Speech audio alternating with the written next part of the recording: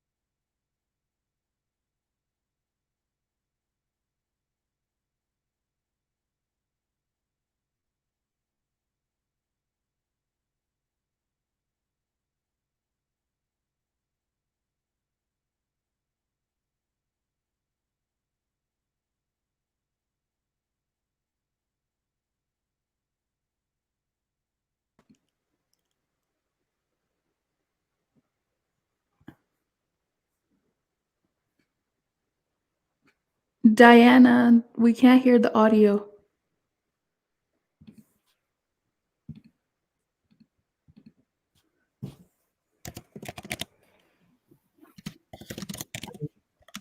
Diana has it, right?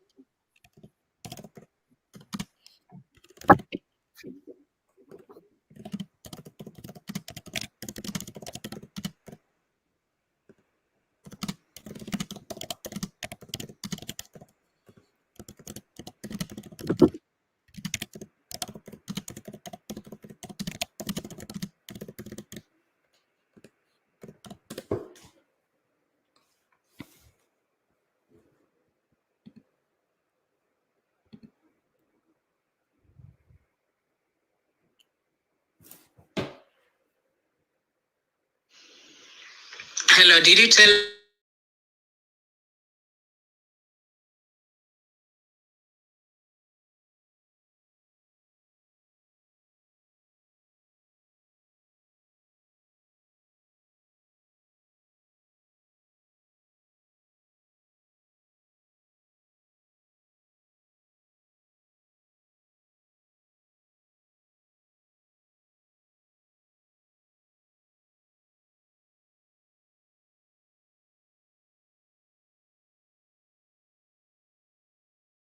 Okay, wait, let's try this again together. Let's try this again. Share your screen.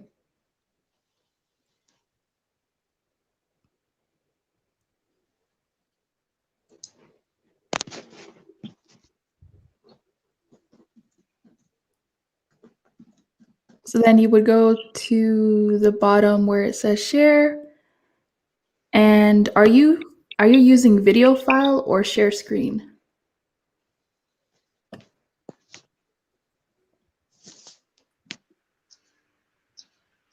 Can you hear me?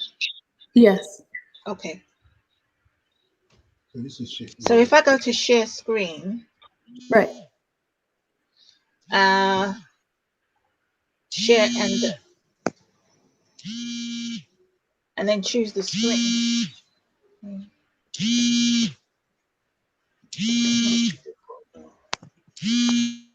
So you want to share your screen. Right. So share screen. Still screen. Your screen is already been shared, isn't it? Yeah. Start again. Share screen. It doesn't ask me about share screen. It doesn't ask me about Which screen do you want to share? Application window. Right, share audio. Right, share audio. So I click on share audio. Oh my God.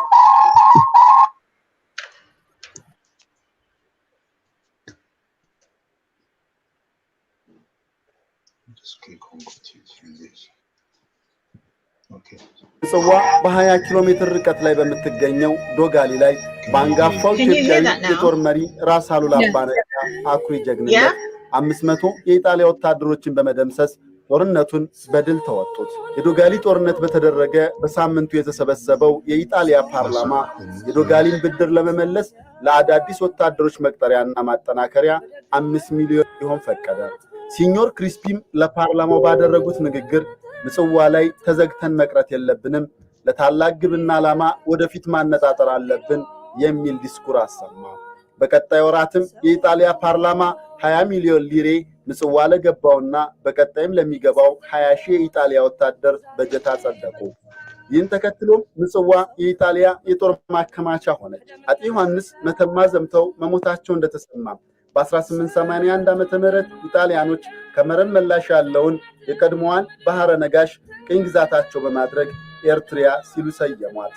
ቀጥሎም አንቶሎኒ ለአጤ ሚኒሊክ መንግስት ያሰበ በመምሰል አስመራ ውስጥ ኢጣሊያኖች የተጠቀቀውን ውል አምጥቶ ሚኒሊክ ከኢጣሊያ መንግስት ጋር እንዲዋዋሉ እንቅስቃሴ ማድረግ ጀመረ።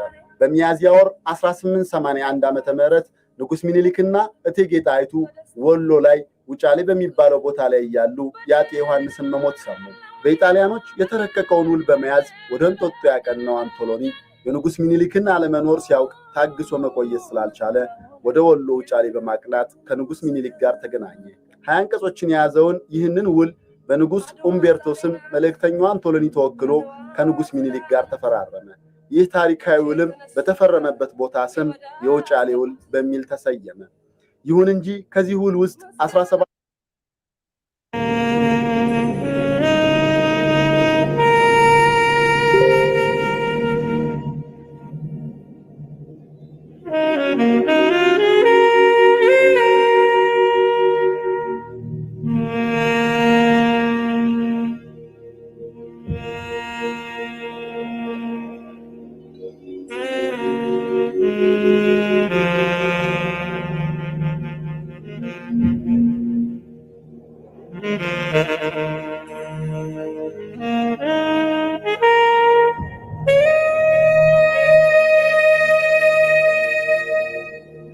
የሰው ልጅ ክቡር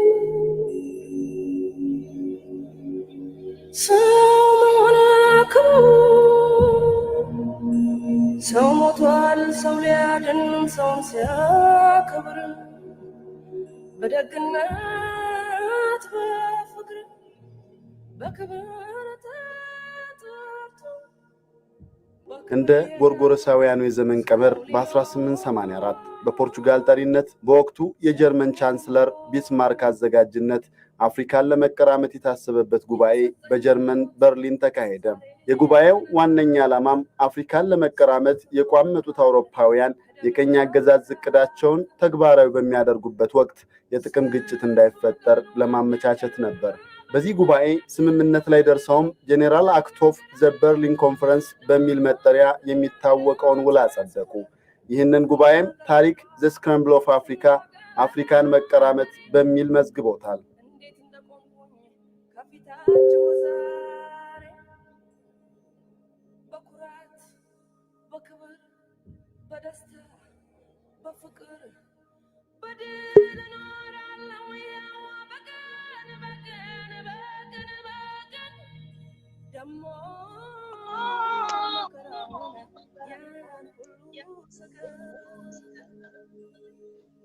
አውሮፓውያኑ የአፍሪካን ምድር እንዲህ እንደ ቅርጫ ስጋ በሚከፋፈሉበት በዚያ ወቅት ኢጣሊያ በበኩሏ በወቅቱ ባህረ ነጋሽ ተብላ በምትጠራው የአሁኗ ኤርትሪያ የቀይ ባህር ጠረፍ ላይ እግሯን ተክላ ነበር። ሆኖም ግን የነበረው ሁኔታ እንደ ልብ የሚያንቀሳቅሱ ነው ያላገኘችው ኢጣሊያ የተለያዩ እቅዶችን በማውጣት የቀኝ ግዛት ህልሟን ለማሳካት ተንቀሳቀሰች። ለዚህም ሲባል ዋናው የቀኝ ግዛት ሐሳብ እንዳለ ሆኖ ነገር ግን በአሰብ ወደብ ስለሚገኙ ዕቃዎች ቀረጥና በሸዋ ስለሚኖሩ ኢጣሊያኖች ሁኔታ ለመነጋገር በሚል ፔትሮ አንቶሎኒ መልእክተኛ ሆኖ ወደ ንጉስ ሚኒሊክ በሜይ 21 1883 በመምጣት ውል ተፈራረመ። በዚህ መሃል ግን በወቅቱ እንግሊዝ አፍሪካን በአብዛኛው በሚባል መልኩ በግልጽም ይሁን በስውር በቁጥጥሯ ስር አውላ ነበር። እንግሊዝ ሌሎች እንዳይገቡ በባህርም ሆነ በየብስ በጥንቃቄ ስትከላከለው የነበረው የአፍሪካ ግዛቷ በግብፅና በሱዳን ታላቅ ችግር ገጠመው። በየሀገሮቹ ከተነሳው ችግር ሌላ የፈረንሳይና የጀርመን መንግስትም ለእንግሊዝ ከባድ ፈተና ሆነባት። ይህንን አጋጣሚ ሊጠቀምበት የተነሳው የኢጣሊያ መንግስት በዘመኑ ችግር ውስጥ የገባውን የእንግሊዝን መንግስት ለመርዳት ማሰቡን የሚገልጽ ጥያቄ አቀረበ። የኢጣሊያ የውጭ ጉዳይ ሚኒስትር የነበሩት ማንቺኒ ለእንግሊዝ የውጭ ጉዳይ ሚኒስትር ሎርድ ግራንቪል እንረዳዳ የሚል ደብዳቤ ጻፉ። ሎርድ ግራንቪልም በኢጣሊያ መንግስት ሐሳብ ተስማምተው በህዳር 22 ቀን 1884 የኢጣሊያና የእንግሊዝ መንግስት የወዳጅነት ውል ተዋዋሉ። ከስምምነታቸው መካከል አንደኛው ክፍልም ኢጣሊያ አንድ የወታደር ቡድን ወደ ኢትዮጵያ ጠረፍ ምጽዋ ልካ ሱዳን ውስጥ እንግሊዝን የሚበጠብጠውን ኃይል ለመጠባበቅ እንድትችል የሚያደርግ ነው። በወቅቱም ምጽዋ በግብጾች የተያዘ ስለነበር እንግሊዝ ግብጾችን ከምጽዋ አስወጥታ ለኢጣሊያ ለመስጠት ተስማሙ። ኢጣሊያም 40 መኮንኖች ያሉበት 800 ወታደሮችን ወደ ምጽዋ ላከች። ከእንግሊዞች ጋር የህይወት ውል ስምምነት የነበራቸው የወቅቱ የኢትዮጵያ ንጉሠ ነገሥት አጤ ዮሐንስ ወዳጄ ብለው የሚያስቧት እንግሊዝ ምጽዋን ለኢጣሊያ አሳልፋ መስጠቱ አስቆጣቸው።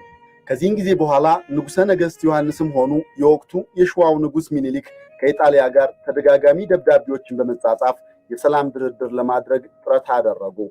ነገር ግን በኢጣሊያ በኩል በነበረው የሴራ መንገድ ሰላማዊ ድርድሩ ሊሳካ አልቻለም። ምጽዋ የገባው የኢጣሊያ ጦር በጄኔራል እንዲመራ ኢጣሊያ ወሰነች። አዲስ የተሾሙት ጄኔራልም በህርጊጎና በእምኮሎ ያለውን ምሽግ አጠናከሩ። በዚህ ሁኔታ ላይ ኃይሉን እያሰባሰበ የወራሪነት አባዜውን ያጠናከረው የፋሺስት ኢጣሊያ ጦር ፍጥጫው እንዲጋጋል በማድረግ ወደማይቀረው ፍልሚያ ገባ። እንደ ቆላው እንደ ግሪሳ እንዳው እንደ ግሪሳ ያረፈው ልቤ ደሞ ተነሳ። ኢትዮጵያ ባልፈለገችውና የወራሪው የፋሺስት ኢጣሊያ ጦር ባደረገው ግፊት አይቀሬው ጦርነት መጣ። ከምጽዋ በ20 ኪሎ ሜትር ርቀት ላይ በምትገኘው ዶጋሊ ላይ በአንጋፋው ኢትዮጵያዊ የጦር መሪ ራስ አሉላ አባ ነጋ አኩሪ ጀግንነት 500 የኢጣሊያ ወታደሮችን በመደምሰስ ጦርነቱን በድል ተወጡት። የዶጋሊ ጦርነት በተደረገ በሳምንቱ የተሰበሰበው የኢጣሊያ ፓርላማ የዶጋሊን ብድር ለመመለስ ለአዳዲስ ወታደሮች መቅጠሪያና ማጠናከሪያ 5 ሚሊዮን ሊሆን ፈቀደ። ሲኞር ክሪስፒም ለፓርላማው ባደረጉት ንግግር ምጽዋ ላይ ተዘግተን መቅረት የለብንም፣ ለታላቅ ግብና ዓላማ ወደፊት ማነጣጠር አለብን የሚል ዲስኩር አሰማ። በቀጣይ ወራትም የኢጣሊያ ፓርላማ 20 ሚሊዮን ሊሬ ምጽዋ ለገባውና በቀጣይም ለሚገባው 20 ሺህ የኢጣሊያ ወታደር በጀት አጸደቁ። ይህን ተከትሎም ምጽዋ የኢጣሊያ የጦር ማከማቻ ሆነች። አጤ ዮሐንስ መተማ ዘምተው መሞታቸው እንደተሰማ በ1881 ዓ.ም ኢጣሊያኖች ከመረን መላሽ ያለውን የቀድሞዋን ባህረ ነጋሽ ቅኝ ግዛታቸው በማድረግ ኤርትሪያ ሲሉ ሰየሟት። ቀጥሎም አንቶሎኒ ለአጤ ሚኒሊክ መንግስት ያሰበ በመምሰል አስመራ ውስጥ በኢጣሊያኖቹ የተረቀቀውን ውል አምጥቶ ሚኒሊክ ከኢጣሊያ መንግስት ጋር እንዲዋዋሉ እንቅስቃሴ ማድረግ ጀመረ። በሚያዝያ ወር 1881 ዓ.ም ንጉስ ሚኒሊክና እቴጌ ጣይቱ ወሎ ላይ ውጫሌ በሚባለው ቦታ ላይ ያሉ የአጤ ዮሐንስን መሞት ሰሙ። በኢጣሊያኖች የተረቀቀውን ውል በመያዝ ወደ እንጦጦ ያቀናው አንቶሎኒ የንጉስ ሚኒሊክን አለመኖር ሲያውቅ ታግሶ መቆየት ስላልቻለ ወደ ወሎ ውጫሌ በማቅናት ከንጉስ ሚኒሊክ ጋር ተገናኘ። 20 አንቀጾችን የያዘውን ይህንን ውል በንጉስ ኡምቤርቶ ስም መልእክተኛው አንቶሎኒ ተወክሎ ከንጉስ ሚኒሊክ ጋር ተፈራረመ። ይህ ታሪካዊ ውልም በተፈረመበት ቦታ ስም የውጫሌ ውል በሚል ተሰየመ። ይሁን እንጂ ከዚህ ውል ውስጥ 17ኛው አንቀጽ አማርኛው የኢትዮጵያ ንጉሠ ነገሥት ከአውሮፓ ነገሥታት ለሚፈልጉት ጉዳይ ሁሉ በኢጣሊያ መንግስት አጋዥነት መላለክ ይቻላቸዋል የሚል ሲሆን የኢጣሊያነኛው ደግሞ የኢትዮጵያ ንጉሠ ነገሥት ከአውሮፓ ነገሥታት ለሚፈልጉት ግንኙነት በኢጣሊያ መንግስት አማካኝነት ማድረግ ይገባቸዋል የሚል ነው። በቋንቋ የትርጉም ልዩነት ችግር እንዲፈጠር ተደርጎ በኢጣሊያኖች የሴራ ፖለቲካ የተጠነሰሰው ተንኮል ችግሩ እየሰፋ እንዲሄድ በማድረግ በኩል ይህ ውል ለአድዋ ጦርነት መቀስቀስ ዋነኛ ምክንያት ሆነ። ንጉስ ሚኒሊክ ከአጤ ዮሐንስ ሞት በኋላ ምንም ጊዜ ሳያጠፉ ንጉሠ ነገሥት መሆናቸውን በመላው ኢትዮጵያ አዋጅ አስነገሩ። ከስርዓተ ንግሳቸው ከአንድ ወር በኋላ ራስ መንገሻንና ራስ አሉላን ለማሳመን ወደ ትግራይ ዘመቱ። እዚያም ሲደርሱ ኢጣሊያኖች በውጫሌ ውል ከተጠቀሰው ግዛት አልፈው ሌሎች ከተሞችን መያዛቸው ሳያንስ ወራሪው ጦር አድዋንና አክሱምን መያዙን ተመለከቱ። አጤ ሚኒሊክ ጉዟቸውን ወደ መቀሌ በመቀጠልም ለምን እነዚህን ከተሞች እንደያዙ የኢጣሊያ ጄኔራሎችን ጠየቁ። ወደ ከተማው የገቡም ለጦርነት ሳይሆን የተቸገሩትን ለመርዳት እንደሆነ የማስመሰያ ምክንያት ሰጡ። ውሉ እየተበላሸ እንደሆነ ያወቀው የኢጣሊያ መንግስትም መልእክተኛውን አንቶሎኒን በድጋሚ ልከው አንቶሎኒም 17ኛው አንቀጽ ተበላሽቷል ወይም ተሳስቷል የሚለውን ኢጣሊያ አትቀበልም፣ በዚህ ጉዳይም ማንም ሊያስገድዳት አይችልም፣ ምክንያቱም ክብሯን የምትጠብቅ ታላቅ ሀገር ናት በማለት የኢጣሊያን አቋም አጠናክሮ ሲናገር እቴጌ ጣይቱ አቋረጡት። አንተ የምትለው አንቀጽ በአማርኛ የተጻፈው ምን እንደሚል ለመንግስታቱ አሳውቀናል። አንተ እንደምትለውም እኛም ክብራችንን እንጠብቃለን። እናንተ የምትመኙት ኢትዮጵያ በእናንተ ስልጣን ስር እንድትሆን ነው። ይሄ ደግሞ ለምን ጊዜም የማይሆን ነገር ነው። አንቶሎኒም የውጫሌ ውል ለ5 ዓመት ሲሆን አሁን የቀረው ደግሞ 3 ዓመት ብቻ ስለሆነ ለማንኛውም ይህ የቀረው ጊዜ እንዳለ ይለፍ በማለት ተናገረ። አጤ ሚኒሊክም እንዲህ አይነት ውል እንኳን 3 ዓመት 3 ግርም ቁርስ አሁኑኑ ይሻሻል አሉት። ውዝግቡና ለመግባባቱ እየሰፋ ሲሄድም አንቶሎኒ የውጫሌ ውል የተዋዋልንበት በፈረንሳይ ቋንቋ የተጻፈው ይታይልኝ አለ። እቴጌ ጣይቱ ግን እኛ የምናውቀው በአማርኛ የተጻፈውን እንጂ ያንተን የፈረንጅ ቋንቋ እኛ እናውቅም፣ አንተ ግን የእኛን ቋንቋ ታውቃለህና በአማርኛ የተጻፈውን እየው አሉት። በአጤ ሚኒሊክ ውድ ባለቤት እቴጌ ጣይቱ ቆፍጣና ውሳኔ የተበሳጨው አንቶሎኒ ውሉን ቀዶ በመጣል የኢጣሊያ መንግስት በጦር ኃይል ውሉን እንደሚያስከብር በቁጣ ተናገረ። ይህንን ጊዜ እቴጌ ጣይቱ ሳቅ በማለት የዛሬ ሳምንት አድርገው፣ በዚህ ለአንተ የሚደነግጥ የለም። ሂድ፣ የፎከርክለትን አሁኑኑ አድርገው፣ እኛም የመጣውን እንመልሰዋለን። እግሩን ለጠጠር ደረቱን ለጦር ሰጥቶ አገሩን የማያድን ሰው የሌለ እንዳይመስልህ። ደሙን አፍስሶ ለሀገር መሞት ጌት ነው እንጂ ሞት አይባልም። አሁኑኑ ሂድ፣ አይምሽብህ። የፎከርክበትን ባሻ ጊዜ ታደርገዋለህ። እኛም እዚያ እንጠብቀሃለን። እኔ ሴት ነኝ፣ ጦርነት አልወድም፣ ግን እንዲህ አይነቱን ውል ከምቀበል ጦርነት እመርጣለሁ። አጤ ሚኒሊክም የውጫሌን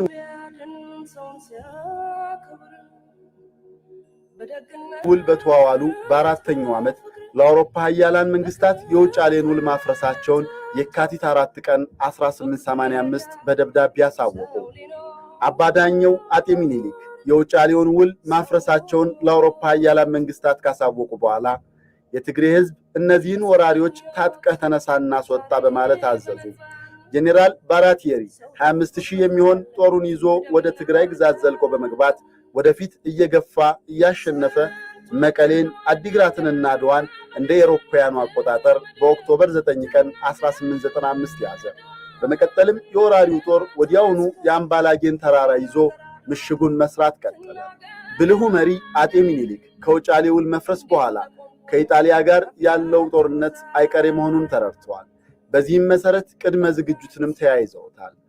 ድንበር ጥሶ የመጣውን የወራሪውን የኢጣሊያ ጦር አስመልክቶ ለመነጋገርም በመስከረም 1885 አጤ ሚኒሊክ በየአውራጃው ያሉትን ሀገረ ገዢዎች ለምክር ወደ እንጦጦ እንዲመጡ አደረጉ። በምክክሩም ላይ አጤ ሚኒሊክ ይህንን ከአውሮፓ የመጣ ወራሪ ጦር ከሀገር ለማስወጣት የሀገሪቱ ሀብት ለዚሁ እንዲውል አስታወቁ።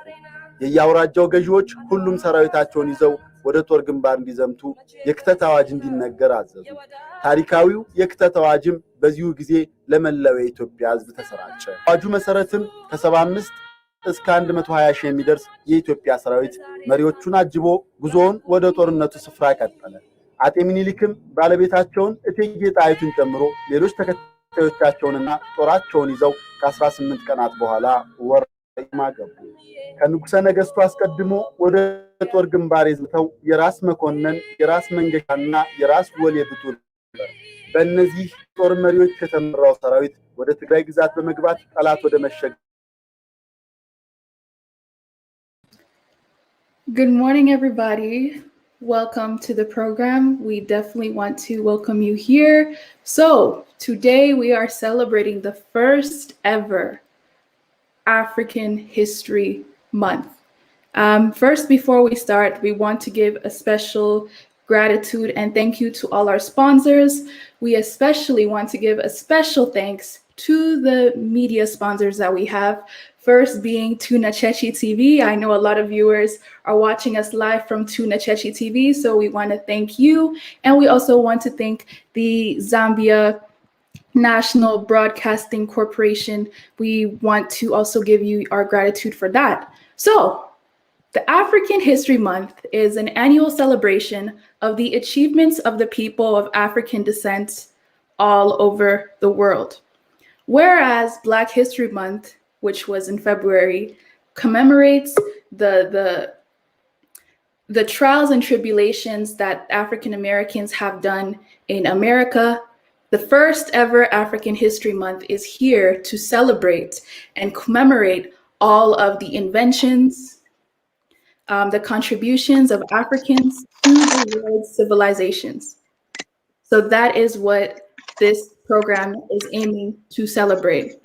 Okay, so in order to start this off, we are starting this off on March 1st, 2021. And the reason why this date is so important is because it actually celebrates the 125th Adwa's decisive victory, which humiliated the invading colonial Italian army in the Battle of Adwa, which happened in present-day Abyssinia or Ethiopia. So we will get to know more about that. I hope that you guys are really ready for this program. We are very, very excited that you guys are here. And without further ado, I'm going to pass it on to the co-host and we will get this program started. Can you guys hear me? Well, yes. Can you hear me? Okay, great. Sorry, I had some technical difficulties before. Good morning, good afternoon, and good evening abroad. We are so excited to have you for the beginning of our celebration. Today is the first day in March, and we are, like our my co-host expressed, celebrating African History Month, which is an annual celebration of the achievements of the people of African descent, and recognizing their enormous contributions to the world civilization. Today, my name is Diana Rivales, and we will be starting with our first presenter. Her name is, and also speaking, I'm from the Haitian American Collaborative. But we will first speak and hear with Vera Sue, who is a poet, an artist from African United. And before we get her and as we find her, I just do want to put out a special thank you, and we'll be doing this throughout the day, just to our sponsors and our partners. But we definitely want to give a special shout out to Zimbabwe Nation Broadcasting Corporation, ZNBC TV1, and our second for 2 Kanoki TV, and all of our other sponsors and partners. So as we look and see who with our audience, and we have you, if they're not with us.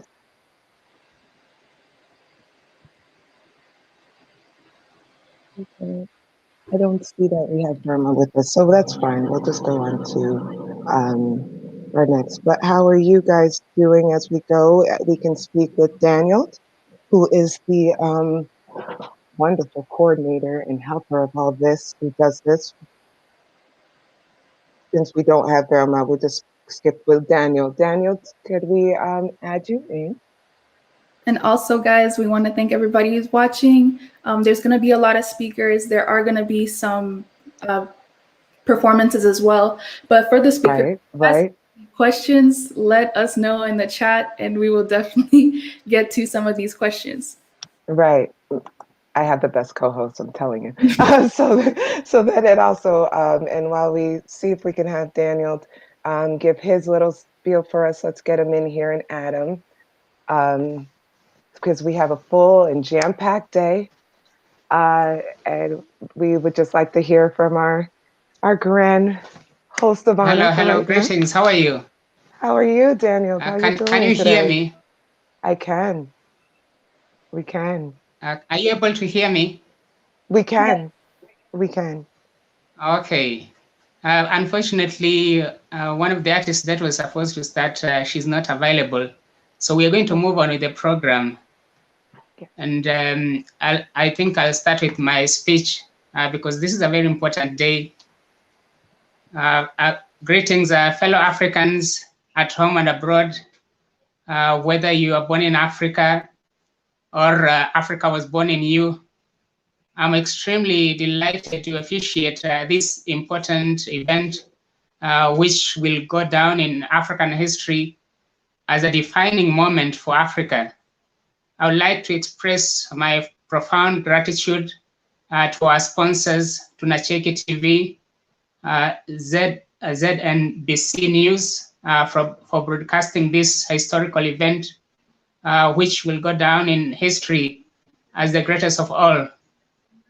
May I remind you that on this day, we are celebrating 125th Adwa anniversary with our heads held up high and believe that neocolonialism is formidable if we come together as a people or nation to get rid of Africa, the last vestiges of colonialism. Adwa is the bulwark of Pan Africanism and one of the major principles, one of the major pillars of African unity.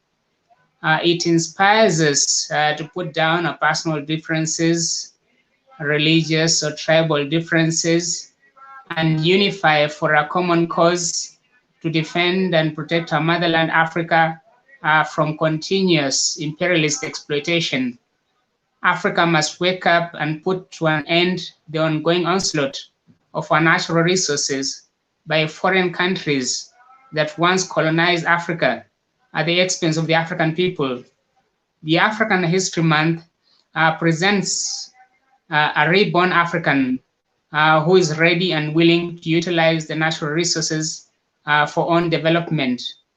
Today, with the launch of the African History Month, we have taken an important step to take charge of our story and to define a narrative from African spectacles. Western historians have walked us through valleys and mountains of lies supposed to be African history, and many attempts have been made to erase us from history, downplay our victories, and fat, crooked lies have been told about who we are as African people. Yet all this is not true. We all know that the history of Africa did not begin with slavery. There were thriving kingdoms in Africa without the help of the white man.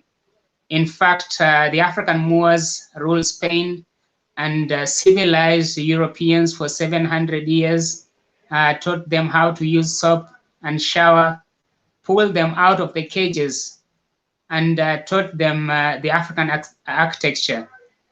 There is no country without African presence. Thus, the African global presence over the century is an indisputable historical fact.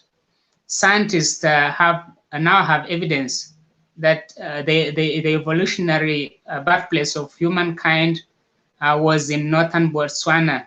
Yet Africa, for many years, has been ridiculed and called uncivilized, in spite of it being the mother of all civilizations and wonders of the world upon which today's modern world stands on.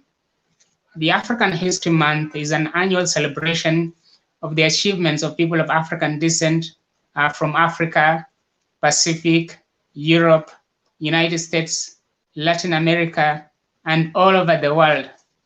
The African History Month acknowledges the enormous contributions that Africa has made to the world's civilization.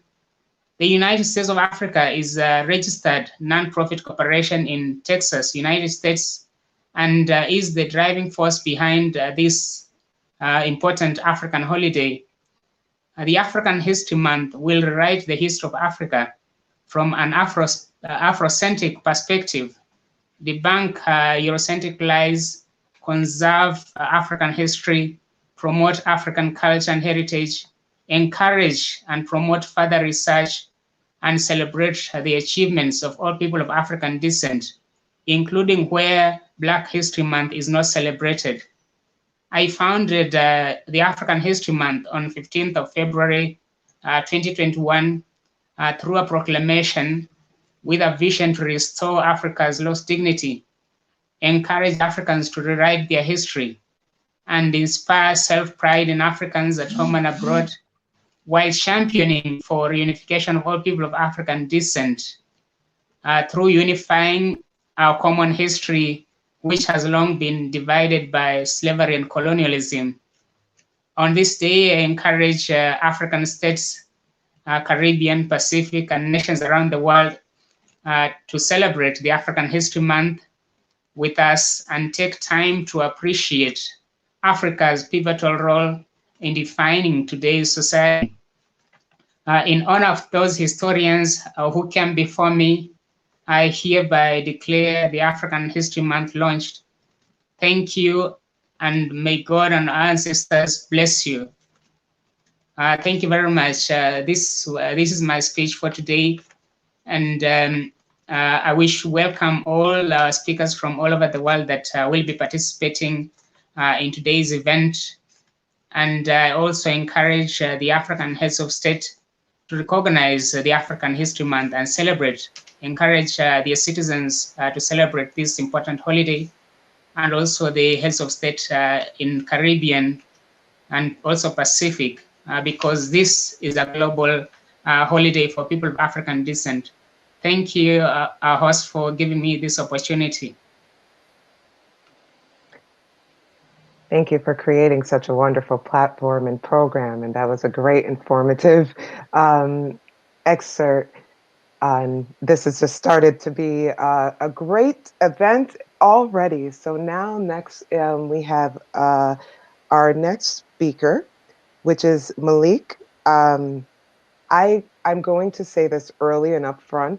Guys, help me with names. I feel very bad about mispronouncing any names, and please help me right up front and correct me. All right, so we'll let you in, and you can get me. Yeah. So Malik will be talking about the history of the battle and the victory of Adwa, which is the video that was actually playing in the beginning. I know a lot of people didn't understand. I believe that language was Amharic. I'm not sure. No. You know, he's here. Can you hear? So we can ask him. Can you hear me? Yes, please. Yes. I can. We can. Nice Okay, having you. Okay, thank you. Can I So I start would love now? to learn. Yes, of course. I would love to hear. Okay, thank you. You're welcome. Welcome to Adwa 125 years victory celebration and African History Month. I would like to thank you to the United States of Africa that presents this discussion and conference, and I'm so glad to be the part of the discussion and conference invitation to present this paper on Adwa victory. Let us see from the beginning to the end of the war and the significance to Africa and Pan Africanism. The history of the battle and victory of Adwa 125 years ago, the Ethiopian forces defeated Italian invading force on Sunday, 1st March 1896, near the town of Adwa. The decisive victory throughout the campaign of the Kingdom of Italy to expand its colonial empire in the Horn of Africa. The outcome of the battle ensured Ethiopian independence, making it the only African country never to be colonized. Adwa turned Ethiopia into a symbol of freedom for Black people globally. It also led to the change of government in Italy 125 years ago. Ethiopian man and woman defeated the Italian army in the Battle of Adwa. Adwa turned Ethiopia into a symbol of freedom for Black people globally.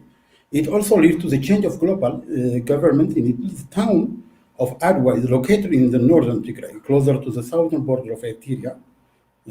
Ethiopia was among the first independent nations to sign the Charter of the United Nations, and it gives moral and material support to the decolonizations of Africa and to the growth of Pan African cooperation. Menelik II was the Emperor of Ethiopia, most responsible for the Ethiopian victory of Adwa. It was because of their victory, he played Italy, France, and Britain all against each other. While this was happening, he gathered weapons from France and Russia and used these weapons to fend off the invaders. Menelik declared war after misinterpreted the territory of Italy, that he agreed to come from Italy. He thought they were only claimed in teeny portion of Ethiopia. But really, that claimed all of Ethiopian as protector. Menelik was the first to declare war. It was driven from Italy, the territory of Italy. The European nightmare that ended with the great victory of Adwa. The European set the sights of Africa in 1884 at a conference of Berlin. However, invasion of Africa began in 1817 when they invaded Africa that year. They occupied only 10% of Africa land. But the 1914, when they were supposed to end their colonial rule, 90% of African land was under European control at that time. The only two African countries that were free were Ethiopia and Liberia. When did the idea of colonization come about? In 1884, at the request of Portugal, German leader Ottoman Bismarck called on powerful powers to strengthen their agreement with Africa and resolve their disputes. The invited countries were Austria, Germany, Italy, Portugal, France, Belgium, Sweden, Britain, Denmark, and the Netherlands, Russia, Spain, Turkey, and also the United States. Among those 14 countries were Portugal, Britain, and France, also Germany, which at that time were major participants in the conference and occupied much of Africa at the time. One of the main reasons for that of our is to control political power in Europe. This is a great way to show their superiority over the rest of the world, including Africa.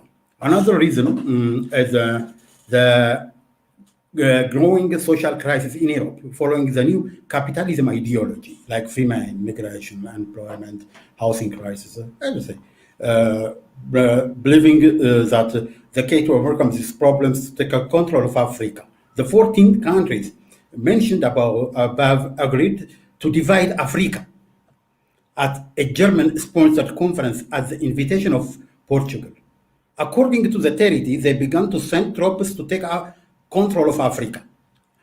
Under the guise of missionaries, under the guise of preaching to your religion, medical and roster surveyors are advising governors. Africans were believing in this decision. We will teach you civilization and religion. Began to live in slavery on their own land. One of the reasons why the European colonialists took over Africa in such a short period of time was the land's share of power among the local rulers. The Europeans took full advantage of African gap, preceding one of the missionaries to attack one another. On the other hand, they took up arms and killed each other before going to war. The second reason is to southern famine in 1895, the numerous locusts that followed Africa and the obtention of cattle by Europeans. All of this with its problem of moral decay the African easily surrounded by their European colonists.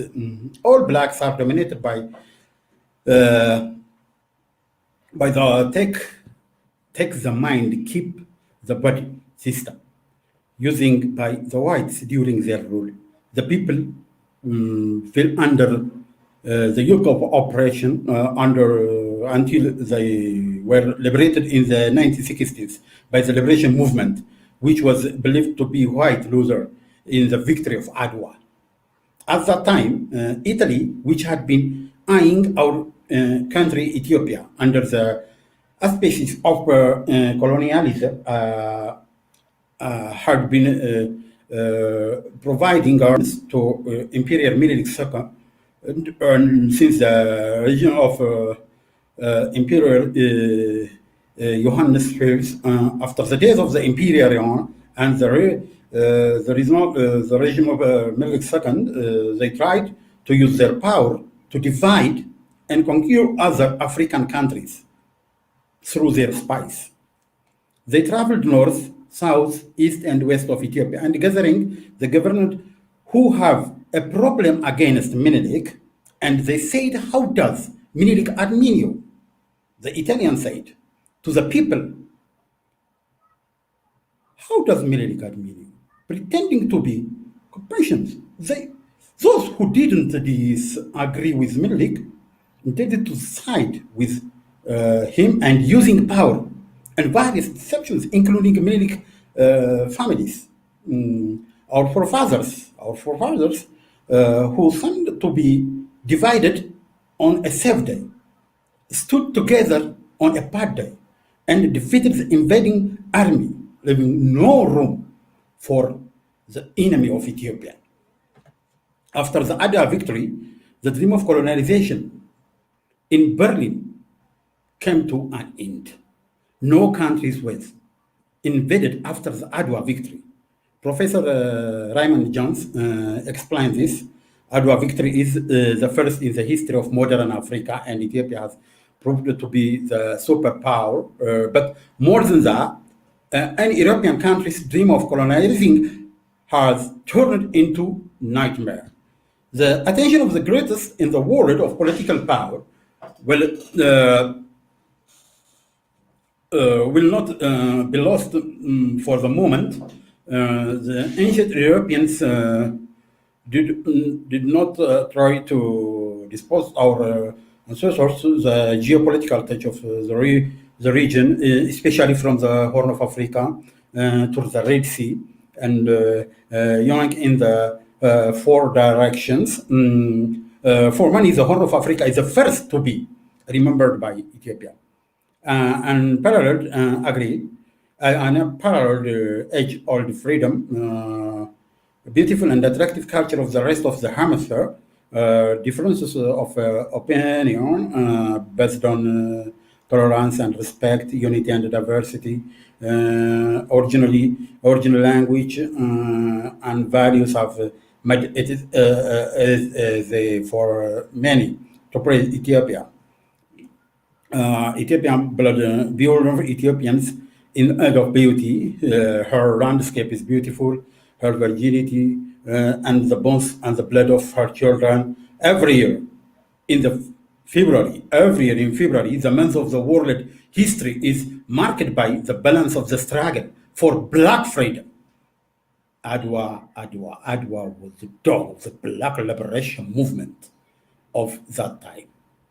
Adwa is a victory in which the backbone of the colonialism is shattered and the whole world is glorified, realizing that Africa was at war. The invaders created another diplomatic contest in order not to leave the region and liberate Africans. Adwa was the climactic battle of the first Italo-Ethiopian war. The Ethiopian forces defeated the Italian invading force on Sunday, 1st March, today, near the town of Adwa. The said of in 18. in So- 18... I didn't mean to interrupt you, but I just want to be very clear, especially for some of the viewers that are watching this. So this was the day that this happened 125 years ago in Ethiopia, right? Was the victory, right? Today. Okay. Oh, wow. That's cool. Today. Okay. Can I continue? Yeah. Yes, go ahead. Okay. In 1889, the Italians signed the Treaty of Wuchale with Negus Menelik of Shawa. The territories previously part of Ethiopia, namely the provinces of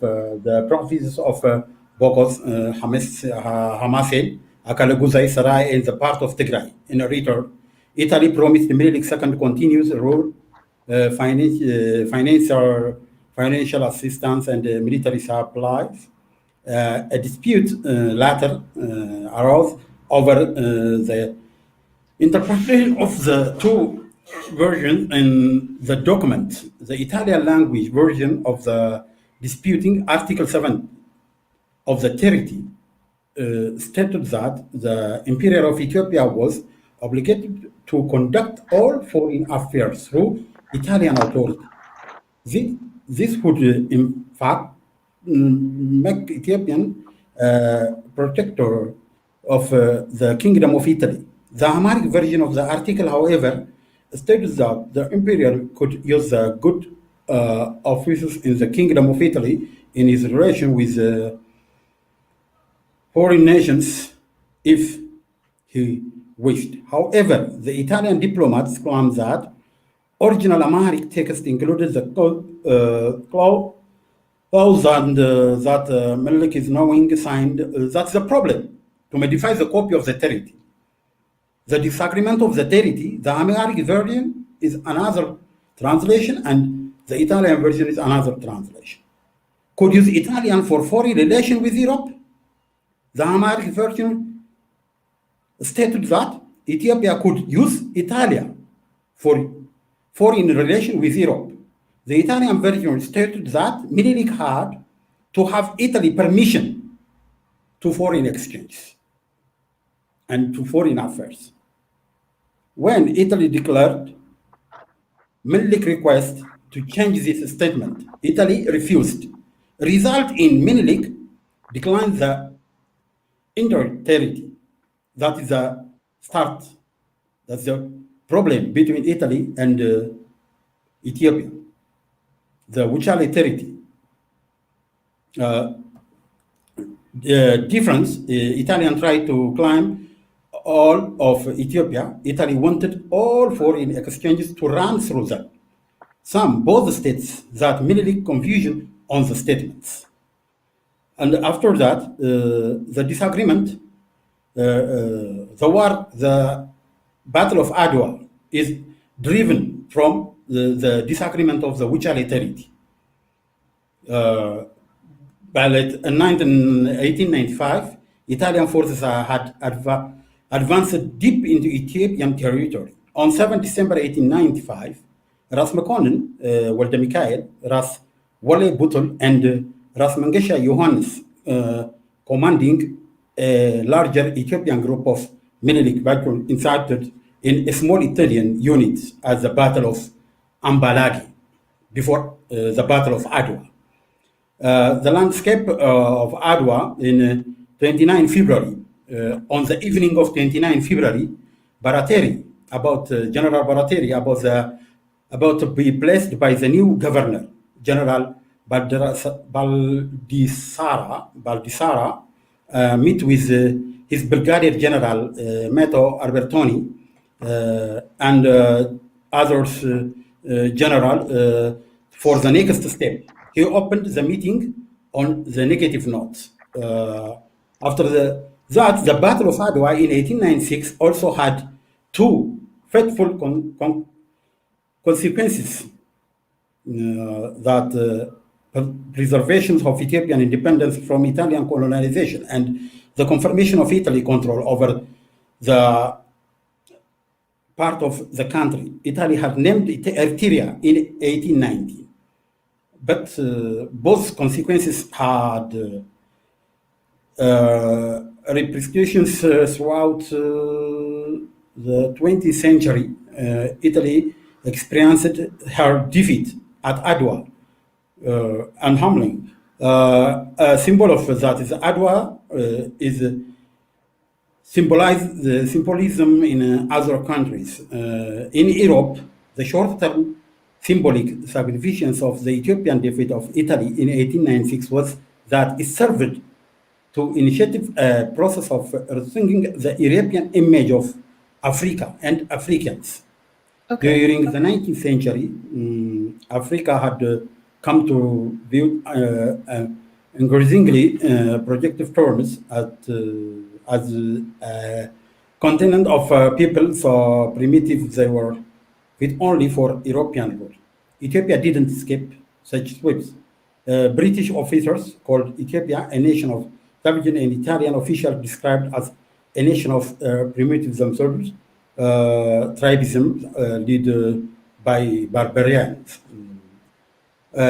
In Japan, also, Ethiopia became appreciated as the first non-Caucasian power to defeat Europeans.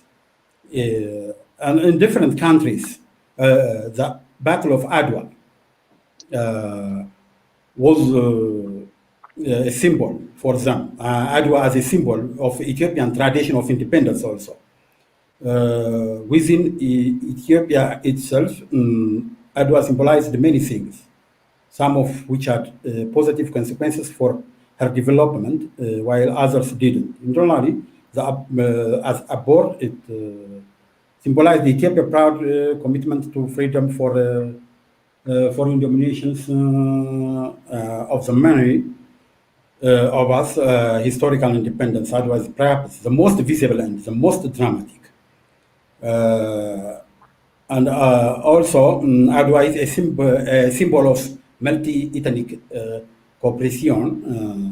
The symbolism of multi-ethnic cooperation evoked by the Battle of Adwa has been less visible than its role in symbolizing Ethiopian tradition of independence. Yet, in some ways, of former was the most remarkable and meaningful aspect of Indal Epistra. Also, members of different ethnic religions and religion groups had been interacting regularly in Ethiopia for more than 2,000 years through trading and intermarriage, common. Wanted to let you know that there's about 1 more minute left before we move on to the next segment. But before you do your closing statements, we would also like you to do your closing statements and in any way in which anybody can contact you.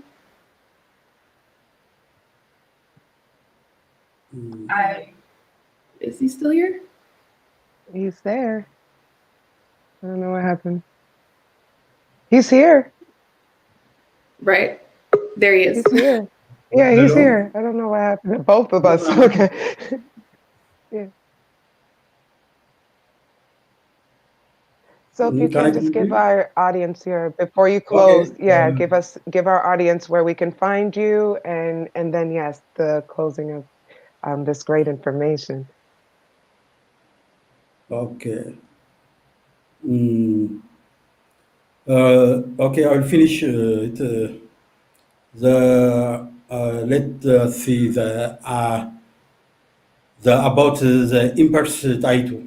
Empress Taitu Butul, the wife of Menelik II, is the beloved and influential wife of Imperial Menelik, who played a significant role during the Battle of Adwa.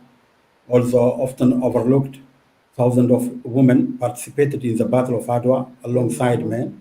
Some were trained as nurses to attend to the wounded, while others mainly cooked and supplied food and water to the soldier and comforted the wounded of the Battle of Adwa.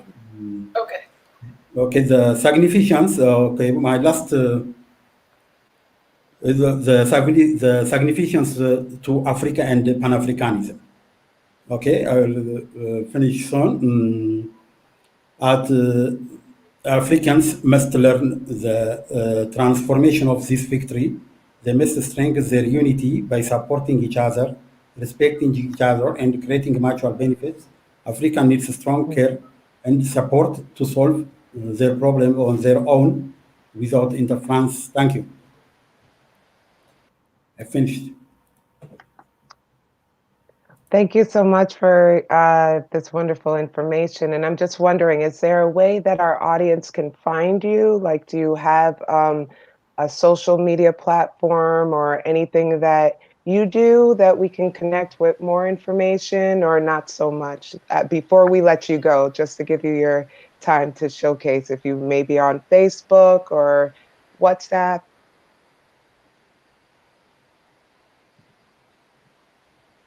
Or maybe we lost them.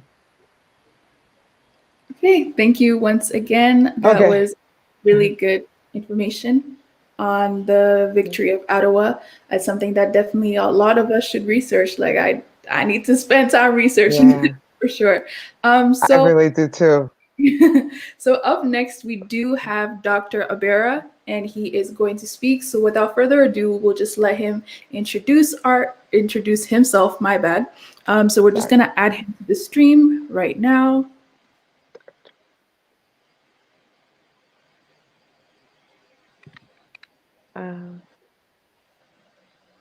And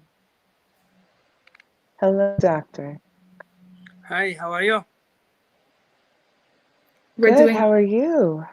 Okay, do you hear me? I'm joining you on my cell phone. Loud and clear. Yes, yes.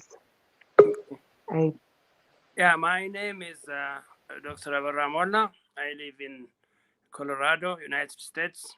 I have been here in this country for 46 years now. I'm originally from Ethiopia. And I want to tell you a few things about the Battle of Adwa, because I know a little bit more because I'm an Ethiopian. At the same time, I also have done something about Ethiopic, which is the Ethiopian alphabet. And I can say a few things about that one too.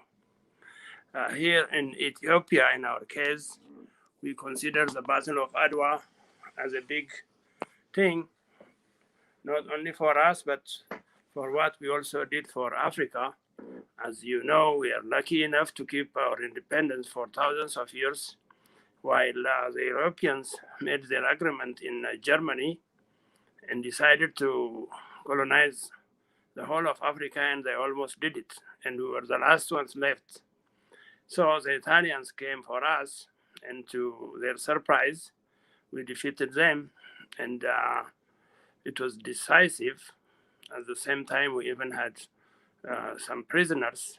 So they had to make an arrangement to get their people. And because that stopped the whole ambition of the Europeans to colonize Africa, we then moved on to make sure that Africans are liberated and colonialism is done. Since then, we have helped quite a lot, but they came back again during the Second World War, and we defeated them again. And actually, that was by then they have more or less given up on everything, and we moved on to decolonize Africa. And I think by the end of the last century, we almost got rid of everything. The last country which decided to hang on to colonialism was South Africa, because they refused to give freedom to Southwest Africa, which is now Namibia, and Ethiopia had to go to court. And one thing we are happy about is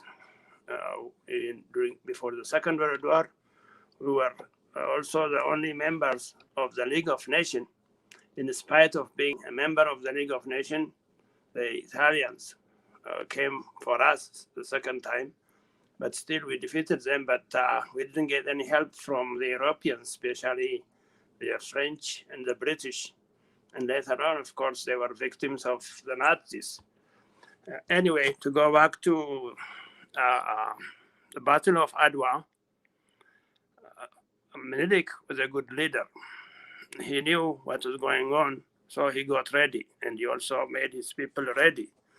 And fortunately, he had more manpower than the Italians. The Italians had roughly about 20,000 people, an army with all sorts of arms, but he made sure he had more, and he lined up 100,000 people. So their determination was, one way or another, they will get to those 20,000 people and wipe them out, because they outnumbered them. And it didn't take long for the Italians to know that, so they gave up, and the battle did not last very long. It was less than a day. And that is how the whole thing ended. And they have to come to an agreement, and then most of the European countries came and made all sorts of agreement. And since then, that they have changed their mind that they cannot do whatever they want to do with Africans. And that occasion was known to other Africans from the Caribbean to West Africa and everywhere. And that's the beginning where the Europeans started being challenged, and ultimately the black people got free. And earlier, before that, we had this philosophy as Ethiopianism, which had started for about the last 200 years. And that helped. At the same time, even people like Garvey knew about Ethiopia and some of those things and helped. So essentially, that is the history of the Battle of Adwa. At the same time, because it kept our freedom, we Ethiopians managed to keep our civilization, which has lasted for thousands of years, and we kept everything we had, and nobody came and told us what to do or destroyed it. One of the things we have in Ethiopia is our alphabet. I don't know how many people know about those, but our alphabet is known as Ethiopic or Ge'ez. This is one of the oldest alphabets in the world. At the same time, it is a perfect alphabet since each potential sound is represented by a character. And every character has also its own sound. As a result, this is a perfect alphabet where you don't even make spelling mistake. So when I say Aberra, my name, I utter 3 sounds, and each one of them have their own characters.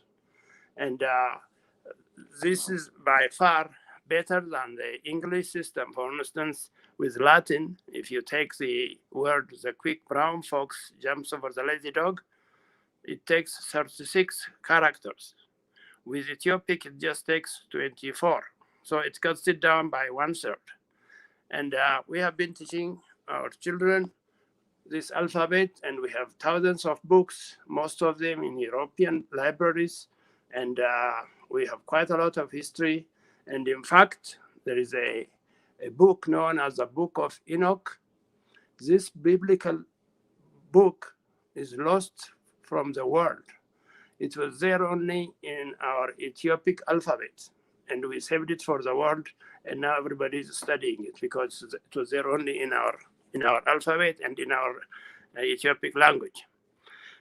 In my case, what I did was, because Ethiopia has quite a lot of relationship with Europeans and moved with all the civilizations and Christianity, we had a relationship with Europe.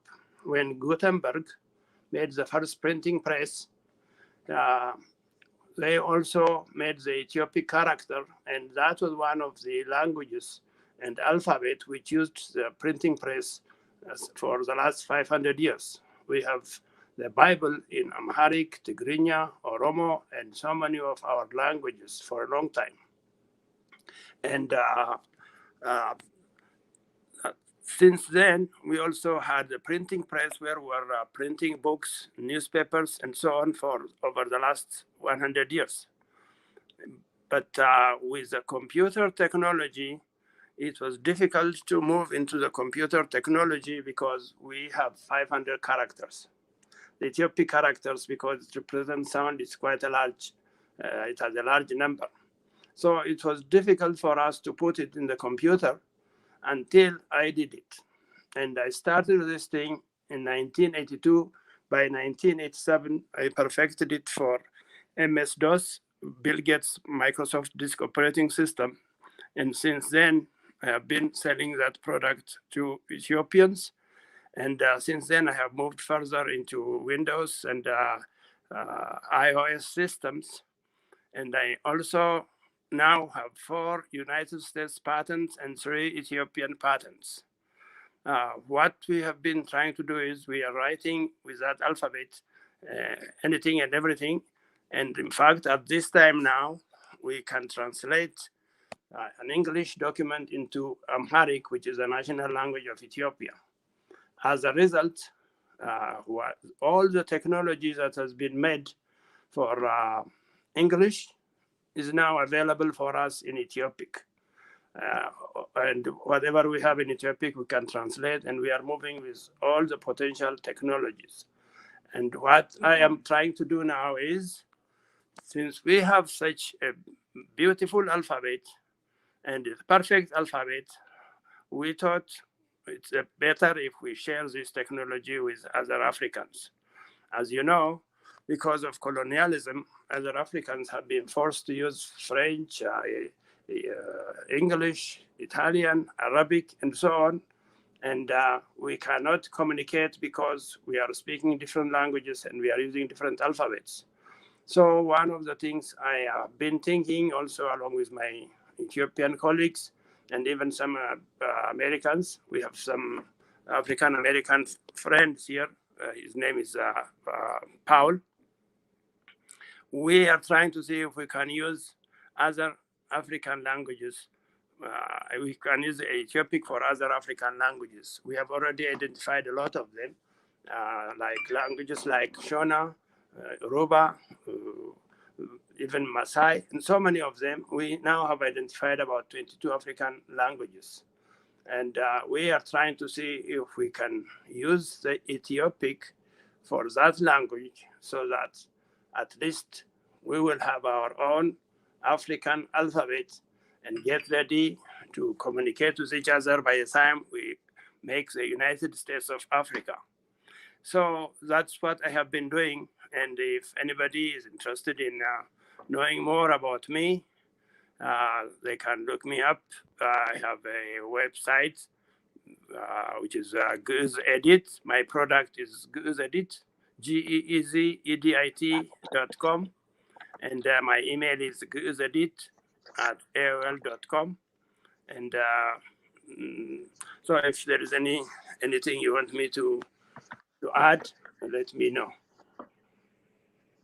I actually think what you just said about connecting those languages together is astounding. Just because of work we've been doing with members in our community, but talking about just pushing even Swahili, but just being here, that actually, like, my heart beats so quick because it sounds so amazing to see that there would be something like an alphabet developed. Coming from being Haitian American, it's like Creole is just becoming phonetic, like it's just getting on paper. You're just seeing translations to it. We're just starting to learn it. So I think that would be so amazing to see an alphabet, an African alphabet system that we can teach within our own. That's an amazing, doctor. That's an amazing situation you're doing. Like, Yeah, hats off. One of the problems is most people don't know about it, and yeah, even don't teach Americans, or they don't say anything, and they just teach only the bad things, and they want to make Africans look bad. We, in our case, we believe that is the alphabet given to Enoch's grandson. These are people like Methuselah and so on. And the Christian religion we have followed takes us to some of those things. And that's why some of these books were found only in Ethiopia. At the same time, if you know the alphabet and see it, you can tell that is the original one. And even we are very closely related to Egypt, and everything is close. And some of the things they lost because of colonialism too. And then the Arab invasion, they have lost, but we have managed to keep it. In our case, we haven't been challenged and nobody challenged. When Muhammad's people were in trouble, we took them in, and Muhammad says, don't take Ethiopians. So at the same time, we have had the Israelites in Ethiopia for thousands of years. So we live together as Muslims, Christians, and Jews together. At the same time, our alphabet, some of our people think it is the first alphabet because there is close relationship to even Latin. And so there is quite a lot. We have also our own calendar. That's one thing we want to give to other Africans. It is our calendar, which they took from Egypt and they changed it. And now they realize that. I wrote an article on the Ethiopic calendar, and King Pope Paul, the one who just passed away last time, he went through the Bible and wrote a book, and he said our calendar is off by some years. The Ethiopian calendar now is 2013. It is not 2021 because we followed the Old Testament. We can go back and trace some of our kings up to 4,400 BC. So we have quite a lot of lineage, and we have a lot to show other Africans. We also have other technologies which we kept, all sorts of things which we are using. And this is something we want to share, and it is documented. And at the same time, even this alphabet, because it's the best alphabet, I think this is the alphabet we should take when we go to another planet in the future. So Africa should know about it because it's a perfect alphabet. I'm very much with you, and we'll be connecting with you. I'm very intrigued in the work you're doing and speaking, and thank you so much. Like, your work is tremendous, and we appreciate you being out here.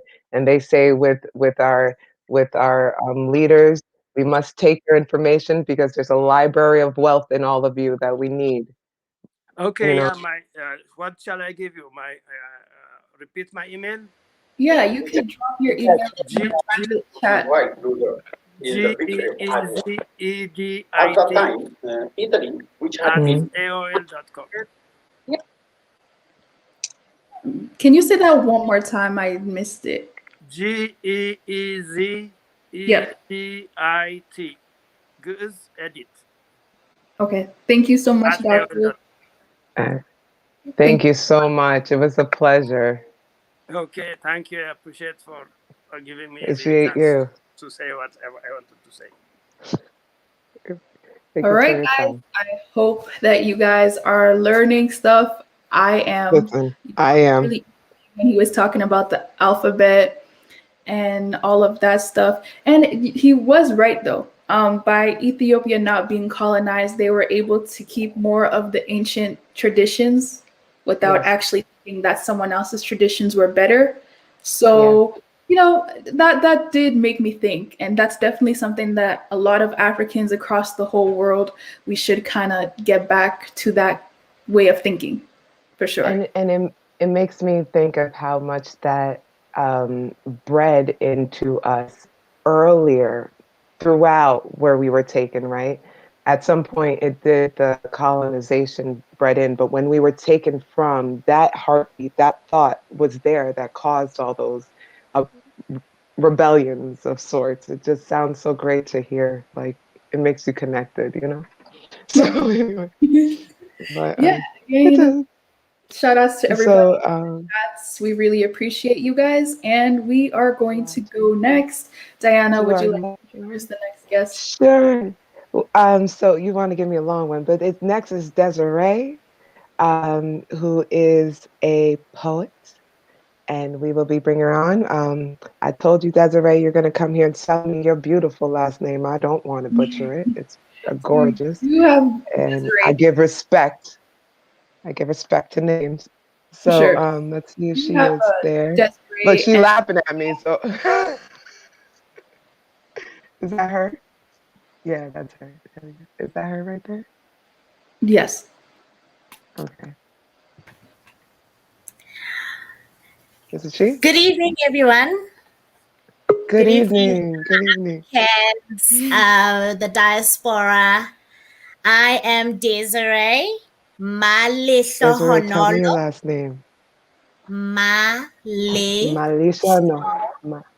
Honolo. The shosho. Malisha means. Sound the sh. Malisho Honolo.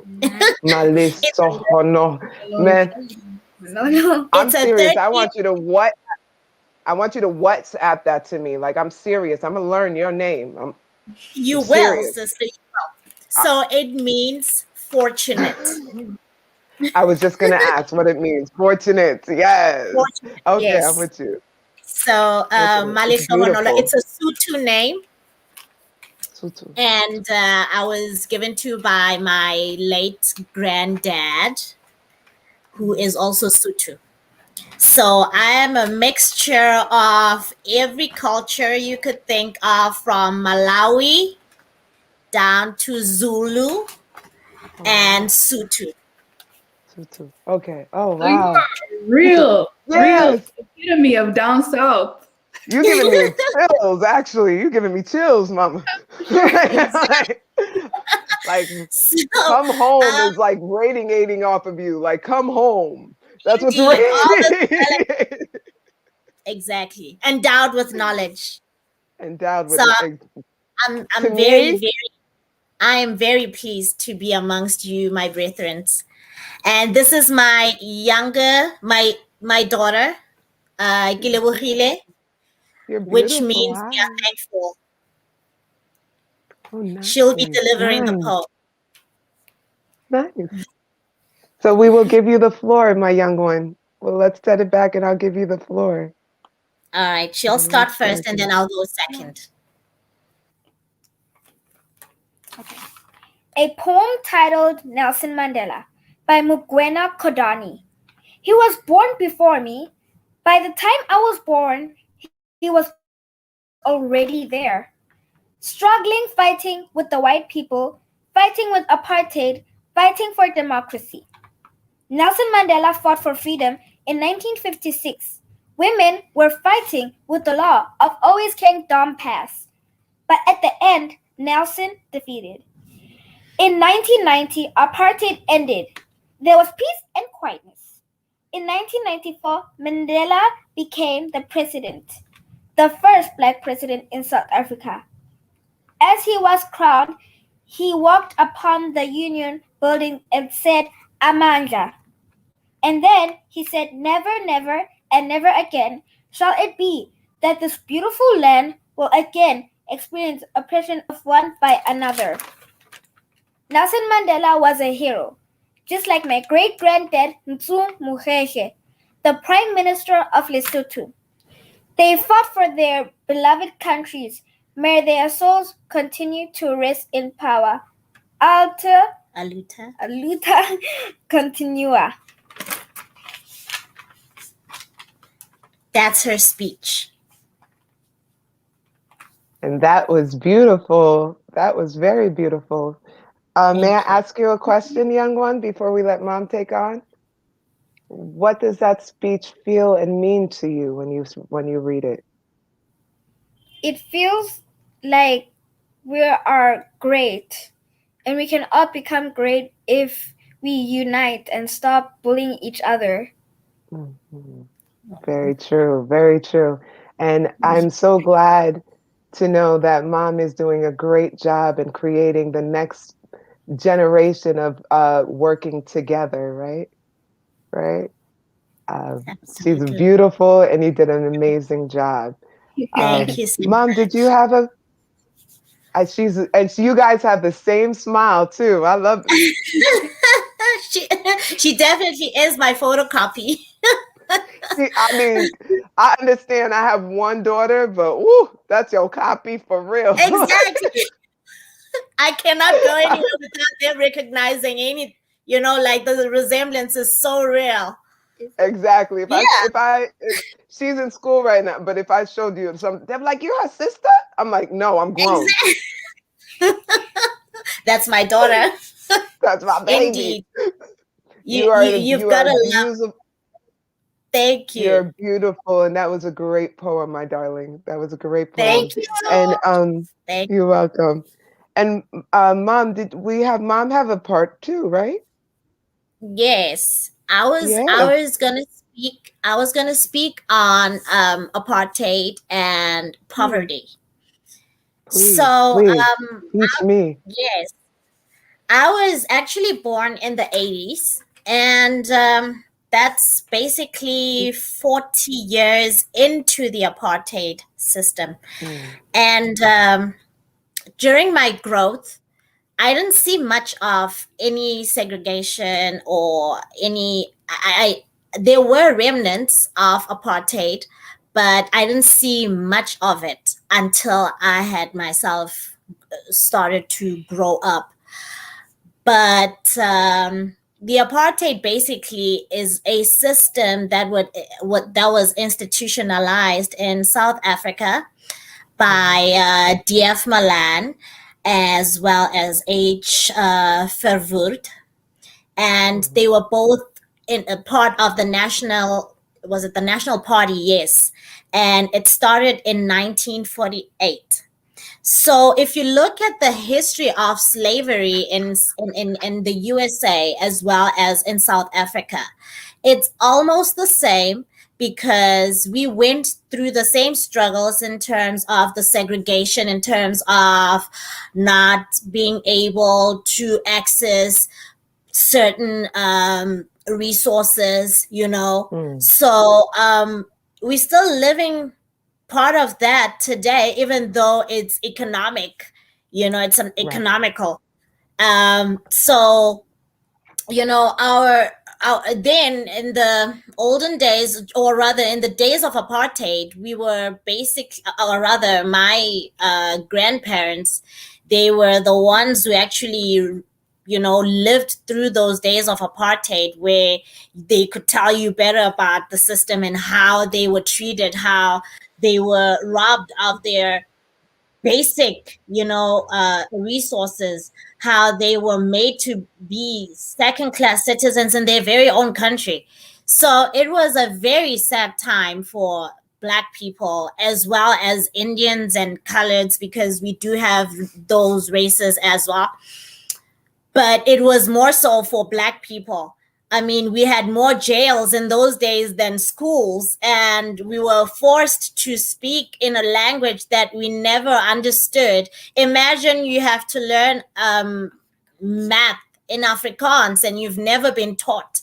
So it's something that was new, and we were just being robbed of who we were as a people. We were segregated, even as being in subgroups of Black people. So it was a very painful period for Black South Africans in general, who were looking to be treated as human beings, but they were not given the opportunity to do that. And when you look at even the Bantu education, I mean, what is a Bantu education? What were our people or the school children being taught? Was it the same as being in a white, school? Why should there be a difference between schools? The curriculum should be the same, and the children should be able to live in one community and go to the same schools, because we are in the same country. So there shouldn't be different schooling or even curriculum. What are they teaching them that we should know? It made us feel very very unwanted. Why then are we even supposed to go to school if we are not being given a chance to realize who we truly are? I'm just going to go on a tangent for a bit, just to go back to our previous speaker, Dr. I just forgot his name. I couldn't get it right, where he spoke about the richness of Africa in general, that we are a very powerful people, and we've got so much knowledge, which I normally try to seek. It's very important for us Black people to seek out knowledge, and that was the reason why apartheid was made, for knowledge not to be sought by Black people, because there were things we were going to discover that they didn't want us to know about. How great of a nation we are, how great of a people that we are. So you look at the likes of the Mandelas, you know, the likes of the Ntsumu-Kheches, the likes of Walter Sisulu, you know, those people, they made what South Africa is today, as well as Lesotho. You know, they've awakened the people that were asleep. They've awakened the whole world. You know, the likes of Malcolm X, the likes of Dr. Martin Luther King.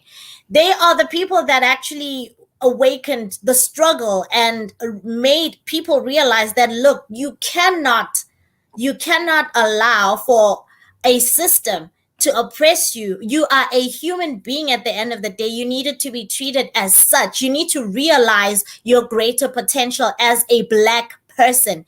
You know, you are the one who is meant to lead, not these other nations. Let's just bring it out there and be truthful. We are supposed to be the leaders of the world. We are the world. Africa is the world.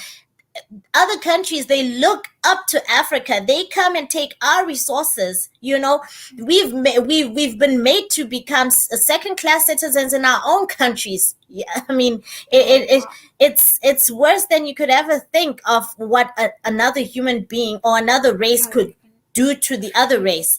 So apartheid was basically a system that was meant to break Black people in general. Whether, you know, you came from another country into South Africa, you'll become a second-class citizen.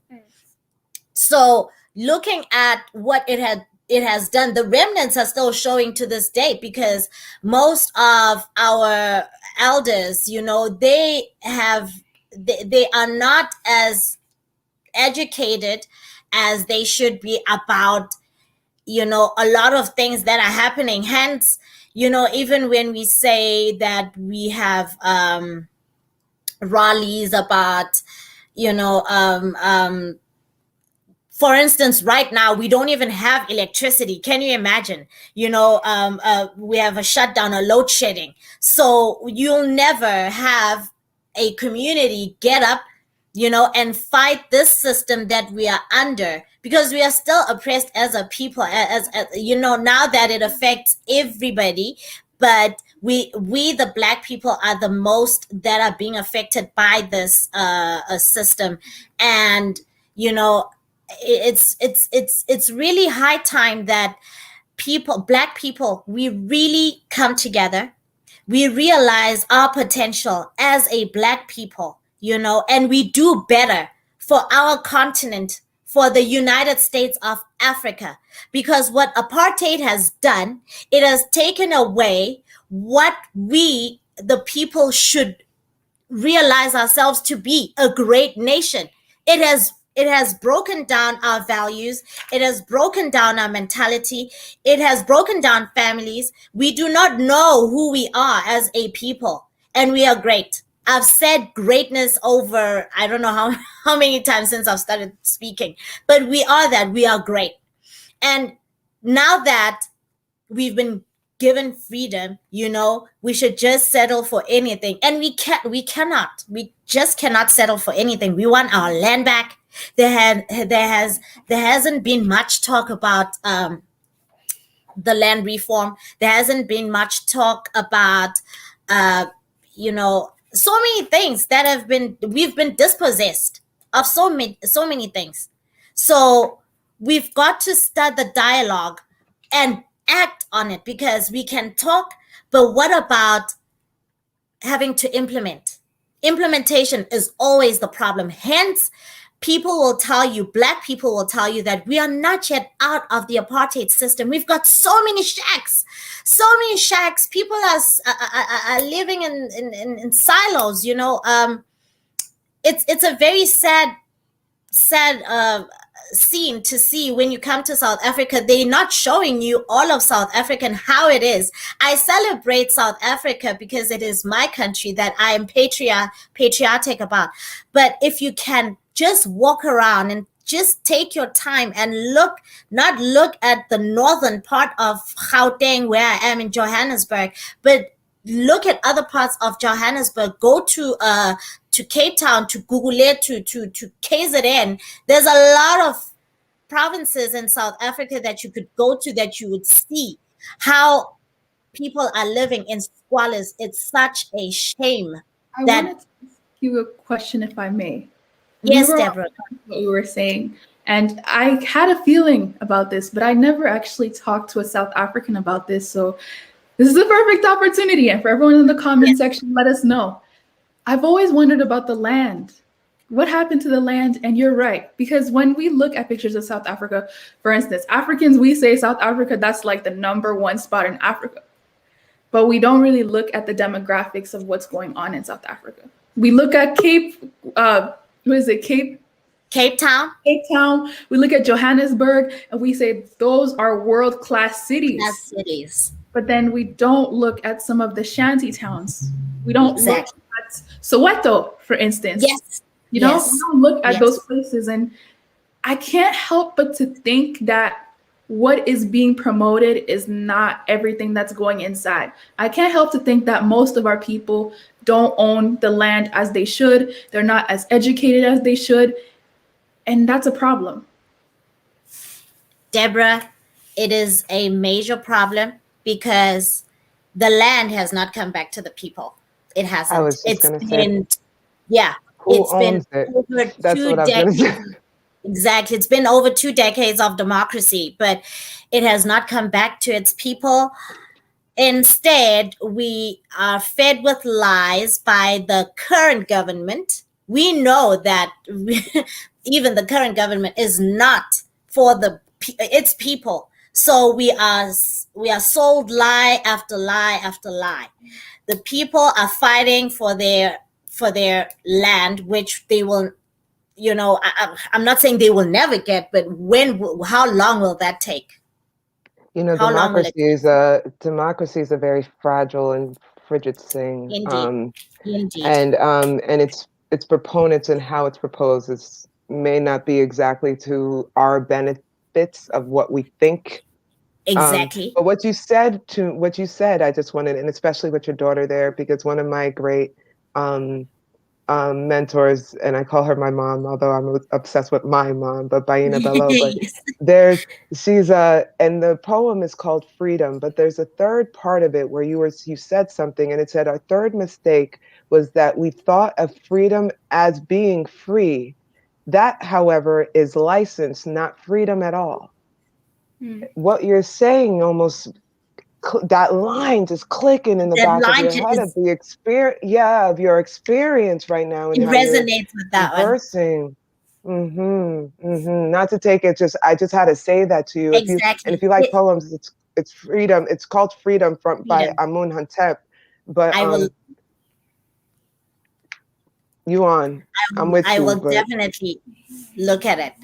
But in the truest essence, what the third line of that poem is exactly what it is in South Africa today, that we have not realized freedom. We may have tasted it, but we have not realized what true freedom is about.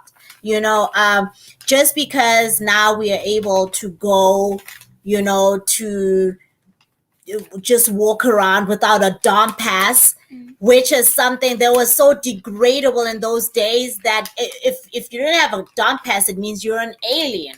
Now we are able to live in the suburbs. We don't have to answer to anybody, but we are still under major oppression when it comes to other resource or the major resources. We don't have our land, and with land there's so much that you can do. We do not have we don't have access to resources. It's only meant for the elite. and you would just wonder who those elites are. Aren't we equal? Wasn't this democracy meant for every Black person in South Africa? Mandela did say that South Africa is for all those who live in it.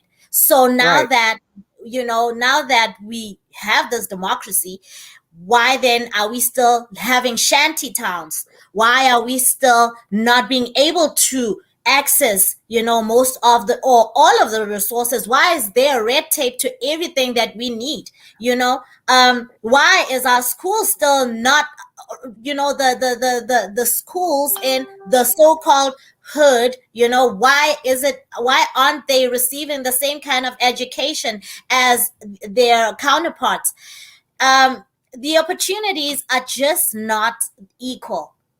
So it's really a sad day to realize that you are born, you are now living in the so-called democratic South Africa, but it is still not realizing the dream of being free. We are not yet free, because when I listened to the news the other day, it was saying that the unemployment rate, it has risen to 35%. 35%. When you look at it in figures, it's highly shocking. And mind you, I am part of that 35% because I have not been working for so long that I had decided to enroll myself at school. Even when you have enrolled yourself at school, you still need to pay for the fees. And, it's hitting back to the Black communities, because those very Black people are not being able to, or rather not being afforded the opportunity to even study, because the fees are so high. There's a lot of problems that we are facing as a Black people in South Africa. You'll only be able to go through with it if you are connected somehow to, if you're only connected to the elite, or somebody that knows somebody who, connections.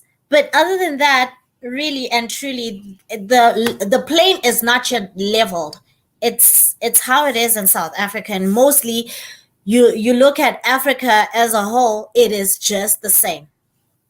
I was just going to ask you one question, because a lot of your story speaks to the Black American story, which would speak to the Haitian story. This is the diaspora story, and especially on their own land, and the wealth is in the land.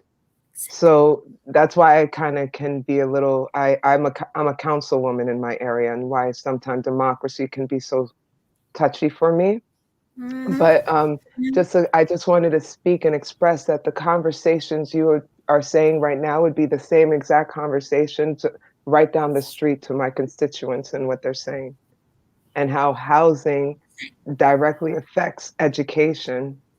I can't believe I'm listening to you in South Africa and we're hearing about the same story. Like this story. That's just like, wow, It's really disheartening. It's so, when you think about it, that how interconnected we are, connecting the dots of everybody that is going through the same thing. It's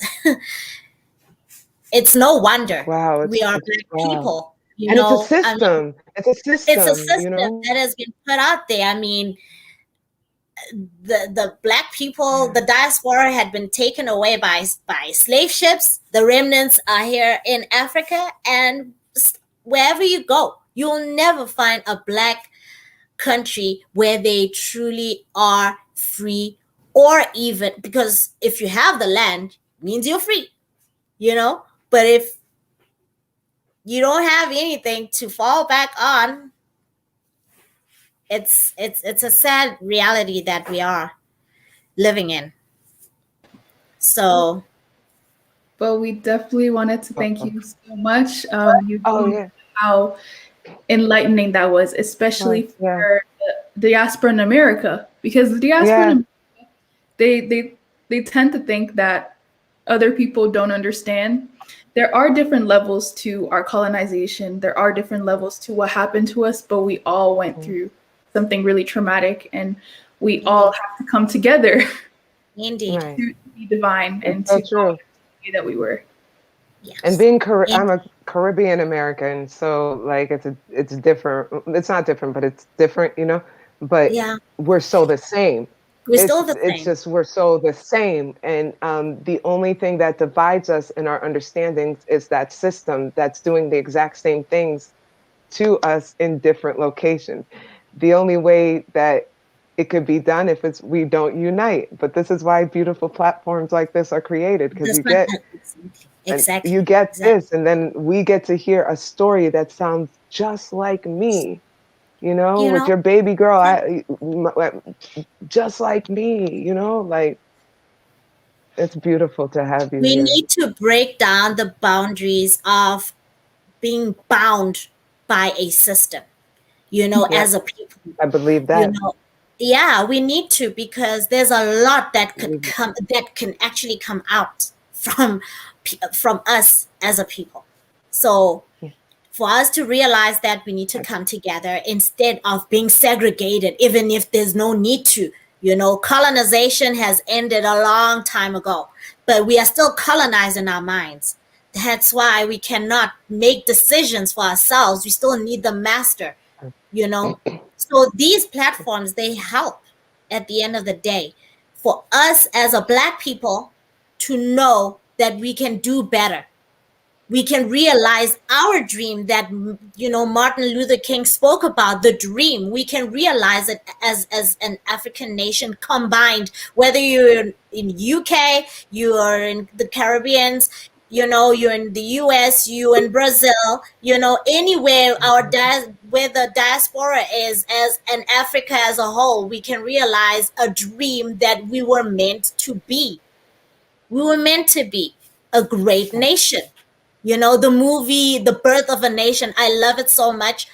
And that's where I realized just how fierce we as a people are, how much we fight to in what we believe in, you know, in just we fought just to be seen, just to be seen. Imagine now if we can fight for the other nations to realize what a great nation we are. We can do much. We can do much. We just need to come together and just work. We need to come together and work, and we need to implement, because that's the other thing that, you know, it always falls back.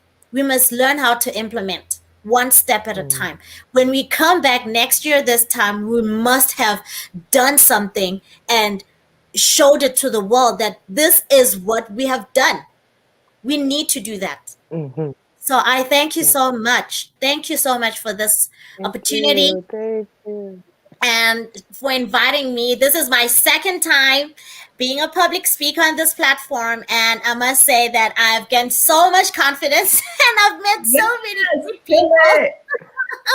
My sister Angela, wherever you are, I know that you're watching and you're listening. Thank you as well for being the greatest mentor. I'm really honored. And to Daniel as well, and all the speakers all around the world. Let's keep the revolution alive. Let's not forget our ancestors. We need to put power forward, Amandla, you know, and realize who we are as an African nation. Power to the people.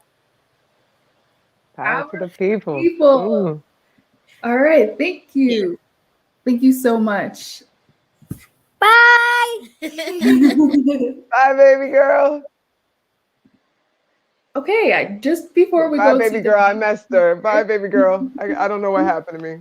Bye. Before we go to the next speaker, I just wanted to shout out a comment that it said, our spirits need to reconcile. First time. Yeah, I agree with you on that.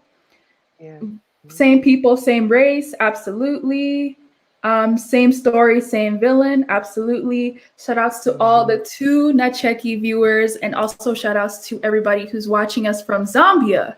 We really appreciate it. And of course, to the Global Pan African Network We are so proud and so happy to be celebrating the first ever African History Month. Thank you to our sponsors. Thank you. Thank you to all of us watching. Thank you to the partners. And you did say the names, right? We said them. So yeah. Let's go to our next talker, which I just got so like charged by the first few. Like it's, I'm ready to go into war now.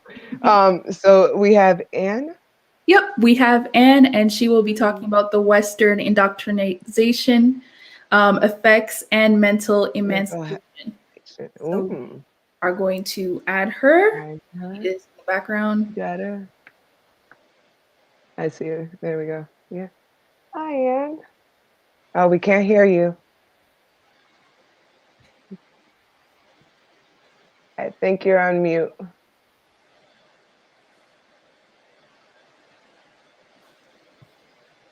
She's not muted. Okay. Keep forgetting this side.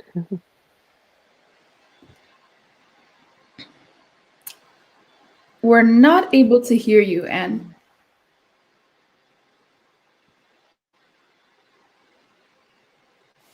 Guess they're trying some technical situation there.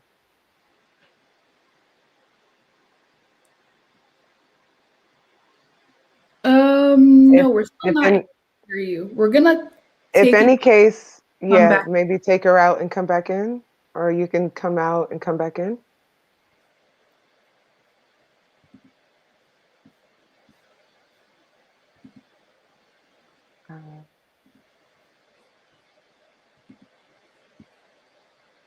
So let's try that once more.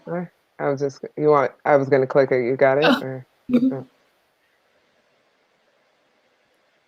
I think she might have to actually exit the whole program and come back in. Maybe. Okay, I can come in if you want. No problem, just to fill in the time. Okay, sure. And try closing out the whole application and then logging back in. You might have to like reload your yeah, your software. Yeah. But until then, as we do, we have Diana, the other Diana. The other Diana. That's the other Diana. Other Diana. Yeah. Okay. Now, how do we get me on screen? Turn off your camera. Turn on your camera. See at the bottom where it says stop cam. I think you have. All right. Okay. Hi. Hey. Hey. It is just such an honor and a privilege to be a part of this live stream. Let me introduce myself. I'm Diana Marquis Solomon. I am the PA to President Daniel Wambonu, who is the founder of African History Month. I'm also in my own right a member of a committee called the Luton Sankofa Committee. And we're a committee that formed about 5 years ago because we wanted to commemorate the transatlantic African enslavement and honor our ancestors. And this was important to us because what actually came out of the transatlantic African enslavement was this legacy of racism amongst many things, but this legacy of racism that we have. Why I'm so excited about African History Month is because we've always felt that we have the need to re-educate our people about our history, because the history that we've had since the transatlantic African enslavement is a history of lies. It's a history that has been stolen from us, repackaged and resold to us. That took us from a place of greatness and put us down into a place of insignificance, which, you know, we need to correct that. And what we need to realize is that this has been a deliberate thing. It wasn't something that happened by accident. It was planned, it was orchestrated, and it was put into motion to happen to us deliberately. You know, prior to the transatlantic African enslavement, slaves could be black or white, the Christian, Muslim, or pagan. And the link between race and slavery only came about when Europeans reduced it to chattel slavery.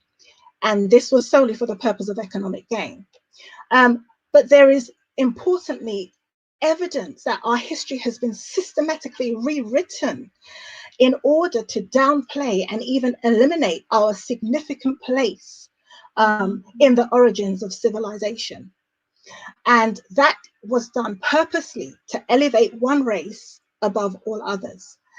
And the education that has been spread around the world has been based on this deceit. There was an author called James Henry Breasted who wrote a book called Ancient Times in 1914, which clearly explains that Africa is the cradle of civilization. And however, John D. Rockefeller in 1935, he donated $1.5 million US dollars for Breasted to establish the Oriental Institute at the University of Chicago, with conditions that when he wrote the second edition of Ancient Times, that he was to remove all references to the ancient Egyptians as being dark-skinned people. And Breasted did this, and he also added a new chapter where he said that they were members of the great white race. Describing the area that they came from as the northwest quadrant of the world, where they rose and developed everything that became a significant part of civilization. And there were many more falsified truths of our history that was systematic and deliberate to hide our greatness. Now, the cancer of racism in our society is an issue that was addressed in 1963 by His Imperial Majesty Emperor Haile Selassie I, when he addressed the United Nations. And he made this great speech, and I'll just read an extract from that. He said that until the philosophy which holds one race superior and another inferior is finally and permanently discredited and abandoned, that until there are no longer first-class and second-class citizens of any nation, that until the color of a man's skin is of no more significance than the color of his eyes, that until the basic human rights are equally guaranteed to all without regard to race, that until that day, the dream of lasting peace and world citizenship and the rule of international morality will remain but a fleeting illusion to be pursued but never attained, until bigotry and prejudice and malicious and inhuman self-interest have been replaced by understanding and tolerance and goodwill, until all Africans stand and speak as free beings, equal in the eyes of all men as they are in the eyes of heaven. Until that day, the African continent will not know peace.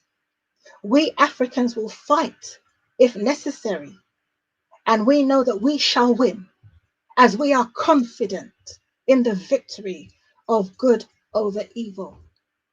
Those were the powerful words of His Imperial Majesty Emperor Haile Selassie, and those words are still relevant today. And so I am so enthused and excited because President Daniel Wombanu has, taken us a step further now. Now we can actually hold on to our history and tell it from our point of view. There's an African proverb that says, until the lion learns how to write, every story will glorify the hunter. Well, now it's time for the lions to speak. Our African lions and lionesses are now speaking. And we have this month of March to now speak and teach our history and undo all the miseducation and redo it the right way and teach the world the truth. Dispel all the lies and do it the way it needs to be done. Do it the way it should have been done from the beginning, and expose what has happened to us and tell the truth, because no one benefits from the lies, not even the white supremacists, yeah? Because they're living a lie. They're living a lie, you know? But now we can take our history back and tell the truth the way it should be. And that's what I really wanted to share with you quickly. These are my few words. Thank you so much, Diana. We definitely agree with you, and we really just thank you for that power of message. You just got our focus back, you know, to our warrior spirit of Diana. That's a Diana in you. That's a Diana in you. Yeah. That's a great word. Thank you. I hand back to you now. Thank you so much. And so just to go and figure out where we last left off. So now we are going to speak to Anne, and she will speak about the Western indoctrination and the effects on mental emancipation. Yeah. So we do have Anne now. Yes. So we're going to go ahead and add the guest. Back Anne, yes, again, see if this works this time. Third time's a charm, always for me. Third try. There you go. Thank goodness. Finally. How are you? Nice to meet you. How are you? I'm very well, thank you. Very good. So it's a pleasure to see you. It's a pleasure to have you and actually get to hear you. And I am delighted to hear on your expertise on this topic. I'm quite intrigued. Well, thank you so much, Diana. And how are you, Deborah Abena? It's very good to be here. Yeah, so I actually have a speech, and I was listening to the other guests, and they were having a discussion, but I actually had not prepared a discussion. I had prepared rather a speech. So I'm just going to get into it, and then maybe we can discuss after that if we still have time. Is that okay? No problem. Yep, you can take the floor. Okay. So I would like to thank the founder of this vital conference and initiative, the African History Month, Mr. Daniel Mamboni, for this great opportunity. And I also extend my gratitude and greetings to the speakers that came before me. Thank you so much for such insightful information on Africa, its past, its present, and anticipated future. You know, I was battling today as I was preparing for this conference, or rather this speech, not exactly on the message, but on my outlook and how I would be perceived today as we speak of Africa, especially. So I was advised to put on my African attire head to toe. And I actually decided against it because I realized that our problems as African people goes way deeper than a dress code. Right here in 2021, it's vital to be very pragmatic about the real issues that are pertinent. Hence, I wanted my dressing today to be politically incorrect, if I must say, to accentuate the subject of discussion for today. Because I've noticed that right now as African people, we are living our lives and making decisions based on perception and not reality. Like our father, Kwame Nkrumah, I am African not because I was born in Africa, but because Africa was born in me. So my Africanism is very little to do with my dressing, although we cannot be arrogant and ignore the fact that we have to dress very decently as African people and portray the queens and kings of Africa. My Africanism is hugely defined by my ideologies, by my mindset, by the power that I have, by my spirituality, by my vision, by my self-awareness, and by my subconscious mind. I've encountered some people who look very African from a distance because of their way of dressing, but I realized that they are in actual fact perpetuating the Western agenda. So in actual fact, they don't have, or they may not have the backbone or the character of a true African. Why I'm saying that, I'm driving towards the point of discussion today as we celebrate the History Month of Africa. Such a powerful, powerful initiative. But we must also not delude ourselves to think that the conference or this particular event should be our main focus towards the future we want for Africa, or should not be the only focus.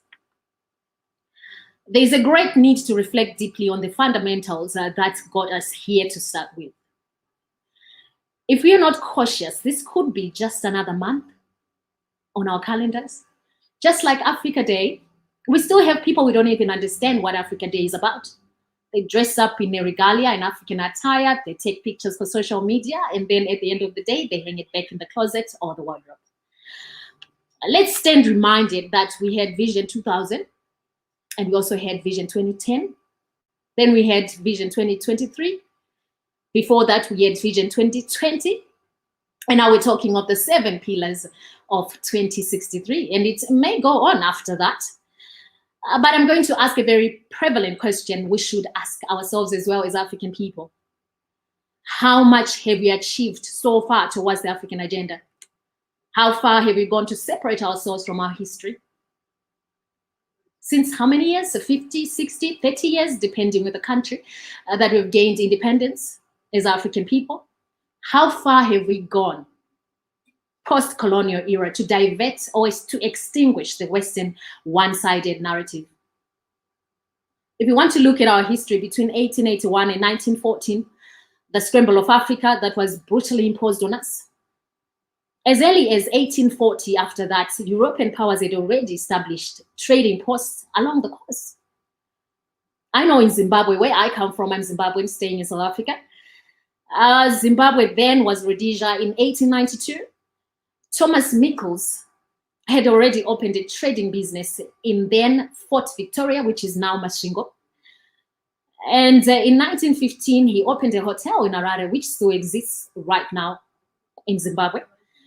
In as early as 1914, Kutama College was established.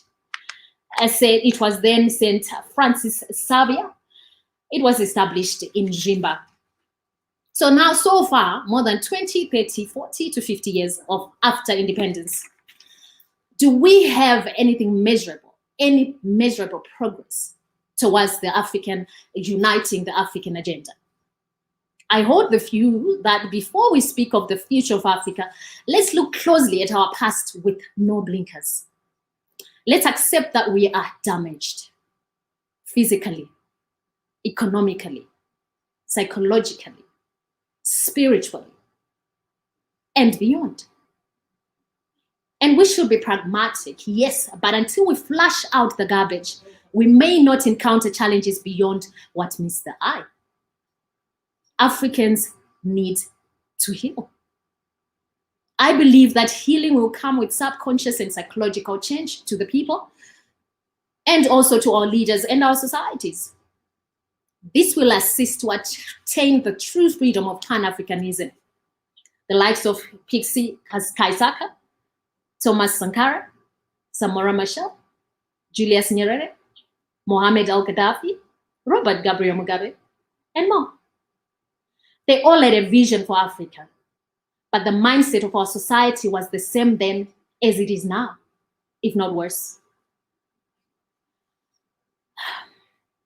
A place of brokenness is where we are. Damaged self, no sense of self, lack of confidence, and lack of identity. We have allowed the Western to define who we are for hundreds of years. Practicing leadership, it's said by the same person, attempting to detox ourselves from. That is just being us, being very highly delusional. It is with great sadness right now to say we have allowed the colonizers to create what I would like to call educated beggars. Social, political, economically, and mentally. With all that knowledge, we must not be of the illusion that the same system that colonized us is the same system that will emancipate us. We will be lying to ourselves. Professor Patrick Loch Lumumba said to me in an interview I held with him in October 2020, Africa is to evolve policies that are in the best interest of Africa. And it should be done on an equal footing so that they can be mutually beneficial. And I personally hold the view that it is underway and we will get there. But at face value, it looks easy to create a one Africa. And we are all hopeful of a new era for the African people. We must be under no illusion that given the vision, everyone will be in agreement, because that is not going to happen. It will steer different perspectives and perhaps resistance from the beneficiaries of the current setup of Africa right now. There is need for removals of the shackles of the mind, like what Dr. Rekana Chiombo-Rekwa said. And I also must say that we must be fully aware and prepared for this journey of evolution and not just talk about it. The psychological, economic, and educational oppression, as I would like to call it, is further proven by the current decisions our African leaders have been making. Pre-colonial era, we trusted the Dutch, we trusted the English, we trusted the Spaniards, just to mention a few. Surprisingly, to add to the list of oppressors that we haven't gotten rid of yet, we have also added Chinese people. To my surprise, we have allowed them to penetrate Africa to the state security levels in some African countries. At this moment in 2021. In Kenya in 2018, a Chinese called an earthly man, an African, rather a baboon. I would like to use the word earthly because I refuse to be called black, because my color, the complexion is not black. My complexion is not black. And a lot of us as African people, we're not black. And black was used to actually make us hate ourselves. So I use the word earthly because we have so many complexions and we are earthly beings. So in Zimbabwe, we also have a man who was shot by a Chinese over a salary dispute. Unfortunately, in Zimbabwe, the Chinese man is in jail as we speak. But what could have happened in a country like Zambia, where they have taken Chinese people to be police officers? Well, fortunately, of course, the whole community made noise about it, and they had to let the Chinese police officers go. And you imagine the penetration to the state security of the country. I must say the Chinese policies and the Chinese police officers were actually let go. But let's be reminded that China provided billions of dollars of loans for infrastructure projects to sub-Saharan Africa. So Zambia was now leading to a recent pressure for Zambia to hand over to the utility company of the country to the Chinese, ZESCO. Imagine what could have happened or what would happen, because they are still in talks. But it's because we have allowed so many visitors to come into our space and allowed them to have a party. All this illustrates that us as African people have not yet activated the apertures of thoughts. We have wealthy business gurus in our midst in African countries. Who are not being given the platform to develop our countries fully. But we have literally handed over the keys and our wealth to visitors. Or should I call them colonizers? We have the likes of Strive Masiwa from Zimbabwe, Aliko Dangote from Nigeria. We have Aluyemo Damala Badara Akon Tiam from Senegal, best known as Akon, who just started the construction project of a city in Western Senegal. I hold to the belief that everyone is born with the power of choice. And what we do with that power is entirely up to us.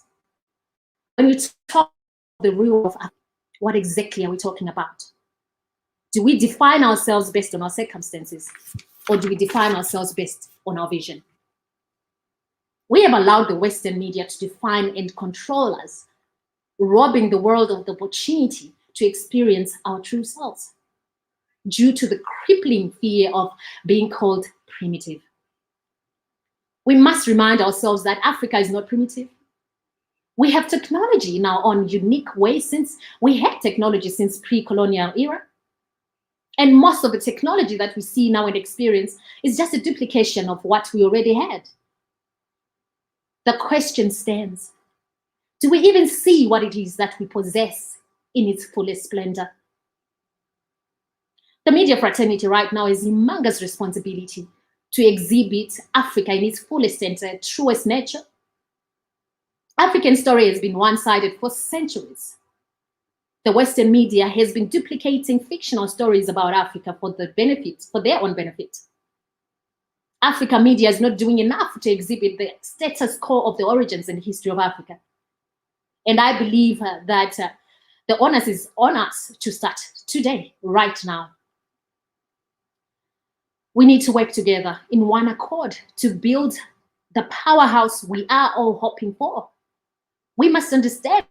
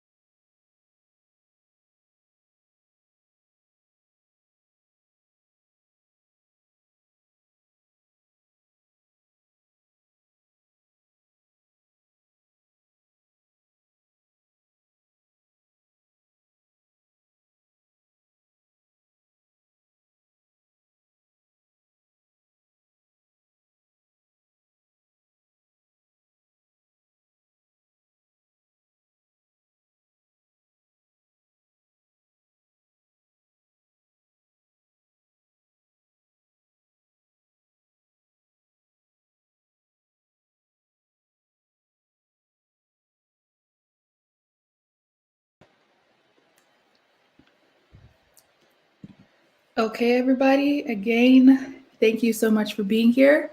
We definitely appreciate you guys listening to everything and all the contributions that our speakers have had today. For everybody who just tuned in, today is the first, official celebration of African History Month. And once again, to reiterate, African History Month is celebrating the contributions that Africans all across the whole world have made to the world. How we commemorate this is with the 125th anniversary of the invading colonial army of Ethiopia. I know I probably said that wrong.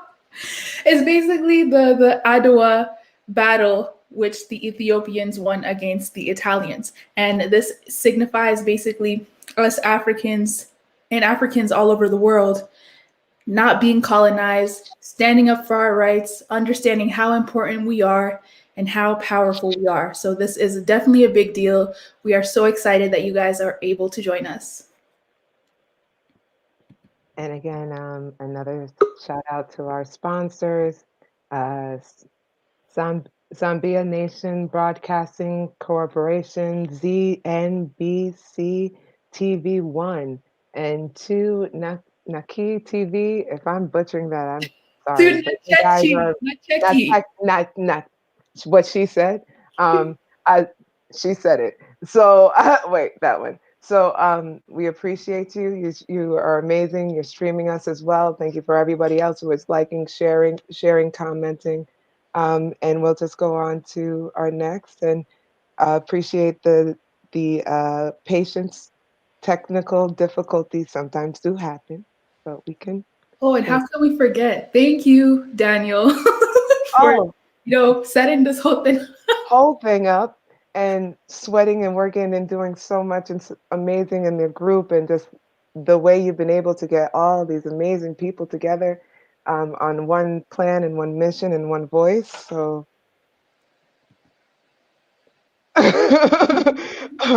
our next one I just have to go to is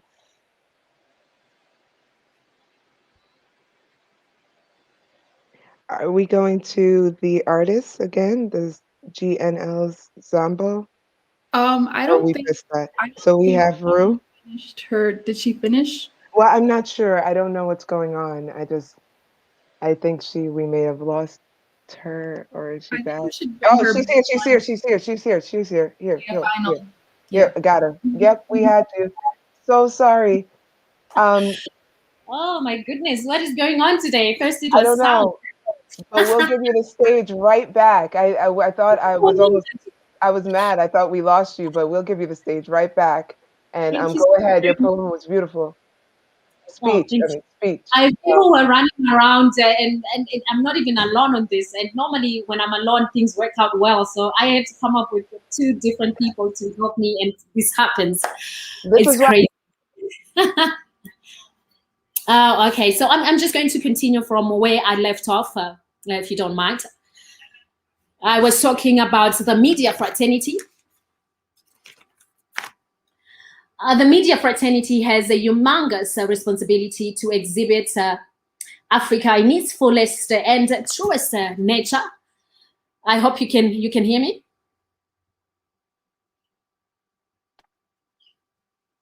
Yes, you're good. Go ahead. All right, great. African story has been one-sided for centuries, and the Western media has been duplicating fictional stories about Africa for their own benefit. African media is not doing enough to exhibit the status quo of the origins and history of Africa, and I believe the honors is ours to start today. The state media and independent media must start to work together in one accord to build the powerhouse we are all hoping for. We must understand that we are creating history daily, a legacy that we will leave for our future generation. And that legacy should be of power, of proactiveness, of heroism, and not of victim approach. A Senegalese journalist, Khalidou Diouf, said in his journal, Africa is the richest continent in the world. The surface of the cradle of humanity has been blessed with infinite beauty. Africa has about 20 precious and unique minerals and more. A paradise inhabited by the most beautiful souls. Nevertheless, the richest continent has not been a blessing but a curse that has turned into an underdeveloped continent in the world. Must I remind you that Africa is the largest continent in the world? I believe that success begins in the mind, but the fundamental question is, are our minds prepared to fathom the change? For hundreds of years, we have been subjected to an unbalanced social setting to further erode the true spirit of Africa. From our cultural perspective, we were taught and prepared for good and also for adversities. African warriors. Are our children prepared for whatever life throws at them in this road to African emancipation? So some of our visionaries may not witness the changes that are coming in 2063, but have we prepared our future generation to propel that vision? Are they not overwhelmed by a fallacy of a world that is non-existent? A world created by our very own media and the Western media houses that manipulates the mantra.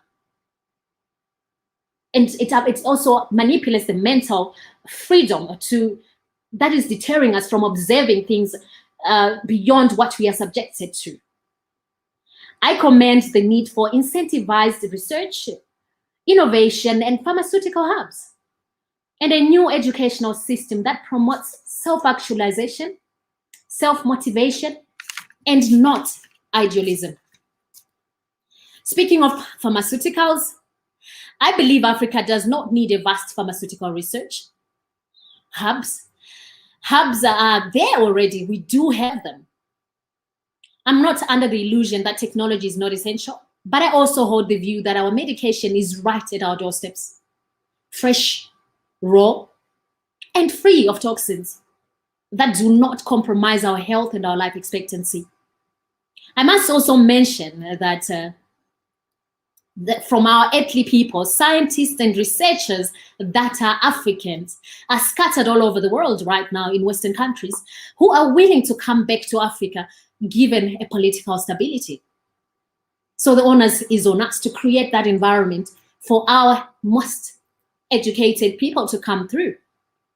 Africa is being bullied into administering the COVID-19 right now. The COVID-19 vaccine, rather. That has not been proven to be safe. A fallacy promoting fictitious ideas that our oppressors have become our liberators. How many African leaders have supported Madagascar, which publicly announced through its innovative president, Andry Rajoelina, who, as we speak, holds a herbal-based cure, not a vaccine, a herbal-based cure. How can we unashamedly stand out and declare that we are Africans when we do not support our own initiatives and our own innovations? I can list 10 countries right now that have already adopted the Western nano-based vaccines with an ability to alter our DNA, but nobody's asking those questions. Some African leaders have already embarked on forcible vaccinations, threatening essential workers of expulsion if they don't vaccinate. So there is no choice. Eventually, people will be vaccinated, but at what cost? We must not be deluded to believe that indoctrination is education and tyrants are heroes. Everything around us is designed to make us think and behave in a way that is beneficial to the white societies. In conclusion, how is Africa going to stand among Western giants and be counted in the League of Nations where we lack unity? Our own inventors we victimize. Our own remedies we discard. Our own ideologies we despise. Our own religion we shun. Our education system we disregard. And our very own being we improvise. Who are we? Who are we? And who do we really want to be?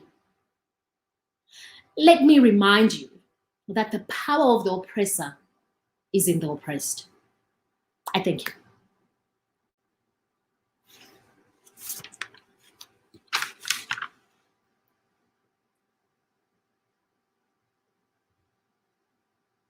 I don't know if you didn't see me in the background, but I was like, I couldn't see you. Oh, thank you so much. Thank you for delivering such a well thought out, well spoken, and well proposed speech. And it means an immense amount that, when you speak out to certain things, not everyone hears you. Yes. So the ability to do so and do it valiantly, I will always commend and recommend, and just, adjust your crown, and you show me how to adjust mine like yours, because I'm with you. I am so with you. Go, and thank you so much. Thank you so much for this opportunity. Yes. You implement, I appreciate the time, but you spoke on a lot, and I always, I guess, think about, how do are working and what we're saying, how to implement it right now to make certain things happen right now. You spoke to the needs and wants of the right now. So it's almost like I just commend you, because just all of you just coming down the line of conversation is inspirational, historical, knowledgeable, but now the attack of how to handle it now, I commend. Exactly. Especially this is where we are at this particular time. We've already wasted enough time, and there's no more time to waste. So it's not, this is not the period to speak anymore without action, because that period passed a long time ago. That ship sailed a long time ago. Right now, we need to be focus oriented. We need to be action oriented. And right now we have so many vibrant young women and men who are willing to go that extra mile. And I really, really believe that our governments and our leaders and our societies should give them and applaud them, give them an opportunity and a platform for them to speak and take action towards the civilization of Africa, because we are actually not civilized. And us, the young people now, can actually see that something is not right. Something has got to change. And how do we change that? We just don't talk about it and have speeches all over the world. We actually have to take action. We have to take action. So I always say that I'm very I'm very solution oriented. And I think that's the mindset that we should have now. What do I do in our communities? There is no borehole in Kenya, in Zimbabwe, in some rural area. What am I doing about that? Because it starts from a community level to get to a government level, to get to a country level, to get to a continental level. So we have bits and pieces of ourselves that we need to put out there and sacrifice for us to get to where we want to get to. I can only agree. Like I can only agree. That's literally spoke the path that I'm currently on, which got me to government. It went to very grassroots, and it started as being a involved parent. So, and then learning about how you realize in your own how much fight and flight you have. You know what I mean? So again, bringing it, but one of the conversational pieces that they say is we've done great in the past. Yes, we have, but how do we make those achievements for us now? Exactly. Again, you spoke very strongly to, even very poignantly to as a council person that I speak against as well, but even towards our health and how that's kind of being manipulated and monopolized. So I agree. There's nothing I cannot say you didn't just say. It was perfect. Thank you so much to Deborah as well. I think now we need to observe time and give a chance to the next speaker. Thank you so much for this opportunity. Thank you so much. We appreciate you. Have you again. Please. Definitely. Thank you. Bye. Okay, everybody. Hey, are you guys still here? If you are, thank you again for being here. We really appreciate you guys for being in the first ever African History Month. That was a really great speech. One thing I will say quickly before I introduce the next guest, I know we have a timestamp, but one thing I want to say really quickly is that what Anne was talking about is actually very true. Because I noticed a lot of us, that's how we are as a people. We always go straight to the government. What can the government do? What can the presidents do? But in your own community, what are you doing as a community? You know, all of us should be more involved in the change that we want to see. So with all of that being said, we are going to go to the next speaker, who his name is Kevin Washington, and he will be talking about the decolonization of the African mind. So with all of that being said, we are just going to add him right now.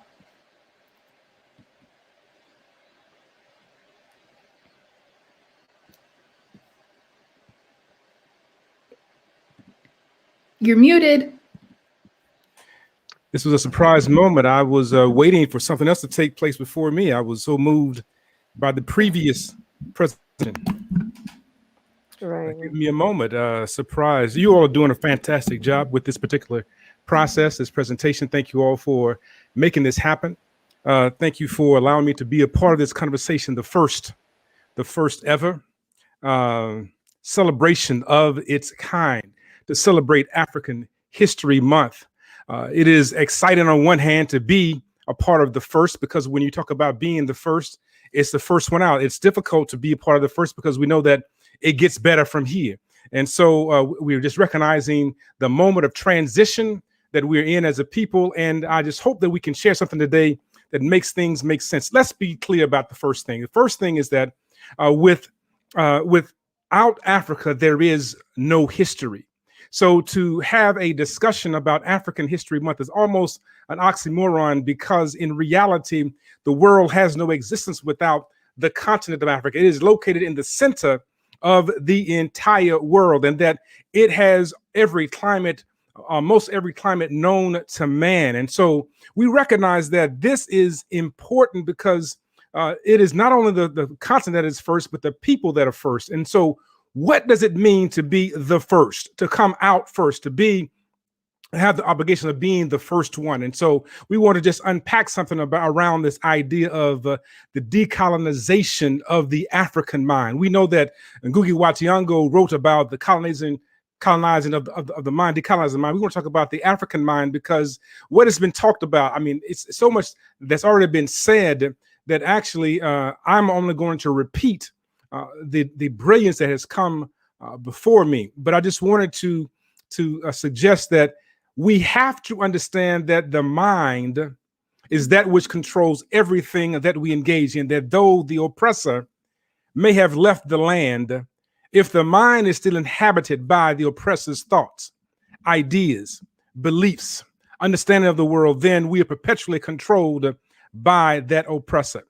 And so we know that Stephen Biko says that the greatest weapon of the oppressor is the mind of the oppressed. What happens when one declares themselves to be independent? What happens to one to declare themselves to be sovereign? What does it mean to be sovereign? What does it mean to be free? That one can have the oppressor to remove his presence or her presence from them, but still be oppressed in the mind. Shackled in the mind is the way that you can control somebody's entire existence. But we must understand, what does it mean to be sovereign? We understand that there are people who have come into the continent of Africa. They have taken and exploited, whether it be the Arabs all the way to the British, and now we have the Lebanese and the Chinese. We have all of this taking place, but why are they there? We've heard narratives so far about how they are there and how we have poor conditions because of certain things, and some of them goes back to our minds. What is the dynamic of the proclamation of one's independence? What happened to the individuals in Ethiopia to declare themselves free and liberated from Italy? What was the strategy? Why did it even take place? These are critical questions that have to be asked and answered, because when we begin to study the strategies of individuals who liberate themselves from the Italian, we recognize that there had to been first an identity of who am I? Who are we as a people? Yes, people were trying to engage in conversation of how to get along with the Italians, but somebody said, who are we? And there was a recognition that there had been a trick run on the individuals, that there was a concern about the treaties that had been written in two different languages. And so the Italian rewrote the narrative to their benefit. And somebody began to say that, do we know who we really are? And they cut off the water supply. They cut off the supply of life to the oppressors. And thus the oppressor had to retreat. That is a major lesson. To recognize who we are as a people, to unify and to cut off the lifeline that the oppressor has. But there's a challenge for us. The challenge is that we somehow deem ourselves to be dependent upon the lifeline of the oppressor and not recognize that the oppressor is perpetually benefiting from our existence. That is a parasitic relationship, and we have to acknowledge this. One has to see oneself worthy of being independent. One has to see themselves as being human to stand on their own sovereignty. To be sovereign means to declare oneself as having agency. To have agency is to believe in one's abilities. And so now we're back to the control of the mind. One has to believe in themselves and their independence. One has to always check their belief systems and draw from that system to understand who they are. In order to understand who we are in the present, it is imperative to understand who we have been in the past. The reason we draw upon the first story to say that before there was any history, there was African reality history, we recognize that before there were any people, there were African people. That it is determined that some suggest that the earliest remains of any human being has been found in Lake Tanganyika. And it's interesting that that is the same space that Julius Nyerere, who was a great Pan Africanist, suggested that we must come together as a people, and yet he was challenged. Kwame Nkrumah, a great Pan Africanist, said we must come together as a people, and as he began to talk about galvanizing, he was challenged not so much by the oppressor, but by those who had the mindset of the oppressor. Stephen Biko's then voice remains very clear in our minds that the greatest weapon of the oppressor is the mind of the oppressed. We've had clear examples of Pan-Africanists, Robert Sobukwe, who even talked about why there should be a United States of Africa. And yet we are still having that conversation today. Having spent time in South Africa, going to the quarries where Nelson Mandela and Robert Sobukwe had been held, and hearing how they were able to have an exchange on that quarry is amazing. They were able to talk to one another. And so Sobukwe was in solitary confinement. And one of the things that happens is that when they would pass by him in the solitary confinement, they would simply lift up the dust of the earth and let it go, to say that we are still here. We are still sovereign, even in the midst of being captive. See, one can be sovereign and still be in captivity, but the other thing is that one can be free and still be in captivity mentally. The shackles of the mind are the things that have to be removed. Dr. Naim Adwa, a great African psychologist, says that we have to deal with the chains and images of psychological slavery that goes back to one's belief system. See, past experiences creates the belief system. Our conversation about who we are as a people relegates us to have this short-sighted conversation about who we are. We only talk about our existence in the context of Europeans. But when we recognize that, as we heard earlier about the language system that is being created, when we understand that the earliest forms of writing that ever took place comes from the continent, when we understand that the idea of paper comes from Africa, we understand that all of this has developed from a brilliant people who were the first people. We recognize then that we are a great and mighty people. That is where liberation comes from. That is how one can unite. They can unite around their greatness. But when one limits their understanding of themselves to being Greeks, to being Romans, to being Teutons, to being a part of a European reality, then one has now severed themselves from the depths of their profound root system. A root system provides stability for a plant, and it provides nutrients for a plant. Our root system has been grafted such that we begin to see ourselves as simply being a European other, as opposed to being of African greatness. See, before there were records of anything called history, African people already were. Before it was even called Africa, people already existed. We must understand that on this continent of Africa, not only are there resources among the people, but there are resources within the soil, within the earth, that is something that fuels the entire world.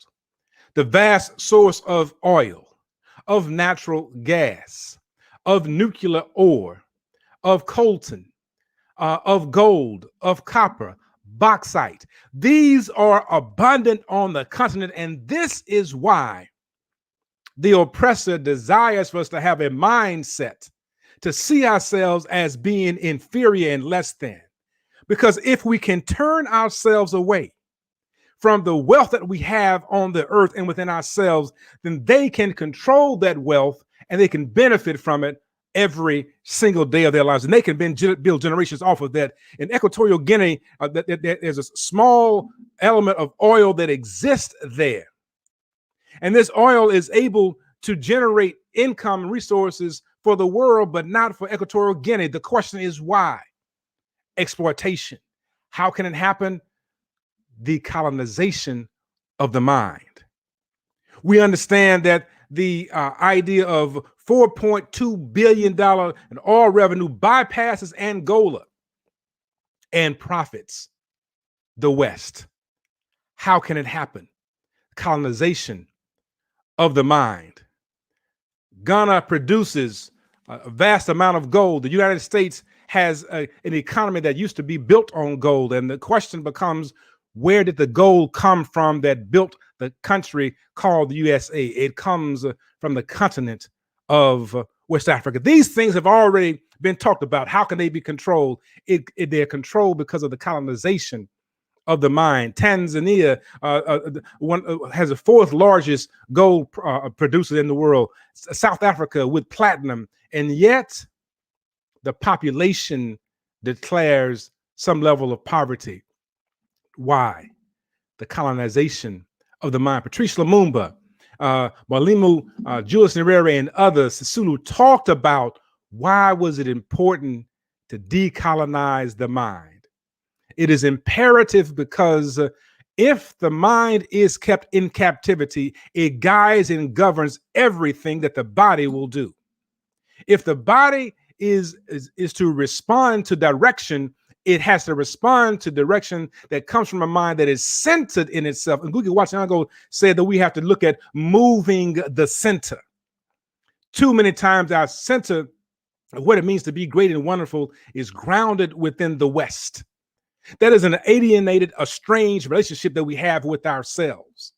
Because when we begin to assume ourselves to be some kind of bastardized or some kind of inferior or second class European, we are then controlled by their entire system. And so their ideology governs our relationships and our actions. We then measure our success by the degree to which we can approximate European. It's the fact that we can talk right now in a European language speaks volumes. How great and wonderful will it be on that day when we have, back to the earlier day presenter, we speak in our own unique tongue.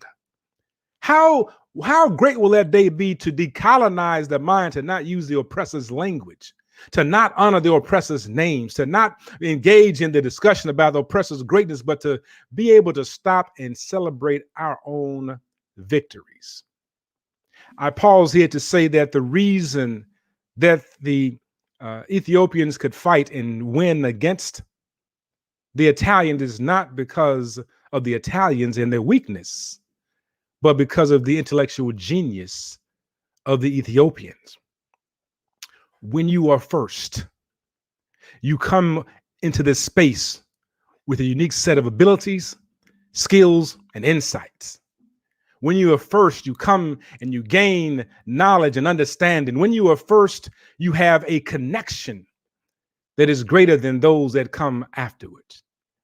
Then we have the obligation to teach others how to be human. However, the first people are sitting back and allowing the students to run the classroom.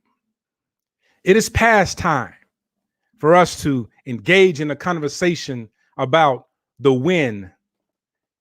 We need to be clearer about the what and the how. The what is African liberation united together as a total African people.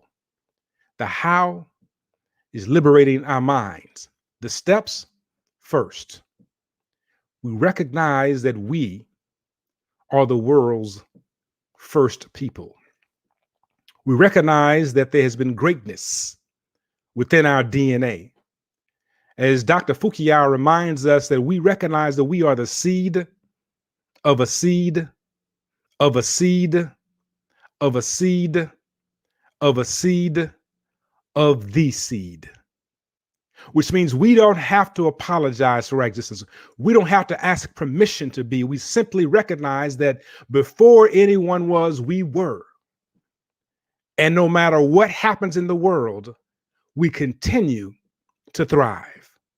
Secondly, we must draw upon our history to begin to understand how to deal with and regulate our resources. It is a sad commentary for someone, as the Ghanaian proverb says, to let someone sell him his own tomatoes. It is sad that Europeans can come and extract oil from African soil, refine it in Europe, and sell it back to Africa at an astronomical rate. It is sad that African countries cannot transmit or transfer content and goods from one country to the next without going through Europe. It is sad that for me to get to many parts of Africa, I must go through Europe to get there. It's a sad state of affairs. We must learn how to control our resources. If the earth is providing for us, and if the people on the earth are the first people, then we need to understand that we are the wealthiest population on the continent and in the diaspora. And that's how we begin to move forward, is begin to say, I will now be sovereign and we will control our resources. Thirdly, we then learn how to benefit from the control of our resources, that we set the price, that we set the standard, that we determine what it's worth in the world, not someone else determining for us what it is worth, but we recognize the value that it has. And we don't have to ask a question whether or not, if you like what we have and you want to come get the diamonds, and here is how we begin to do business, but we just give it away. And we have to understand that this is a part of a mindset, but changing the mindset is what we're talking about today. And lastly, we have to see ourselves as one people.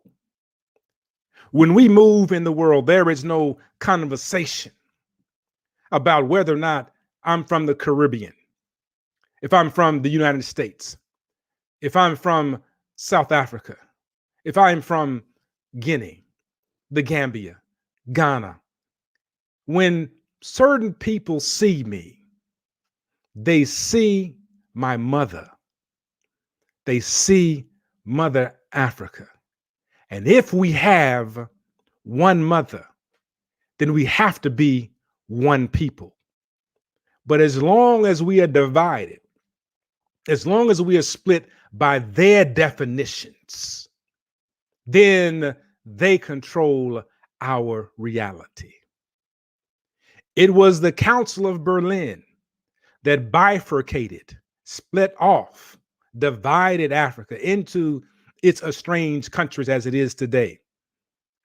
The conference was held in Berlin because Germany was losing its foothold on the continent. And so it said, if I'm going to get any of this, then I need to have a conference in my place. The question, why is it so important for Europeans to have access to the land? Because the land is where the wealth is.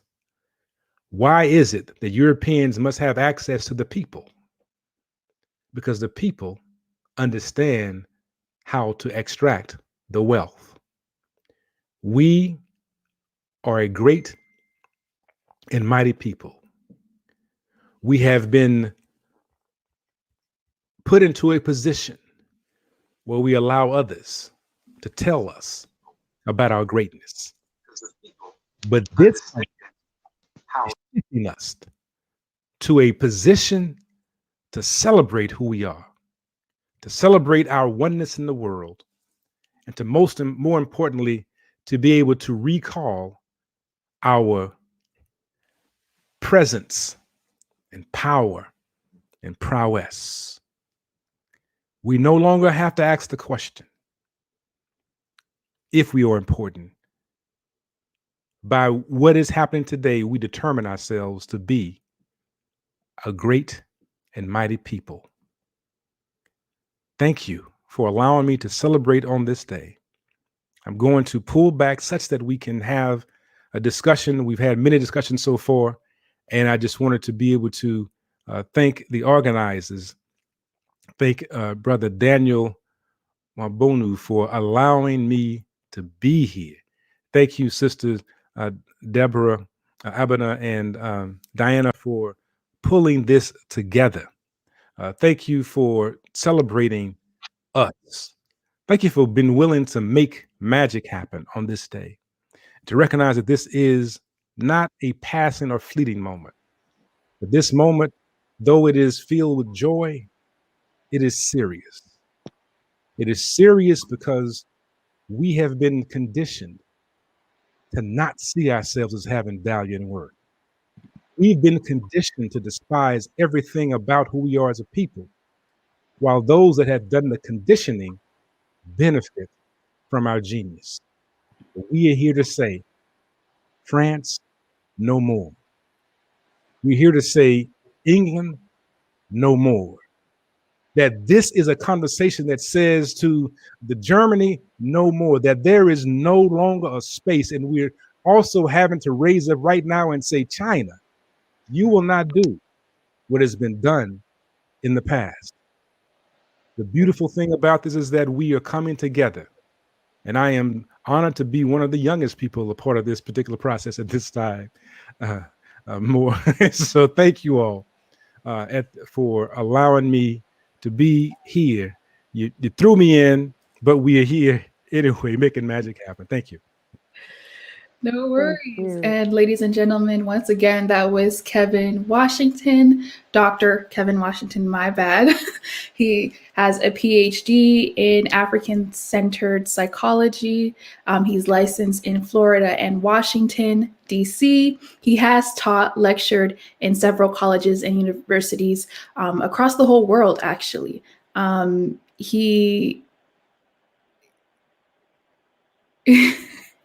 And he's here today. I'll help you out. So also the founder of Ubuntu Psychotherapy, as well as being engaged in a discussion about the liberation of the mind of African people. So we have to recognize that, again, the greatest weapon of the oppressed is the mind of the oppressed. As long as our minds are held in captivity, that is a major problem. Also, I'm a part of Month-AHM Speaks. Speak Back to Me is what I do as well. So all these things are happening. So I'll help you out, Deborah, because I don't talk about myself. So long. It's amazing. Hey, well, go ahead, Diana. I was just going to say, if you can speak a little bit to that Ubuntu education, but also give the audience and us how to find you, follow you, and connect with you for further engagement. But just like maybe even if it's a closing or whatever, but just the education and the Ubuntu education, So we talk about the word, thank you so much, Ubuntu. Ubuntu, right? Ubuntu. A Zulu concept that says that your humanity is tied to my humanity, that we can only be human together. It speaks to this idea of connectivity. And some talk about John and Bitty's work that says, I am because we are, therefore I am. UBU means being, into you means universal life force. That within us is a universal life force that connects us. It is a major element of African philosophical thought. Some would suggest that we are losing it. Some talk about African communalism as being lost. Some would say that we don't have it in the US or have it in other places. And I would submit that we do. There are certain things that we have retained as African people, such as we don't want anybody to make us look bad as a people. We have to recognize this, that we recognize that we are connected in all things. And so Ubuntu Psychotherapy says that the major challenge that we have is that we're feeling disconnected. When I was studying in South Africa, studying gangs, for example, they say that the gangs did not exist among the Zulu, among the Xhosa, among the Swana, because they said that when they try to imitate Black Americans, they say, remember, you're Zulu. Remember, you're Xhosa. But among the colors, who are neither indigenous African nor Africana, European, they have a no space that they exist in, and they can become the gangs. I thought about people of African descent, people you mentioned about being in the Caribbean, is that we strive so hard to be European and can never be that, and we run away from our Africanity and we exist nowhere. So we create these spaces and we're disconnected. But when we connect ourselves back to our essence, this is where our power comes from. And we liberate our minds from thinking that we only have value and worth because England gave us value and worth. I don't have value because I speak English. The way I speak English gives it value. That's a whole different conversation. Yeah, I could go on. But you said also about connection. We do the YouTube channel, Speak Black to Me is what we talk about doing. We have real, authentic conversations about the African diaspora, about speaking our own unique language. About who we are as a people, not being defined by someone else. But also Month-AHM Speaks, MWATA speaks.com. MWATA Month-AHM Speaks.com is also where we advance thought. And then I, as a therapist, Nyansapo Empowerment, NYANSAPO Empowerment.com. Nyansapo is a tree word that it means knot. It's a part of there is an Adinkra symbol, and it talks about being able to untie the not only by the wise. I love that Ubuntu because it reminds me of what I grew up with, which is our family would always say, "You see me, see you, see me, see." That's it. I don't care. It's African wherever we find ourselves. Yes. Right? That we are, and Europeans, look at this now, in order to have that phrase, the word translated into a European language, it's a long paragraph, right? Because in the West, the idea of the collective self is alien.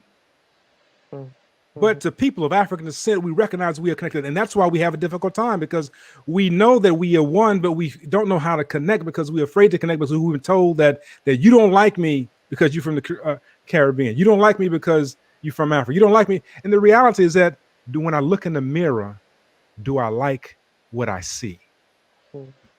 That's the first piece. I cannot demand that you do more for me than I'm willing to do for myself.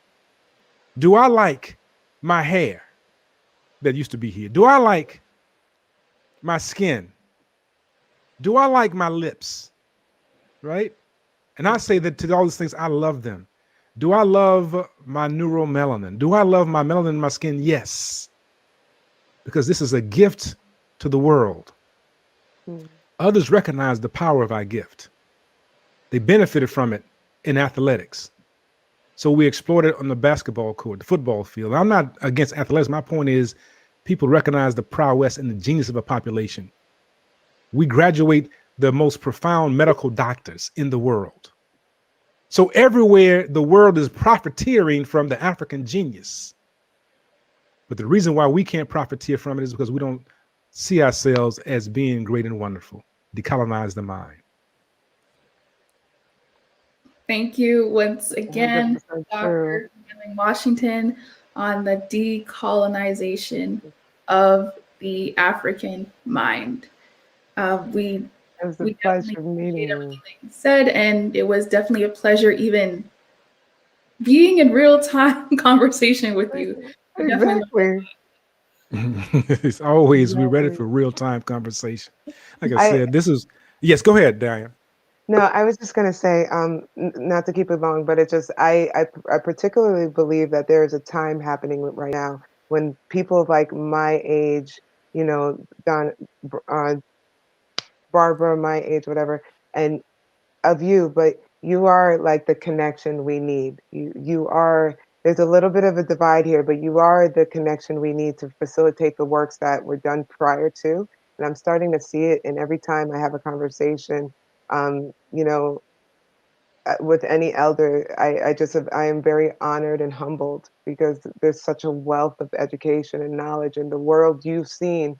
My father was born in 1940. That's when Marcus Garvey died. So can you imagine? He was supposed to be 80. So imagine the 85-year-old and what he saw his life to be. You know what I mean? So I just value when you speak to us, like it makes me feel like there's a world of ancestors that are back in different forms, just ready to work again, just ready to work again. What you said was powerful. I've been growing gray hair since I was 3 years old, right? Yeah. so that's a whole nother piece. My mother and your father are at around the same. Well, my mother's 79. Right? My mom just turned 70. My dad just passed last year, but he was 79. He just turned 80 up there. There it is, right?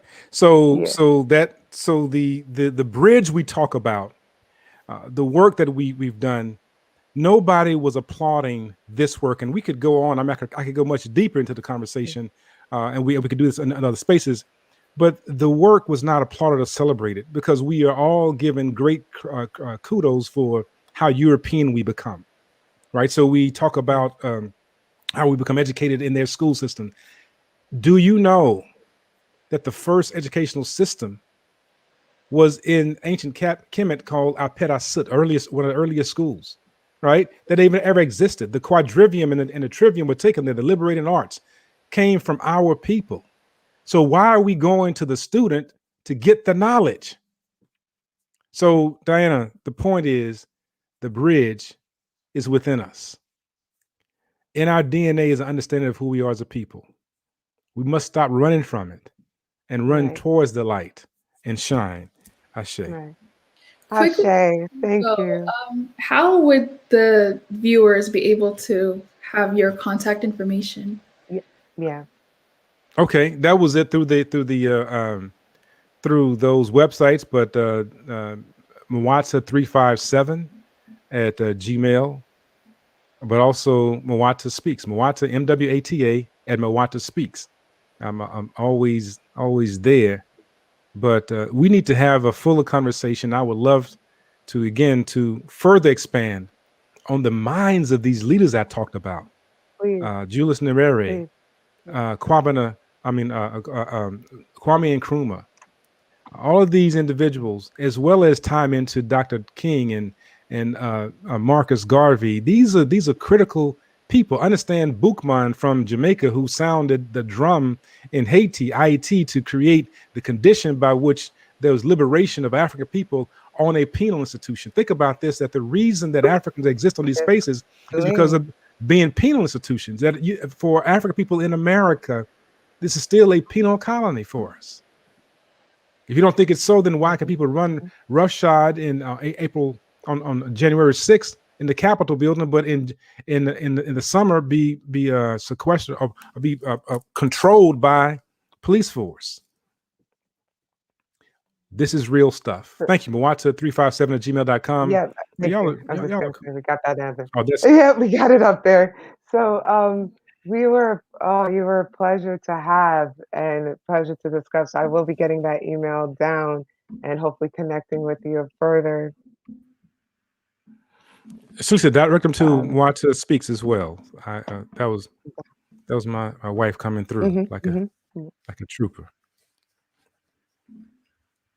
See, that's how the power couples. There you go. That's what it is. How old was your daughter again? Me, she's 16. Oh, go ahead. Okay. My daughter's 16. Yeah. Okay. Yeah. 2 daughters. One and done. One and done. Okay. But she's amazing. One and done. Okay. But well, thank you all so much again. But okay.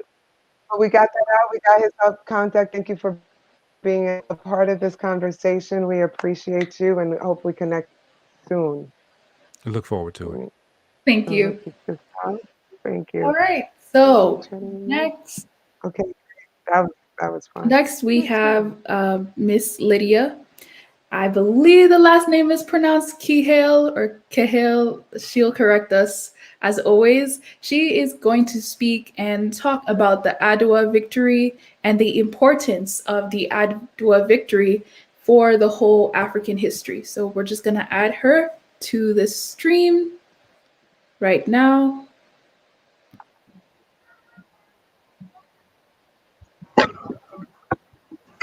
Hi. Hello. Hi, Deborah and Diana. Hi, Lydia. Thank you so much for joining us. Thank you so much for giving me this chance and for the platform. Hi. No, I was just saying Hello? hi. You look beautiful. Go ahead. Thank you. Just saying hi. Thank you. You're welcome. So without further ado, you may just go ahead. We'll leave the floor all for you, and we will come back during the end to have any discussion or any questions. Thank you so much. Okay, you're welcome. Both. So first of all, for our live audiences, I would like to say that I am very thrilled to be here and to present Adwa victory and what it really means for the African history, for the whole continent, and for the Pan Africanism as well. And I would like to also thank the Global Pan Africanism Network for actually creating this platform and helping us to engage the African audiences and actually helping us to gather the African scholars, professionals, and any audience who would like to learn about African history. So I would like to start first about what is Adwa. Before the victory, there is an Adwa battle.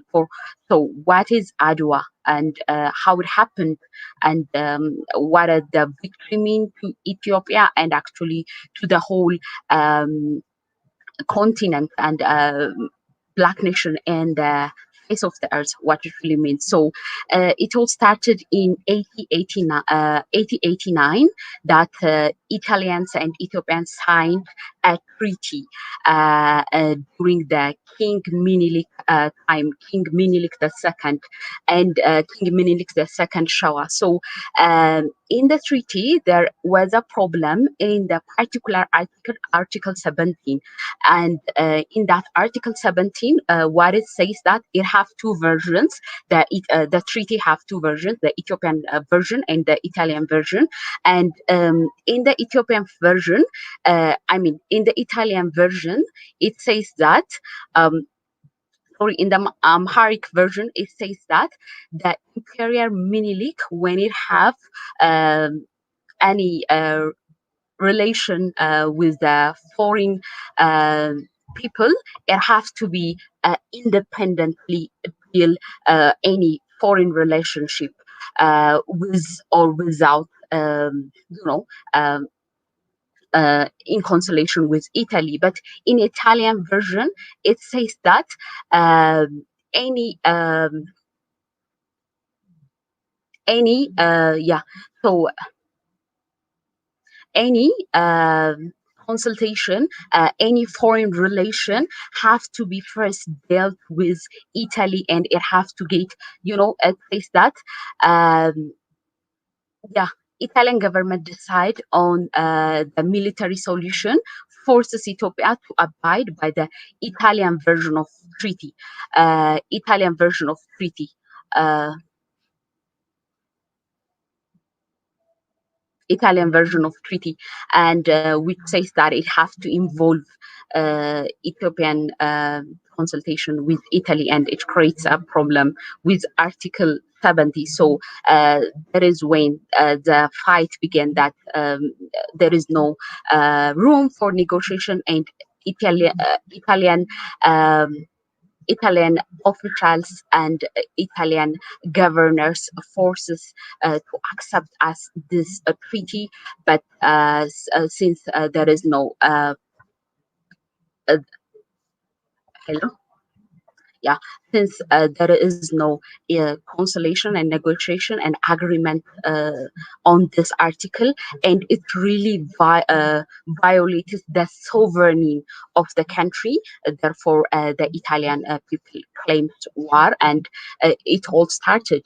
And in 1894, in December 1894, it all started that Bahata Hagos led a rebellion against the Italians in Akali Guzi, in the place called Akali Guzi. And there is also a General Orste Barty army under Major Petro crushed the rebellion and killed Bahata. Bahata is one of the leader of the military. He killed Bahata. And this Italy forces are actually coming to the north. And the Battle of Adwa, it is actually the first Italo-Ethiopian war. And so in 1895, after Bahata killed in January 1895, the Bartera's army in the Italian side, they went to defeat another military force in the Ethiopian side called Ras Mangasha Yohannes in the battle called Koyeti, and forcing Mangasha to retreat further south. And late in 1895, Italian force advanced then deep into Ethiopian territory, and finally in December 1895, Ras Makonnen Welde Michael, Ras Wele Betul, Ras Mangasha Yohannes, since the Italian forces are coming through, they're actually commanding a large Ethiopian group to join them, to join the Ethiopian military force and join the force. Yeah. So on the first day of and also King Menelik actually told to all of its people that we have to any Ethiopian, any person in all over the country have to join this force and actually fight back these Italian forces, and because they are actually surpassing this an institutional thing with our own sovereign country to accept this Article 17. So all of the people from all of the places, women, men, men, and elderly people, everyone just gathered and give it all what they have to this war, and tied to the wife of the first lady, the wife of King Menelik II, actually play a very critical role in this war. She is actually designing the strategy, the war strategy, in all that, supporting the military aid. In actually, mind you, then the Italian forces are having all this modern military technology and all that, and we don't have that at the time, but we have actually the guts and actually having that thing. Our ancestors have that. We don't. We are a sovereign country, and we have to keep this for our children, for our grandchildren. And we have to keep this, and surprisingly and very amazingly, and the March in 1896, after 2 years, actually, before 125 years ago, exactly this time, Ethiopian military won over Italian. And in this army, the traditional warrior, farmers, pastoralists, women, everyone just gathered and won this this war between Ethiopian and Italian. And so but it is not just a one-time war and they just won and that's it. It have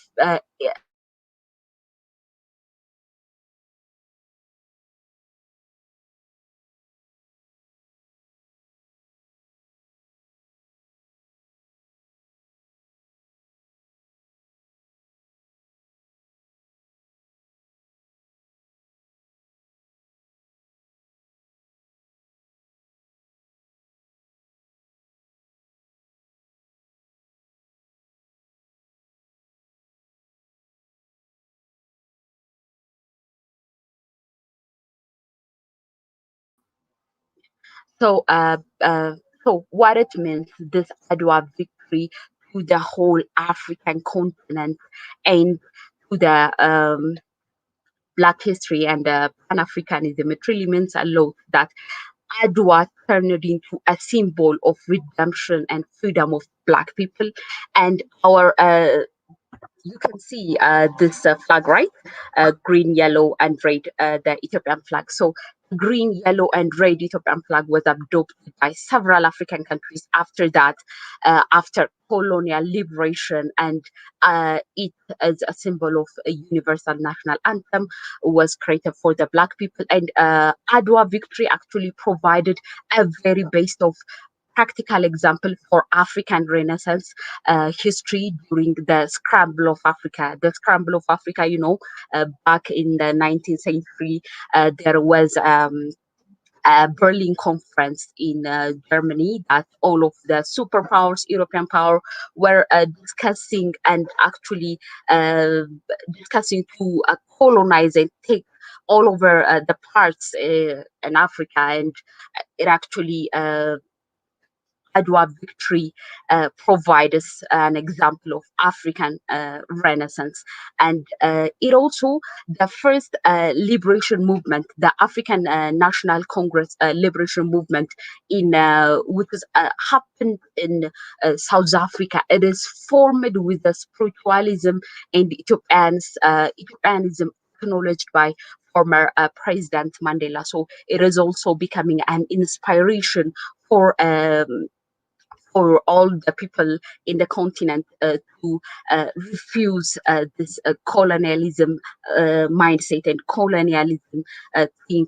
So this is also what the Adwa victory bring in the mindset of Africans. And it is also Ethiopianism become a generic term to describe a whole range of Black man seekers to improve his religion, education, and political status. And the Battle of Adwa, as I said earlier, was a heroic response to the scramble of Africa, which was charted about by the European colonists and the decision of Berlin Conference in 1984 till 1985. So, I mean, 1884 to 1885.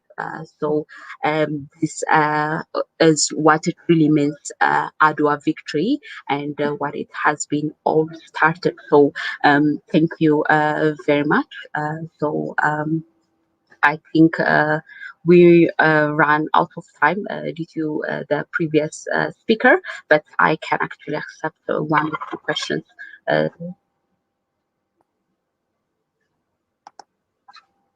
Well, thank you so much for your conversation. And hey, Deborah. Okay. So again, just speaking to like how connecting the dots is such a great thing, right? Yes. Do you have any questions, Deborah?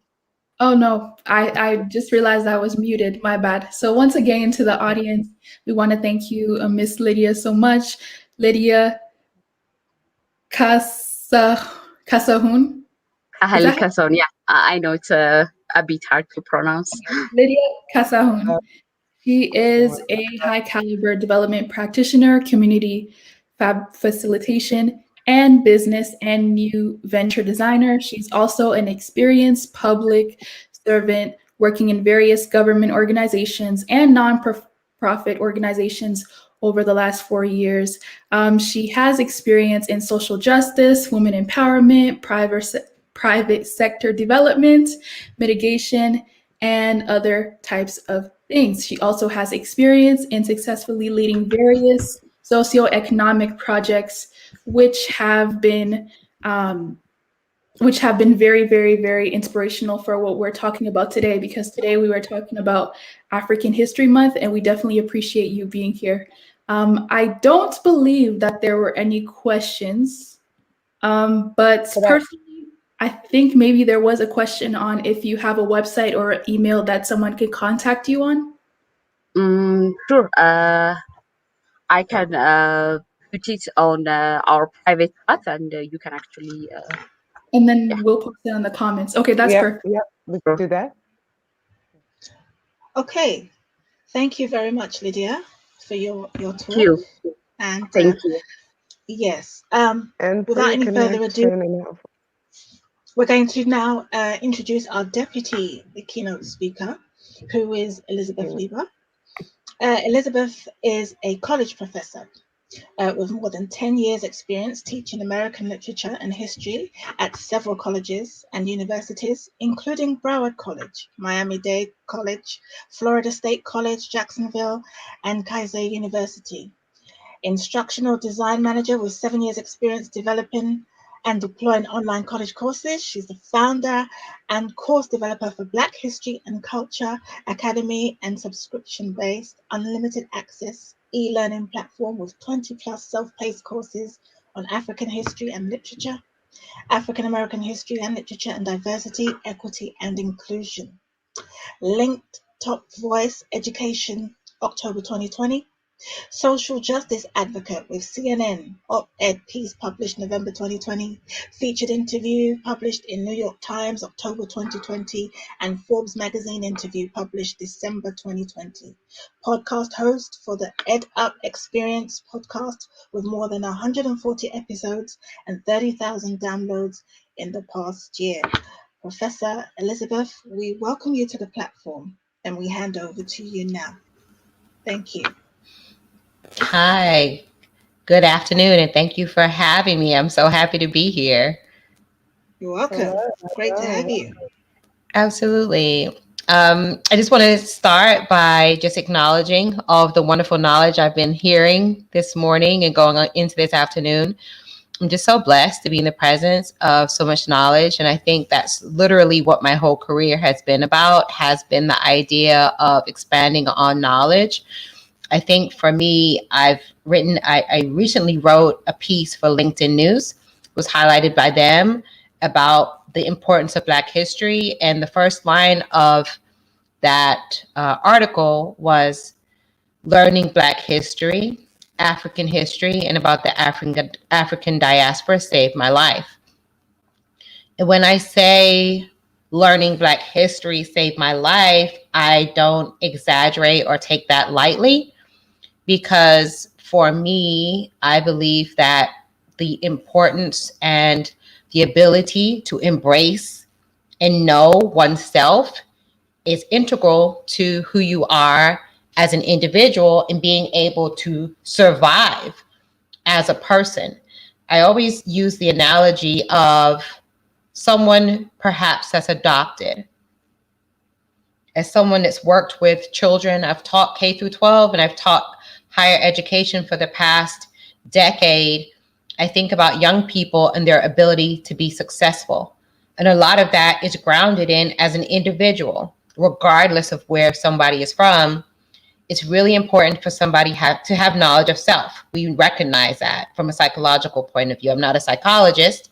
However, my parenting and observing young people has shown me anecdotally, and studies show that when someone is grounded in knowledge of self and they understand who they are, they have a great sense of community and they have support in their community, then they're a lot more confident. They have a lot more of the ability to be successful. So if we know that as an individual, then it only makes sense that as a greater community, Black people as a whole, those who are descendant of the African lineage and ancestry, we know that it's very important for us to understand who we are and where we came from. So when I said that wrote that in my LinkedIn News piece, that learning Black history saved my life, I really meant that, because as an individual, it was important for me to know who I was and where I came from, not just where I was living and where I was in Fort Lauderdale, Florida, but who I was globally and where I fit in that global landscape. And I think I also look at that globally because of the fact that I'm originally from the United Kingdom. My parents are Jamaican, and they were immigrants to the United Kingdom and lived in London. I was born in London, and then I moved to Florida, Fort Lauderdale, Florida, when I was 12. So I think in very practical terms, not just historically, but just as an individual, I was not sure where I fit in terms of who I was as a person. I knew who I was individually, but as someone that fit into my culture was global, right? I had parents that were Jamaican. I was raised until 12 in London. I moved to Florida. So what did all of that mean from a global perspective? Where was I from? And that was what I was seeking to find. I did not know, right? I really didn't know where I fit in. And I think that my individual anecdotal story really reflects, as a global people of African descent, the search for knowledge of self and why it's so important for us to study African history. For those in the United States, African American history, and how that relates to the African diaspora. I loved what our keynote speaker spoke about in terms of understanding those that came before us, those historians that came before us. When I was in high school, I went to a predominantly Black high school in Fort Lauderdale. And one of the things that I saw growing up in my neighborhood was poverty. It was a 90% Black high school. 80% or so of the students came from what would be considered poverty line households, and 80% of them qualified for free lunch, and I was in that number. But the teachers in that high school embraced the idea that you are not your current circumstances. Your lineage is far beyond what you can see around you. And your legacy, you are the legacy of greatness.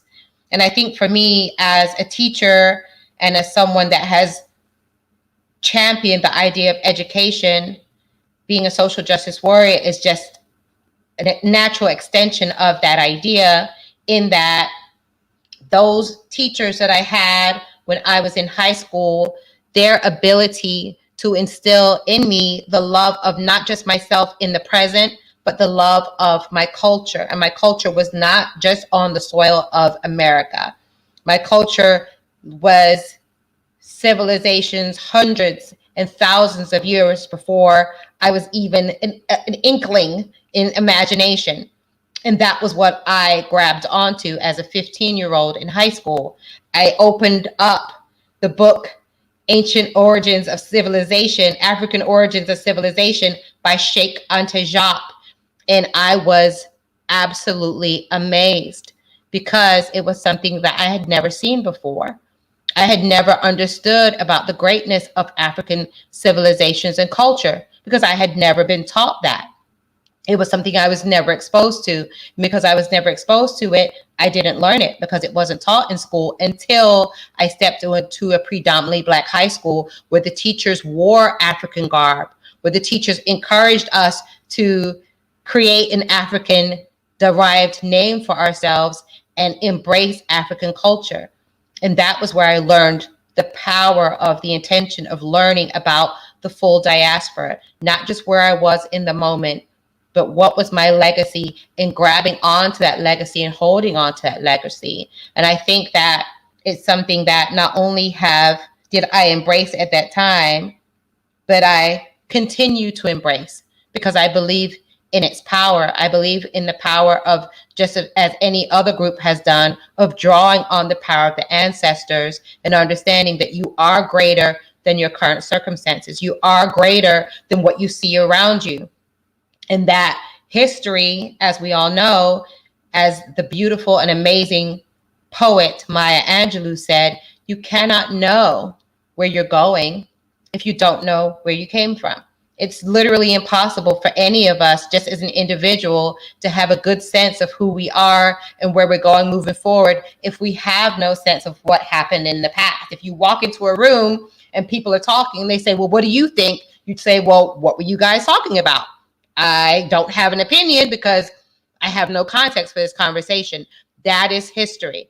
History is knowledge of what happened previous to you, so you can draw on what you need to know for the present, and you can also plan for the future, just in practical terms.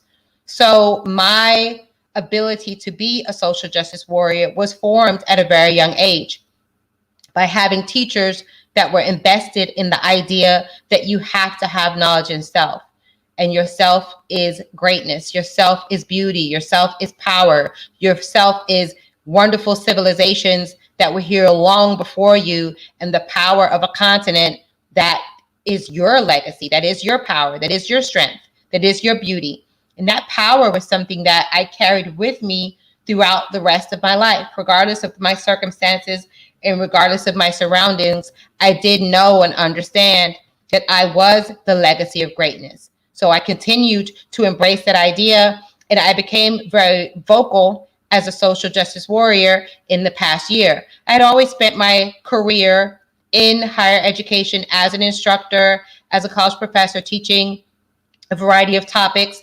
And my primary area of study and strength is in literature and writing and creative writing, because I understand the importance of stories and narratives, and our ancestors did as they passed down oral history. And it's something that, in terms of literature, narrative is really important because narrative shapes the world around you. The stories that you tell and the stories that you understand, the history that you pass down from generation to generation is critical and integral to who you are as an individual. So that's always been something that I embraced as an instructor and as a professor. But as I became a social justice warrior on LinkedIn over the past year, I did become very vocal in proclaiming the importance and the legacy and just the power of African studies, African history, African diaspora. And that was why I founded the Black History and Culture Academy, to be able to spread that knowledge and that word and that understanding of just how important African history is to our culture, to all cultures, to understand the richness and the beauty of African history, the African diaspora, and all of the greatness that is our culture and our wisdom and our knowledge and everything that we bring in terms of contributing to the African diaspora and spreading that knowledge globally. I look at that as my life's calling. I look at being an advocate of social justice as my life's calling. I look at creating connections globally as my calling, because knowledge is strength, and wisdom is power. And being able to garner and gather all of that strength is so very important. We must connect. We must build bridges. We must make understanding. We must understand where we all fit, and we fit together.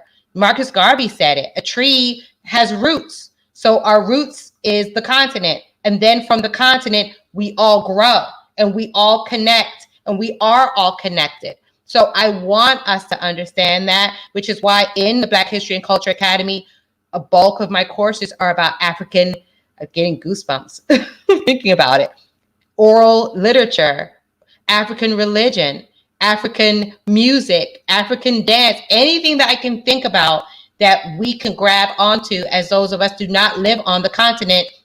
We need to know and understand the beauty and richness of the African continent, because that is our mother. I tell people all the time, even those that are in the majority culture here in the United States, Africa is the cradle of civilization. So really, if we want to be technical about it, from a genealogical point of view, as well as an archaeological point of view, Africa is all of our motherland, not just Black folk here in America, not Black people in Europe, not Black people anywhere else in the Western Hemisphere. Africa is everybody's motherland. So it is our responsibility as her children to know about the beauty, the richness, the sacrifice, the greatness. Everything that is Africa is ours to grab, hold on to, embrace. And that is something that I will yell from the rooftops, yell from the greatest pinnacles until I have no breath left in my body, because I'm that invested in the idea that we must, as people all around the world, acknowledge everything that Africa has done, not only for Black people, those of African descent, if we don't want to say the word Black, however we choose to identify ourselves, it really doesn't matter. Because at the end of the day, Africa is all of our mother. That is all of our motherland, regardless of how we identify ourselves. So my goal is to create not only this idea that Pan Africanism is important, but also to create a level of understanding that in order for us all to understand where we are going as a people, regardless of how we appear on the outside, that Africa is a root, and Africa is we are the legacy. Africa is our mother, and we have a duty, we have a responsibility to learn and know and honor everything that Africa is. So I want to be mindful of my time. I think I'm at 12:30. So I want to ensure that if there are any questions or anyone would like to ask any questions, that I open up the floor now and be respectful of everybody's time. Thank you so much for listening. I'm just gonna look and see if there are any questions, but you did say something that my mentor spoke to me before with our island, is that IET's biggest problem is that it's lost its own and its children. So that just speaks again to what you're saying. I just want to make sure if anybody, but as we're looking, if you can give how to contact you, how we can follow you. Absolutely. My website is www.blackhistorycultureacademy.com. I have a personal website, which is www.elizabethliba.com, which is just my name.com. So I'm able to take messages on either of those websites if someone wants to reach out to me. I'm very active on LinkedIn. So if you search for me on LinkedIn, I take all requests. There's no one that I don't connect with, because I want to be able to connect with everybody across the globe, across the universe. And anyone that wants to reach out to me on LinkedIn is more than welcome to reach out to me there to be able to connect with me. So those are really three places. I'm all over social media as well, but those are the three places, the three main places that would be easiest to reach me if anyone does have questions or just wants to connect or just wants to collaborate or just has anything that they want to ask me. I'm more than happy to connect with people. See, it's a lot of comments and just how, engaging and how great culture, legacy and great culture and history, very powerful for our heritage. A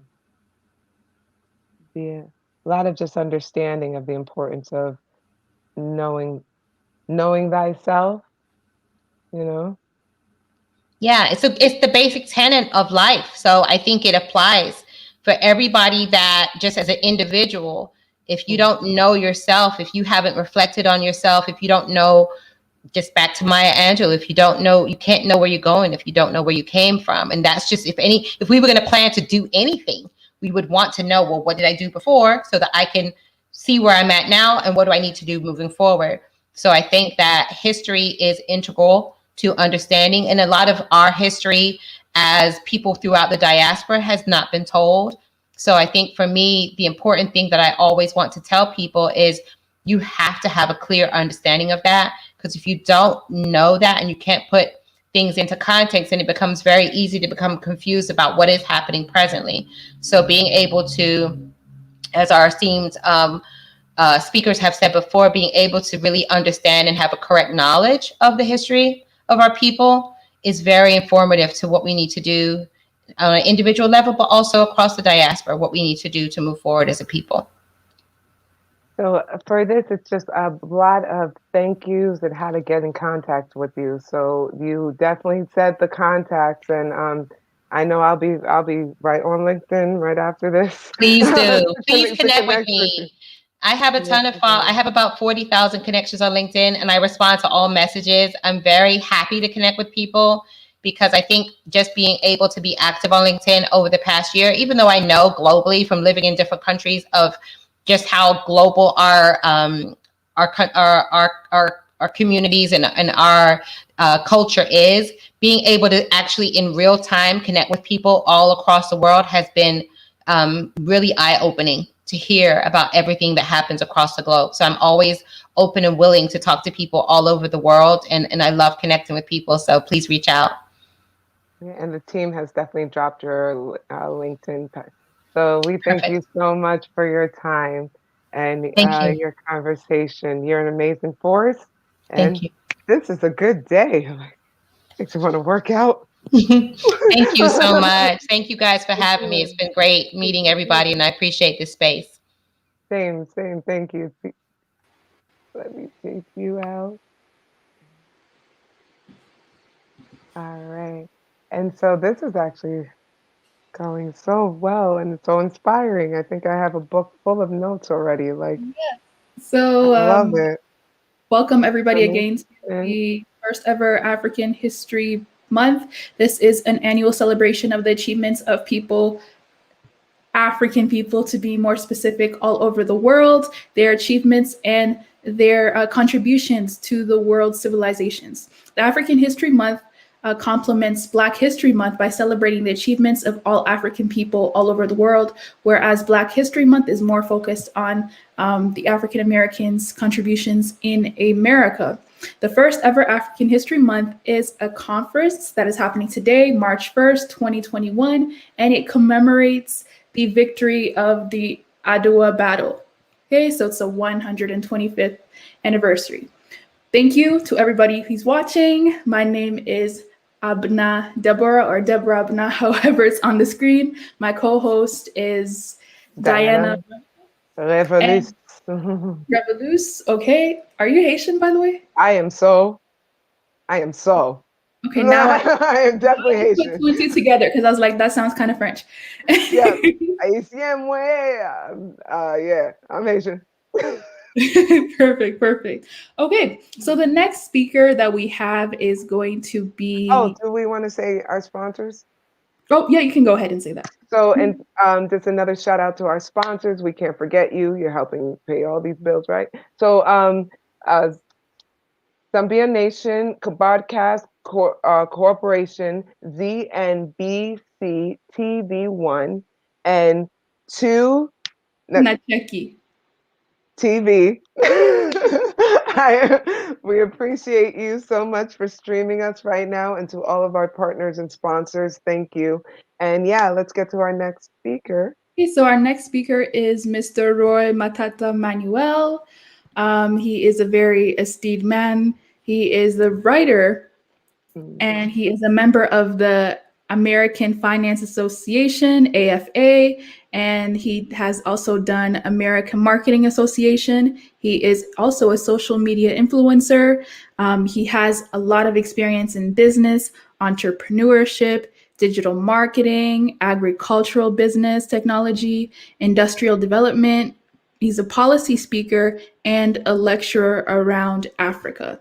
So he has started off first being a language instructor. He has been a sales manager. He has also been an economic prosperity executive. Then he moved on to be a market consultant. He is now a Portuguese editor. He is SADC correspondent. He's also part of the Rural Agro-Industrial Park project manager. And he knows 3 languages. He is very fluent in Portuguese, English, and French. So he has a ton and a vast of business experience. The topic that he is going to touch upon today, double checking just to make sure, is he's going to talk about the economic impacts of colonialism in Africa. So this is definitely something that I myself am very, very interested to hear about. So let's just go ahead and welcome Mr. Matata into the room. Yes, thank you very much. Thank you very much, Deborah. Can you hear me? Yes, we can hear you. Wonderful, wonderful. Thank you for calling me on stage. I'm very happy to join this first edition.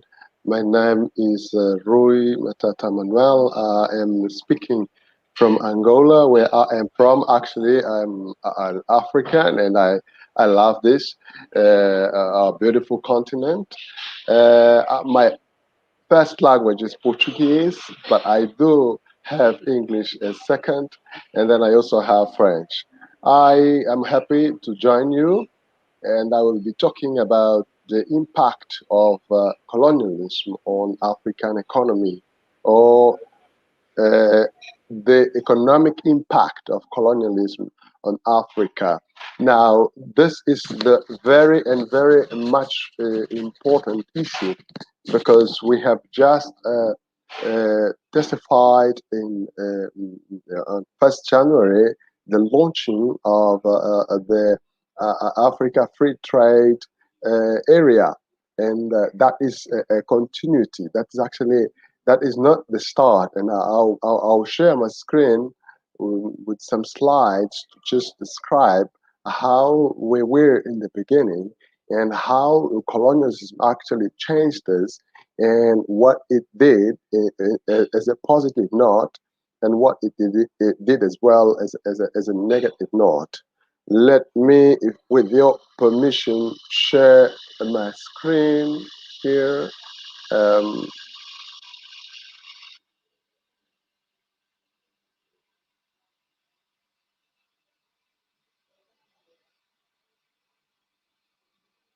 Okay, right, here we are.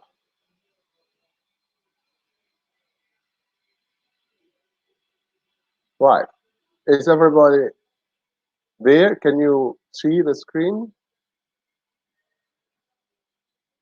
Yes, we can. Hello? Can you see my screen? Yeah.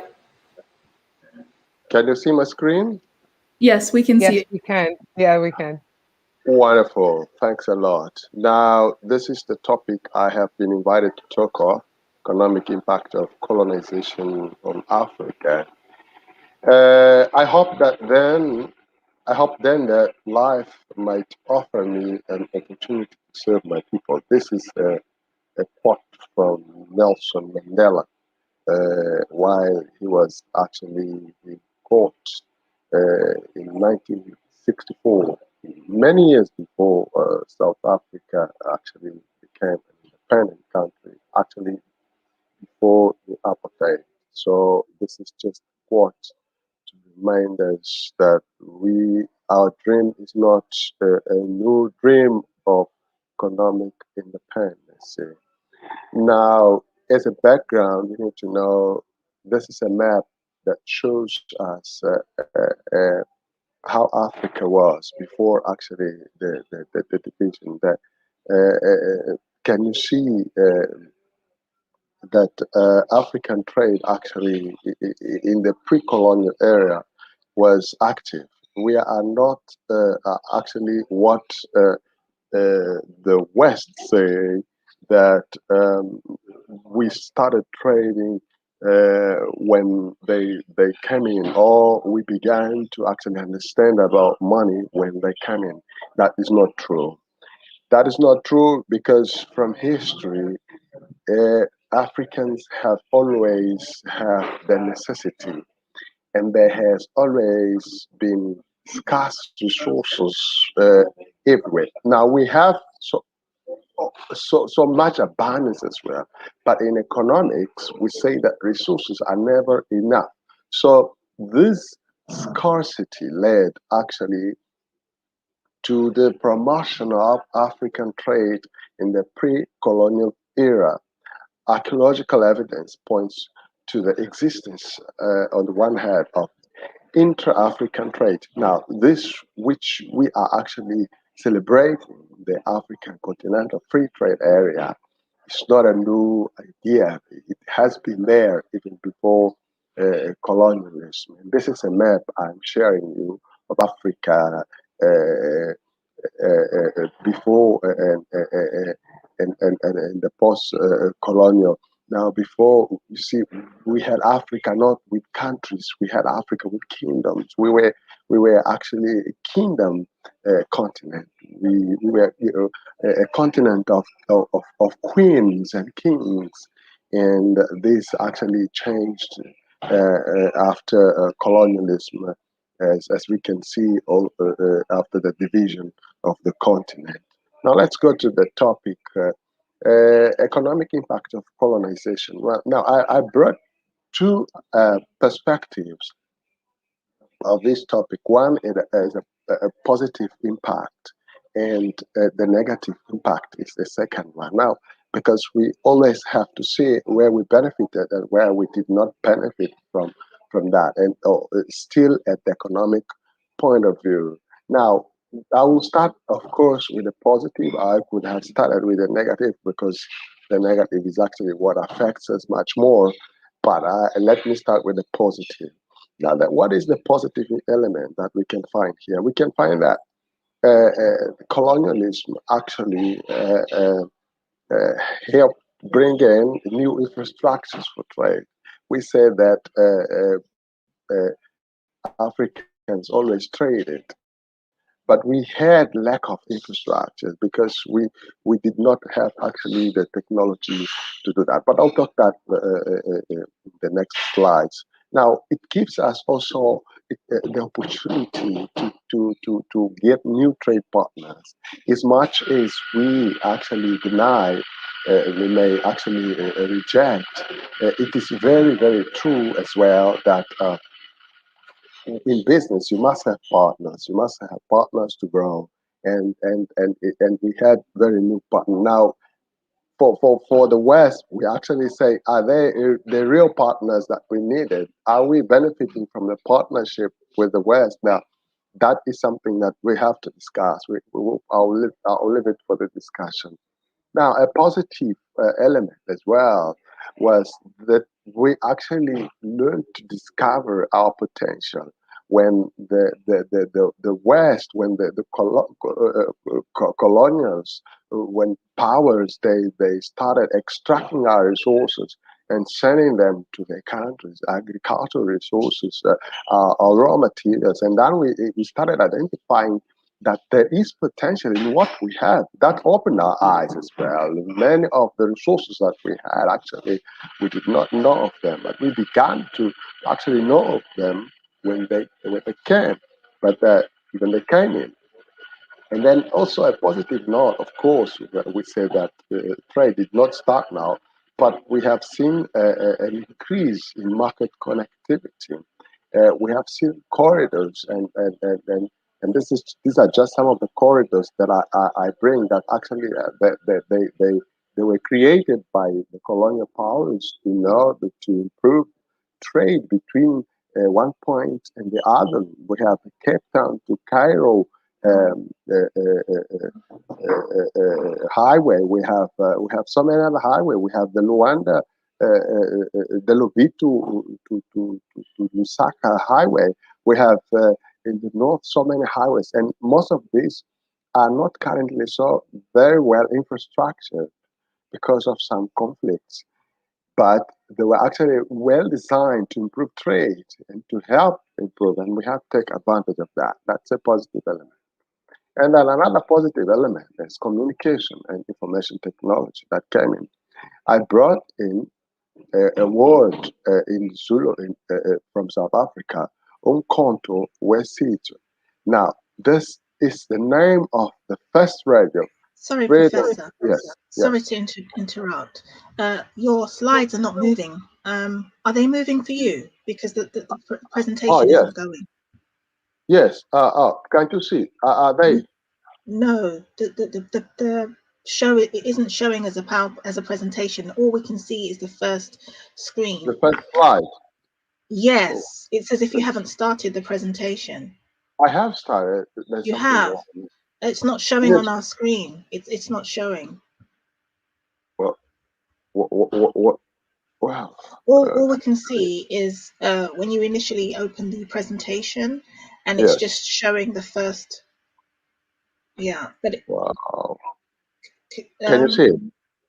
We can see it, but it's moving. Can you start the show as if you're going to start the show running? Let me continue with that. Go into slideshow and start. Yes. Can you see it now? Yeah, it would be better if you try to run it as a presentation. Okay, can you see it now? We can see it, but if you is it as moving you now? progress down the pages, we can't see. So What can you read? We can just see we can now see the page where it says African trade in the pre-colonial era. Okay, now, what can you read? And we can see promoted by necessity, scarcity, and/or abundance. That's what we can read. And there's the that's picture. still not moving from there. No, it's no. Not moving from there. No. Oh, okay. Let me see. Oh, maybe. Now we can see the next one, which has got the double pages, the double screen of Africa. Oh yes. Fine. I think I will go to the easiest way. Can you see this? Yes, I can see positive elements versus negative elements now. Right. Okay. Fine. I wanted. It's not about the size of the screen. It's basically as you're talking. If you're actually talking from a page, we were still looking at the first page. So right. Yeah. Okay. Okay. Wonderful. Now, for time's sake, let me go to where actually from these two maps, I wanted to communicate that this is Africa is actually divided into nations, but before in the pre-colonials we were divided into kingdoms. We were actually ruled as kingdoms, and we were queens and kings and princes. So until we lost that. Now, positive elements. I have mentioned some positive elements just to recap. I said new infrastructures. I said new trade partners as well, improved knowledge of our real economic potential, which actually came from the way that our resources were being taken from Africa to Europe or to America. And then we realized that some of the resources that we actually not have knowledge of, they were important for us as well. Now, increased connectivity. I spoke of some of the corridor, commercial and business corridor that are existing currently in Africa. They were implemented during the colonial era to improve trade between one point and the other, and many of them currently now infrastructures are not in very good conditions, but we can take very good advantage of their existence. Lastly, I spoke of communication and information technologies. I said in 1961 it was launched the first on the night of the 15th of December 1961 in South Africa. South African freedom fighters launched the Umkhonto we see to a radio station. That was the radio station that helped freedom fighters actually to communicate from one point to the other because of the persecution. So see the advantage of technology that came into Africa that made communication through long distance lands much easier. Now, these are just some of the positive elements that I brought in. And just as a resume as well, I'll bring in some negative elements which actually are affecting us up to date. And one of them is corruption. We will say, corruption is a disease, is a real problem in our economies, and it's killing us. Now we say, no, it's you Africans that are so corrupt. No, it's not like that. Corruption was brought to us by colonialism. Colonial powers actually they brought it. They corrupted some of our communities to fight against each other. They paid some of the people to some of our brothers and sisters to fight against us. So that corruption was not actually something that was born from us. Now the other negative element is resources looting. Now there was an unjust way of taking resources from Africa to Europe or America. The big cities, the big towns that we see in Europe, in America, we say that those are results of resources, human resources, raw materials that were taken from Africa, for example, from Angola to Brazil, Portugal, from Ghana to United Kingdom. Now, the resources looting actually is one of the very much negative element of this colonialism in Africa. Then poor economic literacy as well to our population.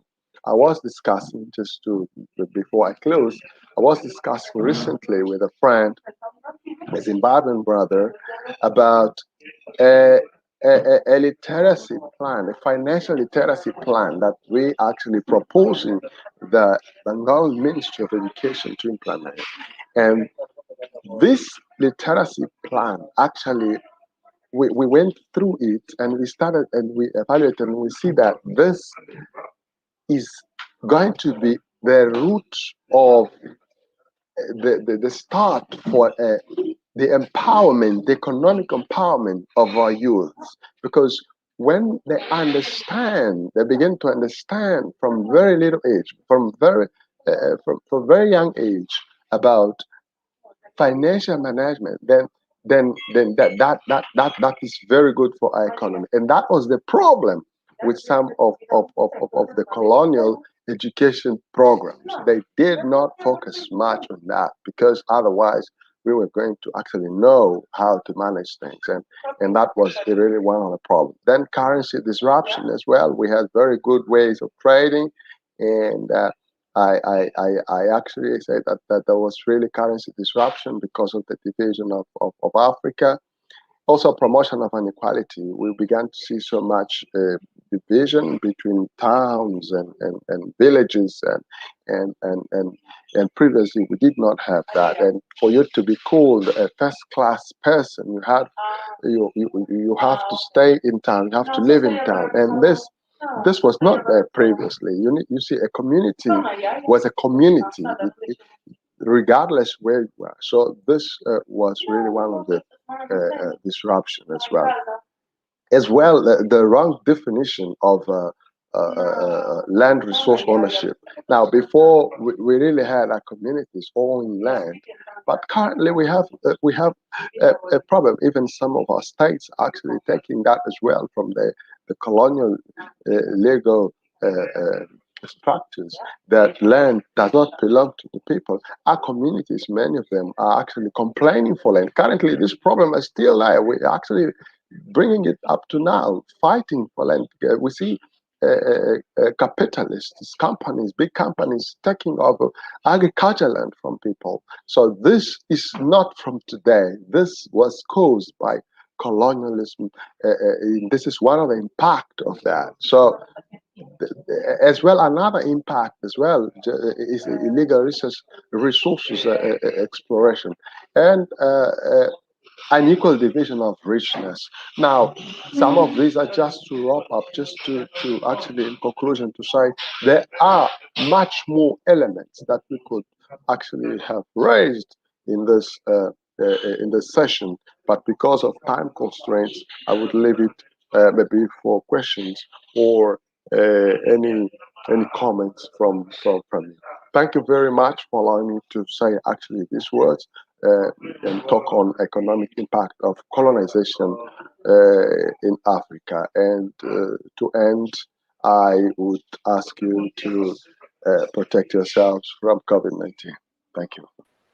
Thank you so much, Professor Matata. There currently are no questions, but we definitely appreciated your insight and your background on the reason why we should pay more attention to our economics. And also you touched upon why our economic structures are the way that they are today.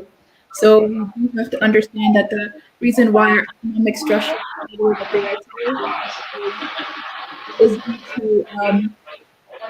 due to colonization. But we have to make sure that we understand the root in order to change the situation that we have right now. We greatly appreciate your input. Does anyone have anything to add before? I just think you're amazing, and I've been on this platform before talking economic changes and structures, and I think with any change we need to understand the money behind it and how we move it, and I think it's quite important. Okay, and thank you so much once again, Professor. We have a way to follow the professor. We said that. We can drop his email in the private chat. We have his contact. Okay. Thank you again. Thank you, guys. Thank you, Professor. Okay, hope you guys are tuned in. Again, thank you guys so much for tuning into the first ever African History Month. We were just talking about business. This is the first ever African History Month. It is a celebration that commemorates all the contributions that Africans across the whole world have made and how that is supposed to impact us as a people right now in 2021. Without going too deep into detail, we're just going to go ahead and move on to the next speaker. We are definitely excited to have her here. Her name is Aya Fubara Eneli, and she will be talking about African women and self-agency. So we can't wait to have her on. We're just going to go ahead and add her to the screen. Hi, Aya. Oh, we can't hear you. You might be on mute.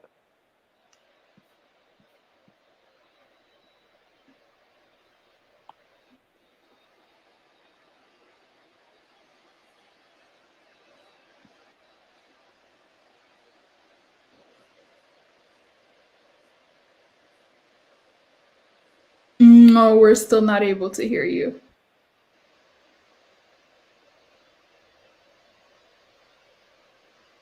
It might be like the other time. You might have to like come out and then come back in, maybe, like the last one we had. Try exiting the application and coming back in. Yeah. So let's see what's that.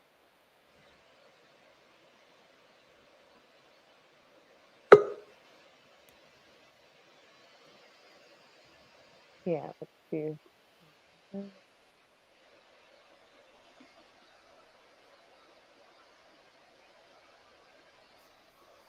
No, no.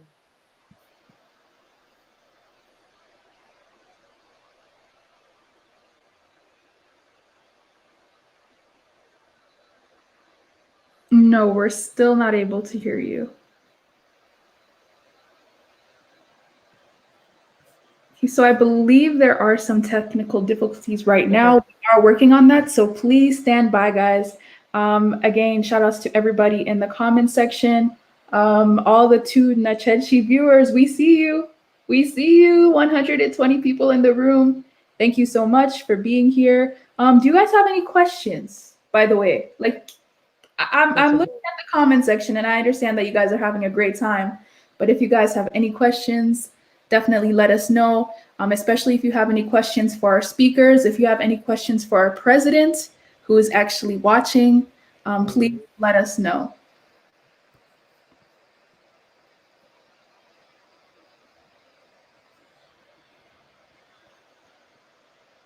Oh, it might be on the, okay.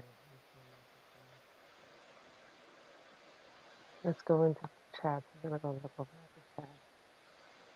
So can I ask you a question? Why do you think that African History Month, why do you think that this is such an important,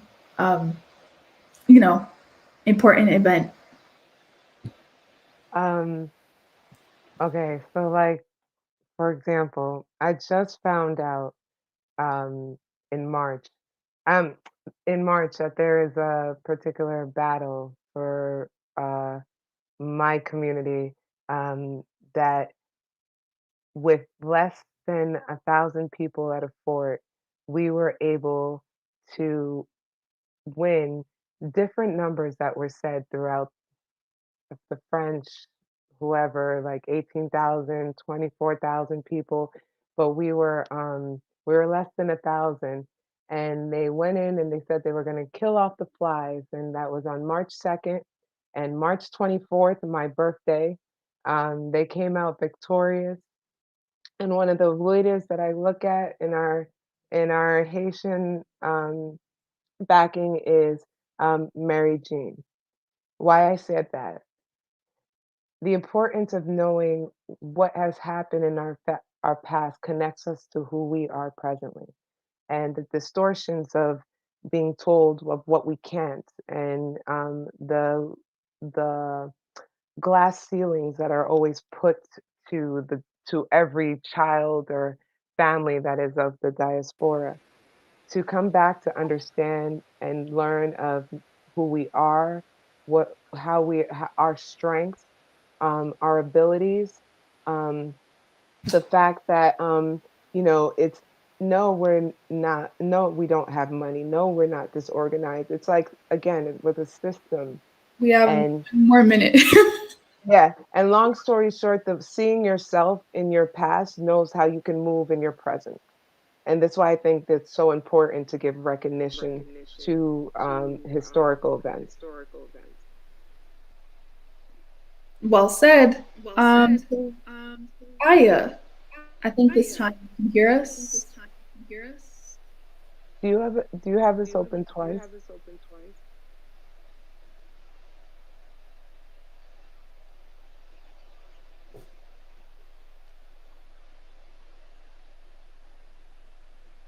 No, unfortunately, we're still not able to hear you. We're able to hear the playback, but not your audio.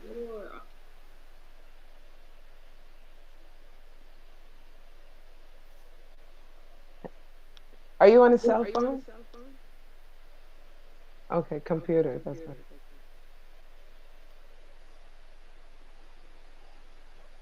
That's weird.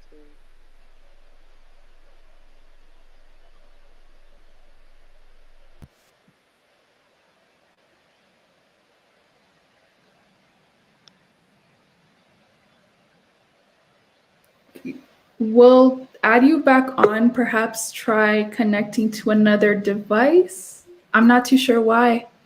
Oh, okay. We see your second device over here. Yeah, I was like, there's definitely, yeah, let's You try hear me that. now? Yes, yeah, yeah. And that's what the feedback was. Okay. Got it. Cool. So you can hear me okay now? Yeah. All right. It is your floor. All right. Well, good afternoon, good evening, good morning, wherever you may be in the world, to all my brothers and sisters. I just want to first pay homage to our ancestors and to our creator, that we are living in such a time when through technology, we can come together wherever we are in the diaspora. I definitely want to give honor to Brother Daniel for his vision and for his tireless work in making this happen. And Deborah and Diana, thank you for your energy and the way you've kept this going for hours. I've been on here with you now for almost 3.5, almost 4 hours. And y'all are so amazing and so talented. And so I'm just grateful to be a part of this. So let me jump really quickly into my remarks here so that I do not take up too much time.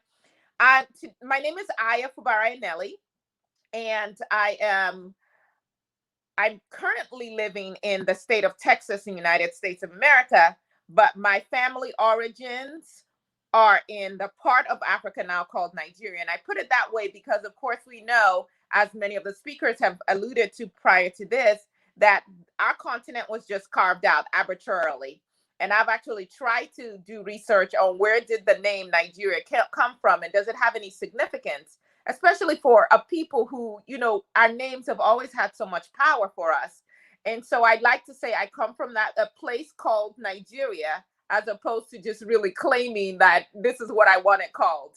But as I was putting together my notes today on African women and self-agency, I couldn't really tackle this topic without first going back in history, right? We have to go back to our roots. We have to understand from whence we came, because anything that we are going to do moving forward is going to have to build on our past. Absolutely. One of our speakers talked about we are the seed of the seed of the seed of the seed of the seed, right? And so we need to go back to who were we originally.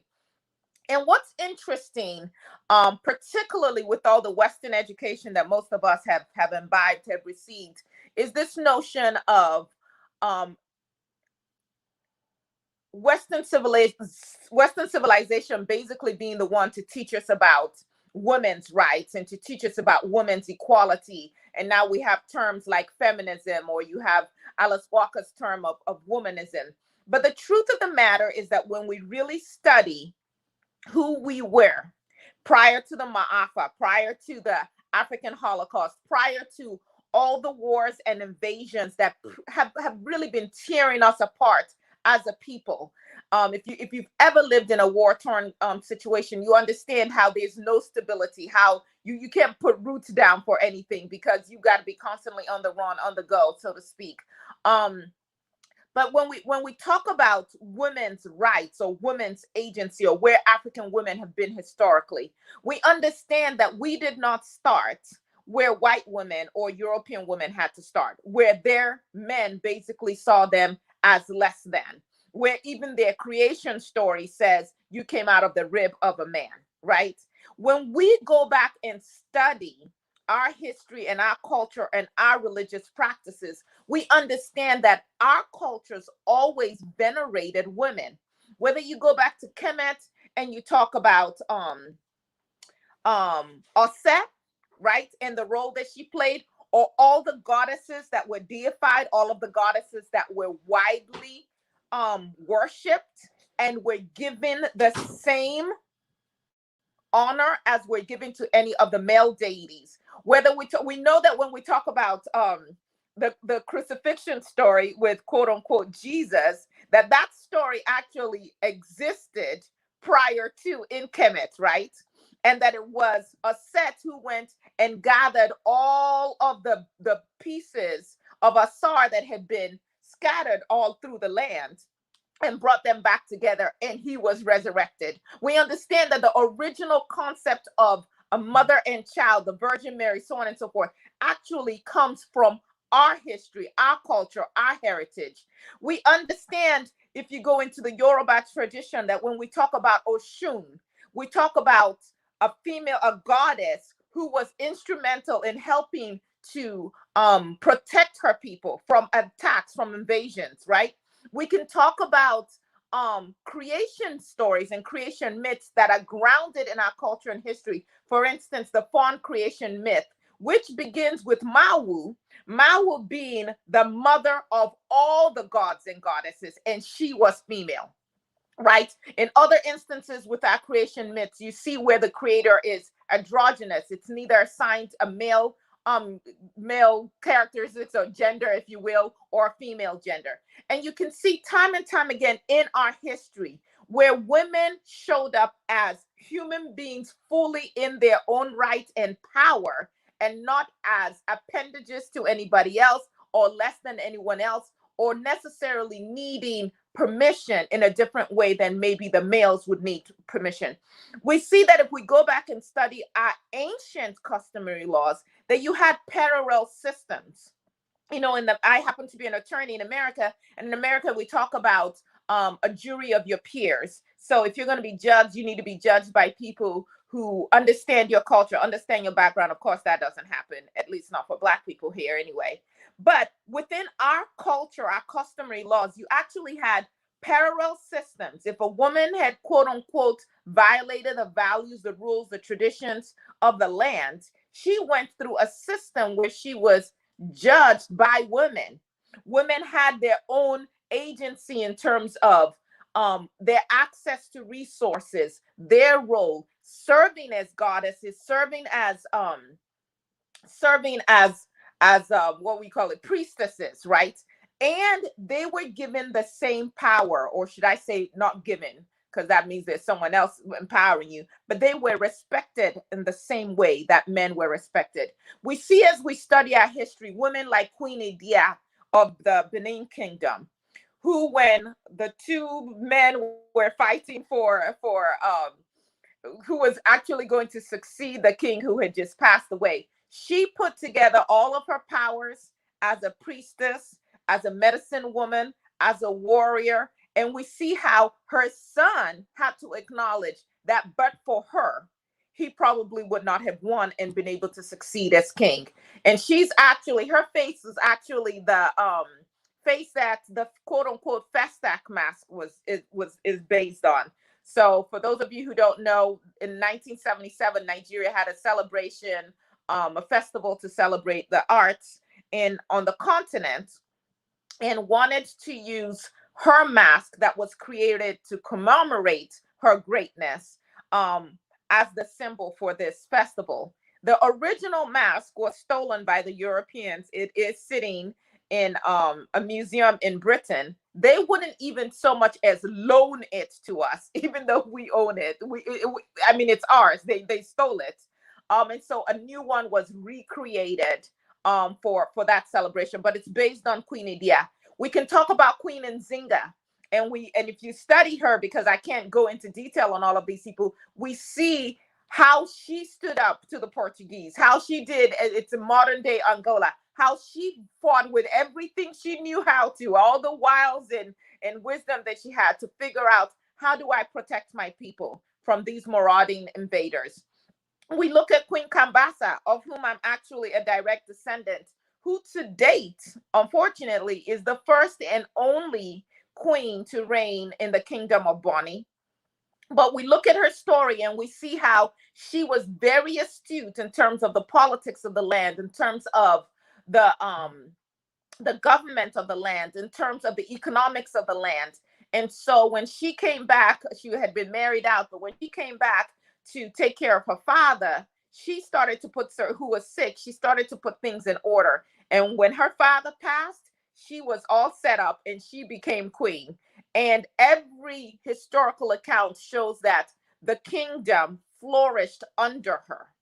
But again, she brought together all of her powers to basically determine what she wanted the outcome to be. So when I talk about African women and self-agency, we're talking about women, African women, being able to take on specific active roles to bring about the changes that they want. It's our ability to identify our goals, to make choices, and then to act on them. I so much appreciated what Anne and Hira had to say earlier, where she was saying it's enough of just the talking, and it's about what are we doing now? Because are we going to keep having these celebrations but not really see any advancements taking place? And for me as a woman, I think back to the words of Anna Julia Cooper, who is an African sister who was born in the United States of America. And she wrote a book called A Voice from the South. And in it, she talks about when and where I enter, there the race enters with me. In other words, when and where women enter, there the whole race, the whole group, our whole family as an African family enters. And so if we're talking about liberation of Africa, if we're talking about liberation of Africans in the entire diaspora, that is simply not going to happen if our brothers insist on holding us down. Because anyway, anytime you're trying to hold someone down, you have to stay down with them to a certain degree as well.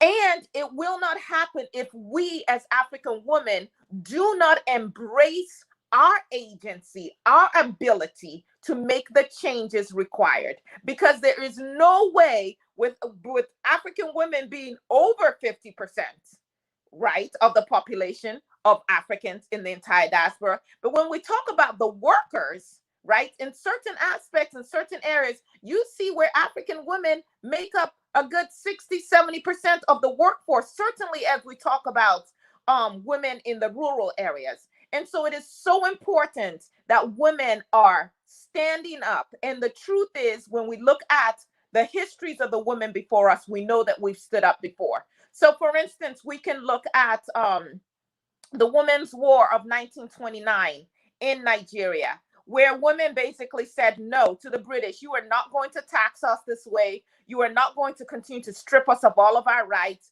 put men over us, and so on and so forth. We are going to take a stand. And many women died as a result of that, but they were willing to embrace their agency and to fight for change. We can talk about the resistance in Kenya, the Giriama resistance, which was led by actually an older woman. Her name was Mekatilili, if I'm saying her name right. And she led in 1914 a resistance against the British. We can look at Queen Amina of Zaria. We can look at as recent as 1956. Our sister who was on here earlier with her daughter just absolutely blessed my heart. But when we talk about agency, we look at all 1956 in South Africa, where over 20,000 South African women said, we have had enough and we are going out to fight, right? We can look at the 1954 to 1962 Algerian Revolution with the National Liberation Front, where actually one of the three bombs that started off that revolution was planted by a Black woman, Jamila Buhaired. So we know that we are capable of doing these things. The question is, to what extent will we continue to come together to actuate that agency to bring about change? And we know that there are women still working, right? We know that we have organizations, that we've been going to the UN and things of that nature. But like one of our speakers said, it's one thing to demand change from the government, which is very necessary because the government should be representing us. But in addition to that, it's not either or. In addition to that, it is what are we doing on an individual basis as well. So when I hear of the people of Choba, who decided to rise up against the multinational corporations who were in there stealing, basically, like raping their land and taking oil, leaving devastation, not hiring people from there, not investing in infrastructure or any resources, really, opportunities for the people. And the women rose up as part of the resistance to them. And then Nigerian leaders sent in the army, and one of the things the army did was rape some of the women. Now, when those women were raped and came back to their communities, it is a lack of self-agency when even other women band together to ostracize those women, to call them less than, because in their resistance, men decided to take advantage of them in that way, not just to beat or kill them, but to actually rape them. So when I talk about some of the changes that need to occur, when we talk about self-agency, definitely women really looking at and addressing issues of gender gaps in terms of access to education, access to land. We've been talking about land. There's still so many communities where land only passes to the male and not to the female. Although I really would prefer for us to just have a system where land stays with a family, period, and it cannot be passed on to an individual who can then sell it, because that's what's getting us into trouble on our continent. We need to look at representation.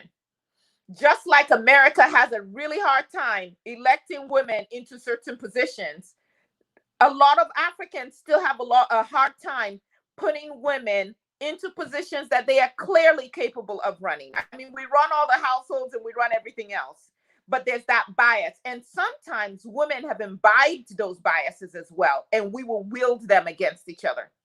We definitely need to look at the systemic structural biases. So when I'm talking to my niece, who is an architect, and who is saying that she is required, like the male counterparts, to work sometimes till 9 and 10 p.m. at night, it may say, some people may argue, well, that's equality. No, not really, because most of those men also have wives or women folk who are taking care of the home front, who allow them the luxury of working those kind of hours. So when we create systems that automatically just are set up to inconvenience one group over the other, how many men are willing to stay home with the kids so their wife can work till 10 p.m. at night and then be out at night trying to get home? And if something happens to her, well, it's her fault for being there. Looking at gendered violence and the amount of domestic violence and other violence that women are still facing in Africa and in the entire diaspora. And for women, when we talk about this self-agency, a key component that has to occur prior to us really becoming agents for our own liberation is a critical consciousness. Critical consciousness, that understanding that, wait a second, just because this is the way things are doesn't mean that this is the way things have always been or is the way things should be in the future. And so a lot of times, whether you talk about female genital mutilation, you find out that some of the people who are keeping those institutions in place are women. Kind of like, well, I went through this, so you should go through this too. You know, my husband beat me, so it's okay for my son to beat you. You know, so women, that having that critical consciousness to understand it is within our power to bring about change, but we have to be willing to do that. So I really just want to quickly, as I wrap up here and hopefully take any questions, highlight people like Dr. Ngozi Okonjo-Iweala, who just got appointed to the position of Director General for the World Trade Organization. We are excited for any time women are able to step into these positions that have been historically, purviews of power for men. Having said that, though, just having African women in these positions doesn't change much for us if those women are of the mindset, right, of the men or of the systems that have been oppressing us to begin with. And so just like everybody has talked about the colonization of the African mind and how we have to change our mindsets in terms of who we are as an African people. I would say there's even another layer of that, African women, where we get beyond, again, this is our more recent history of the subordination of women, and we reclaim who we used to be before the Arab invaders, before the European invaders came in and basically imposed this gender hierarchy that seems to have permeated our entire continent. I do believe and know beyond a shadow of a doubt, and clearly it's demonstrated from the conference today, is that we have some powerful women, some powerful African women out here. Yes, African American, African women in the Caribbean, African women. Right now, I have a sister in Haiti who is doing some incredible work and really exposing herself, like her life is at risk for the stories that she's bringing out. We know that we have the power. The question now is whether we can come together and create game plans, if you will, and strategize and organize so that we have a system that we're working in, and that it's not just perpetuating the same things. I know people who now own have these what do they call it, the NGOs, but all they've set them up to be is really cash cows for them, a way to bring in resources personally for themselves, but not really to change anything structurally or systematically for women. And that is something that we must change, starting with education, access to free education to women, access to land, access to resources to start businesses and to grow businesses. And we need safe spaces where we are free from the violence of men on our bodies, where we have laws that protect us and protect our rights and protect our rights to resources and to keep our resources. And having said that, I am going to just open up for any questions or comments that anyone has. And again, thank you for the opportunity to share.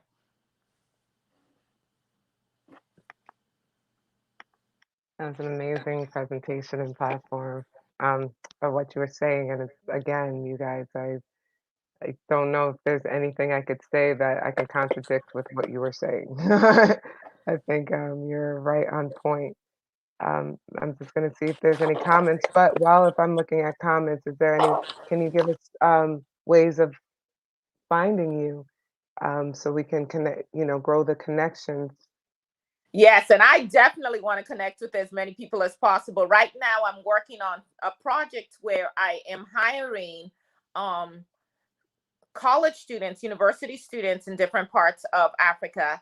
And I give them a template and I'm just saying, I need you to go into your community and interview people 60 years and older and just follow this template and collect their stories. Can you hear me? Yeah, that's exactly what I'm doing here in Connecticut.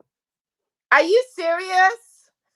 This started with our collaborative, and we started with Baina Bello and getting her to talk, but then the pandemic happened or whatever. But having our elders talk with our youth again, our stories that I hear from my family when they were in the village and they used to do that. So anyway, just like, you guys are all amazing. Every last one of you who has come up has just had an amazing insight. But I understand. Danny made this up. Daniel put this together, so I get it. Yes, he did. But that's amazing. So are you typing it in? Yes, I just typed it in. So hopefully you got that. I was trying to figure out how to do that while I'm on this smaller device instead of my computer. You see it? I put it in the chat. No worries. So I'm just gonna go to probably in our chat, and then I'll bring it out to everyone else's. Yeah, I got you. So I'll handle that for everyone else. Daphne, do you have any questions? I want your email. Okay. It's just, did I put it in there? It's Aya at Aya. No, it's there. Yes, we got it. It's there. Okay. Thank you so much, Aya, once again. Thank you. We hope to see you next time. Yes, ma'am. Okay, perfect. I definitely enjoyed everything that she said. In fact, completely. every single thing, because she was right. Like, Completely. why are women 50% of the population and you don't have more women presidents? You don't have more female presidents. You don't have more female office managers. And I saw some of the comments in the comment section, and I think people are getting women agency and feminism confused. We're not talking about women saying that they don't need men or anything like that. We're just talking about women are not empowered, especially females who are growing up. Like, let's be honest, in certain families, everything goes to the boy, as Aya mentioned, but nothing goes towards the female. But then that's supposed to be the mother of more legacies. So as African people, we're supposed to understand that we have to put 50-50. Like, we got to make sure it doesn't matter the gender. We show the exact same love, the exact same compassion, the exact same concern for every single child. That will in turn make sure that when they grow up as adults, that they're more well-rounded as human beings. I think that's it's quite honestly very colonized. It's a colonistic view of things, because before it, we did not look at each other in this manner. We fought together, we worked together, we loved together, we raised together. That was it. In the struggle of freedom, we were captive together, and we were trying to get it out together. It was a structure that separated that idea, right? And then removing that feminine structure again was a structure too, right? So just understanding, if we could sit at each other and say, look, I need you, you need me, we've been through some things, but let's move on and let's do for our community and our family. It'll be great, you know? I don't know, I'm not gonna bring it into conversation. I was just saying, like, it'll be a good thing. She was completely spot on with you know, with giving women onus, and that throughout any revolutions we ever had, women played a dramatic role in it. Like, all the way to the Black Panthers and back to the Haitian Revolution, we always play a big role. Absolutely. So again, to Nachechi viewers, hi, how are you guys doing? And to everybody watching us in the Zambia National Broadcasting Corporation, I probably butchered that name. We still regard you, and we greet you, and we say hello. Next speaking is Mr. Fabrice Lena, and he's a Cameroonian CEO of African People's Foundation. That's actually a program that I watch. You guys can check that out, but he'll talk about that soon. He's also a Secretary General of the Popular Action Party in Cameroon. He's a member of the G-Pan Youth Advisor and Coach, which is the global Pan Africanism network. And his title, or his topic of what he's going to speak on, is The Contrast of the United States of Africa, Vision by Dr. Kwame Nkrumah. How far have we gone? How far have we gone with the vision of the great Kwame Nkrumah? That is something that Fabrice is going to talk about. So without further ado, let's add him to the stream.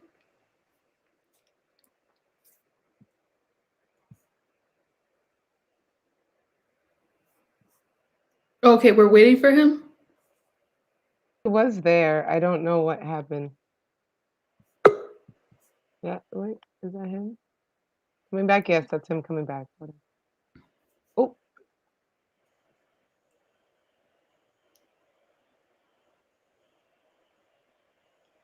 There we go. Hi, Fabrice. Can you hear?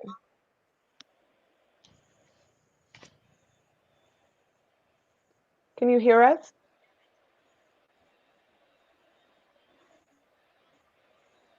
Fabrice, can you hear us?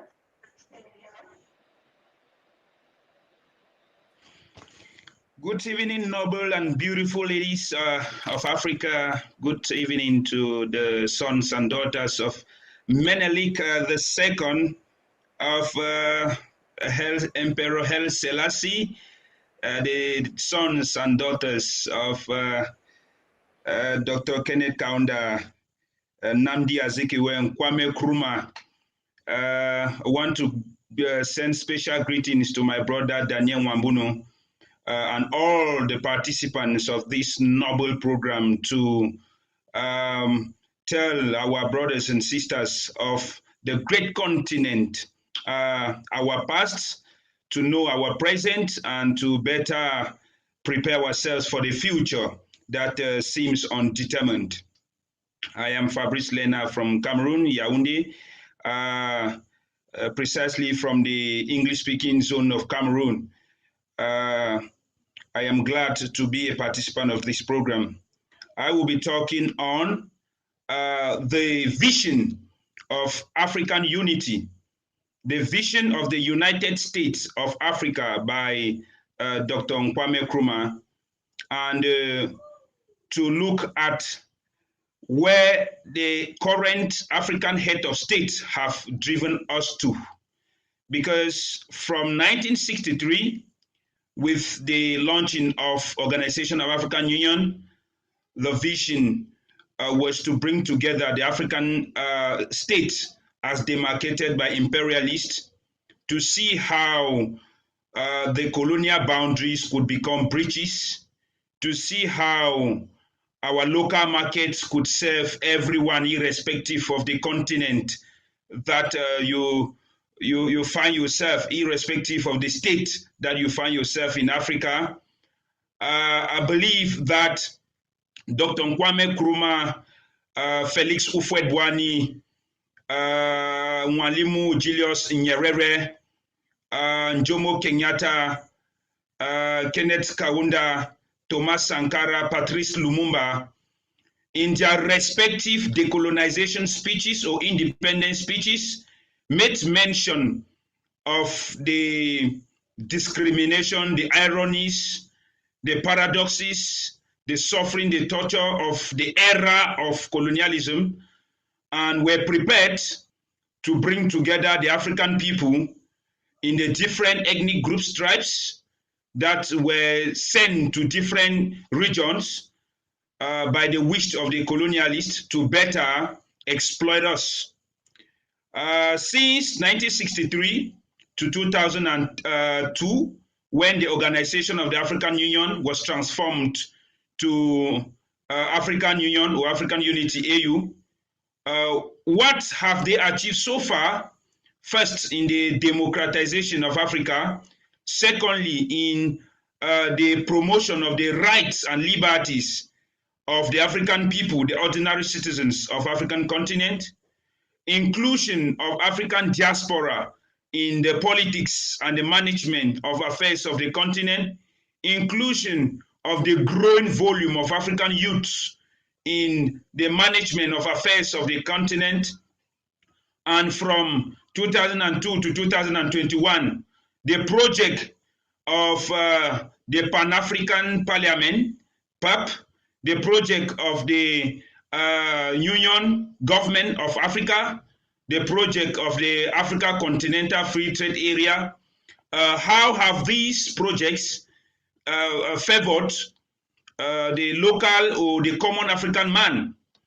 You will bear with me, fellow compatriots, comrades, brothers and sisters of Africa, that most that came after the wave of what is called multi-party politics in Africa from the 1990s, when most of the African countries from the West Africa, Central Africa to South Africa to East Africa accepted multi-party politics where competitive elections could be organized. Since then till now, most of the head of states that have been in power are those that have been championing the chairmanship of the African Union. And we see their policies reflected in their own government, in their various countries and states, do not reflect the aspiration of the Pan-African spirit, of the Pan-Africanism network, of the Africa of Africans for Africa, of the Africa that should stop the looting of our resources. When we look at the various presidents that took power from 1990, some of them have been in power for 20 years, others 20 years. In Cameroon, the president has been in power for 38 years, which has made the citizens to be disgruntled. It has led to some crisis in Cameroon right now, where the minority group of the Anglophones who were managed by the British in the imperialist period feel that they should have their own separate state from the Francophone that were managed by the France when the First and Second World War ended respectively.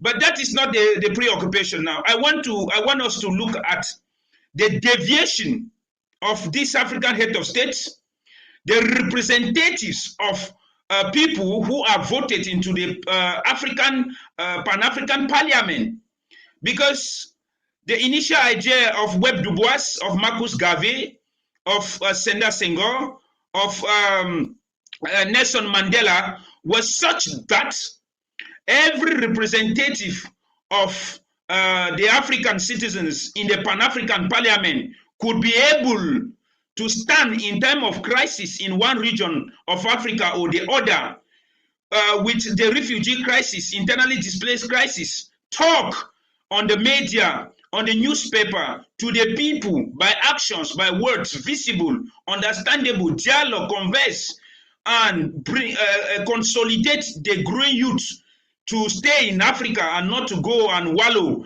in Europe in the name of searching greener pastures. But what do we see? I have studied with keen interest and attention that since the coming of the African unity in 2002, issues affecting the African continent, crisis affecting the African continent is not a preoccupation of the chairman of the African Union. It is not also a preoccupation of the Pan-African Parliament. And when we look at the borders, there are still very strong regulations to move from one country to the other. When we look at the democratization process, we see that the African leaders still want to hold grip of power or remain in power ad infinitum.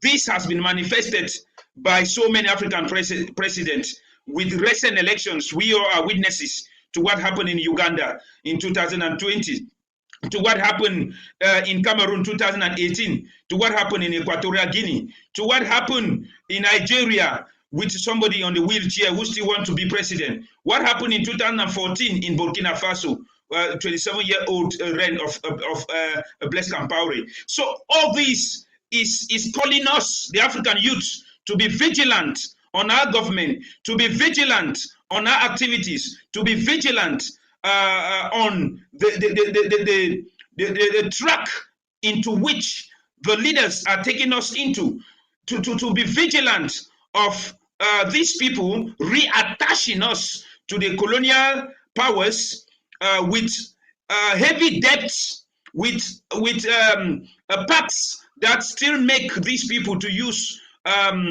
NGOs, to use other instruments to continue holding Africa hostage. This is what I want us to point, to look keenly, because this had not been the vision of Dr. Nkrumah Nkrumah. This was not the vision of Muammar Gaddafi, where he wanted an Africa where the African Monetary Fund in Yaoundé, the African Central Bank in Nigeria, the African Development Bank in South Africa could be for every local African trader, a lady who has an African agency, the fabric of African products, the consumption of African goods. These people who have these small entrepreneurial groups and organizations could easily have access to loans there, could easily have authorization by the local governments with the convention of the African Union Summit to travel beyond borders to celebrate African talent. But we discover that this is not what is happening nowadays. We discover that the mission of the present African head of states are quite disappointing. Because majority of the head of states do not even listen to the people. You know, you cannot imagine that at the peak of a pandemic that is affecting the world, we see African Center for Disease Control, which is there. It has not come out with any communique to endorse the efforts of local African products to fight the coronavirus. It has not come out to protect its own citizens, which has tried to come out with something that could help the African continent and the world. Rather, we see head of states who go accepting the importation of products from other continents in vogue in large quantities, and these products are not, first of all, in line with our geopolitical and geocontinental location. So you discover that our African head of states do not lead us with the vision of the United States of Africa, with the vision of the Pan Africanism, with the vision of coming together as a people to consult the people who are suffering in order to carry out policies, decisions that reflect the aspiration of the people. So I think that we, the African youth, need to continue this pressure on the social media, continue talking on these different platforms.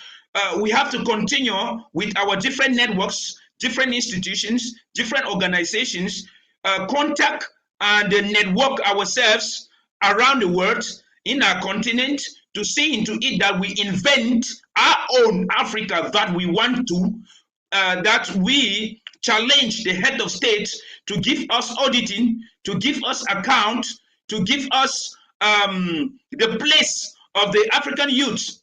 When you look at most of the African countries, especially in Central Africa and in Cameroon in particular, most of the youths that were born between 1980, 1990 and 2000 are relegated in the background in the management of affairs of the country and the continent. When international opportunities come to the country, very old people, above 60, 50 years, are the one that are being chosen. People who are supposed to be on retirement are the one that are chosen to go and lead. Whereas they are going to define and take decisions on people who majority of the population is made up of people below 30 years. Africa has the largest population of people in the working age group, population of people who are having talents, but the older age is preventing them from manifesting this talent. This is the difficulties. And this does not reflect the Pan-African spirit, because there is a discrepancy between a generation of people who studied in Europe in the colonial era and a generation of people who are studying in Africa, studied in Africa, have the knowledge of the continent, is experiencing life and realities of the continent, and sees the vision of the environment of study, the system of education, the perspective, the drive, the goals, and the desire for leadership are different. These old people decide to keep us aside, keep the younger generation of the African continent aside, and carry on their agenda by leaning themselves into the Western past and continuously helping them to loot our resources, helping them to marginalize us, helping them to be at the forefront of decisions that affect our country in political, economic, social, sport aspects. These elements are what we, the African youth, need to put our efforts and fight as a people to stop. What about the question of the African Union government? Where is it today? The debate was rectified since 2007, and since 2017, 2021, meetings upon meetings in different countries with resources of the African continent. But the people don't know what is happening. There is no television media platform where African people in their different countries are informed about the developments, the achievement, the advancement of activities of the African Union. Is there any television satellite that runs from North Africa, Morocco, Egypt to South Africa that can inform African youth and the African people on the advancement of the African Union, or all the treaty structures that they have put in place since 1963 to 2002 as Organization of African Union, or since 2002 to 2021 as African Union? None. When people are not informed, they will be deformed, and they tend to rely on the information they are seeing around them. When you come to Cameroon, you see that the media of communication is the state media, that what is being said there, it is what has been the instruction of the head of state. When you go to Nigeria, it's the same thing. When you go to Ghana, it's the same thing. When you are in Kenya, in Tanzania, in Uganda, in South Africa, you find the same thing. And we believe that this is the time that we create a continental platform. A continental platform. It always starts by the effort of somebody. And that is why I will always appreciate my comrade Mwambunu Daniel. You are inspired, you are an asset for Africa. And I would like that let the youth of Africa who are living in the African continent continue with this spirit of networking to interconnect the African with the same mindset of looking forward with the vision of grooming, nurturing, mobilizing the amount of mass required for us to dare the leaders who are taking us to the wrong direction. If our number is big enough, I am telling you, they are not going to do anything in the face of large number of African youth that will rise at the same time in the different countries. Because the vision of the United States of Africa is deviating.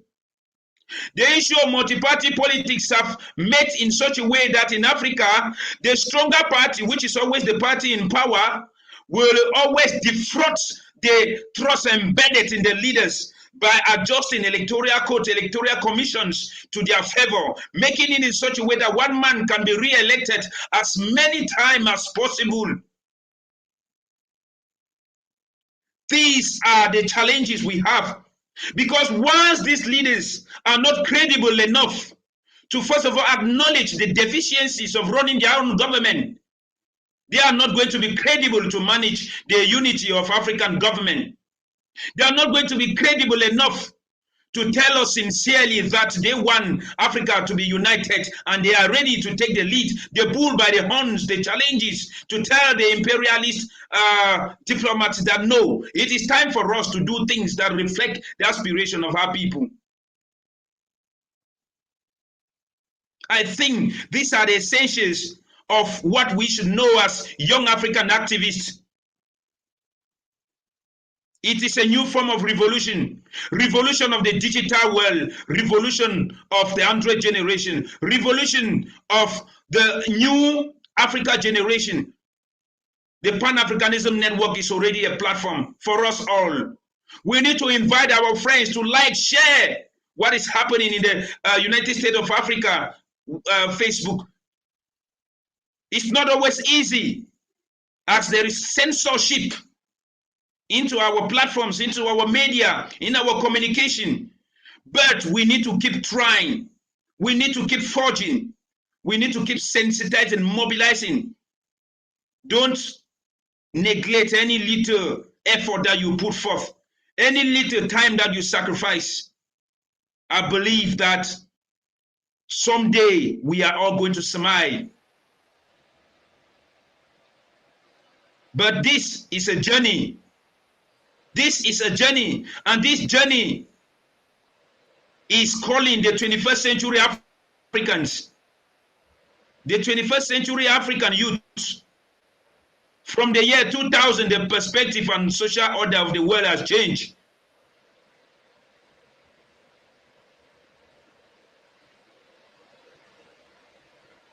We need to establish the continent with its own values. I appreciate the efforts of our ladies. You know, women are so powerful.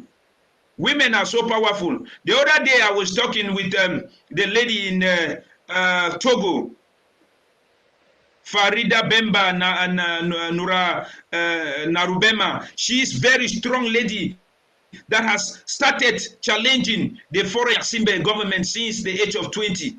And I believe that if we all can look for people who have that spirit, everyone who have that power, that will, then God, nature, ancestors are going to be in our favor.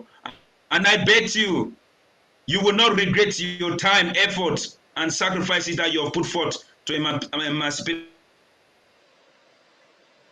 Thank you. our continent. Thank you. Thank so you much. very much, brothers and sisters. I want to thank the host. Special thanks to Deborah Abena. Special thanks to Diana Revolust. I am grateful to be a participant of this program.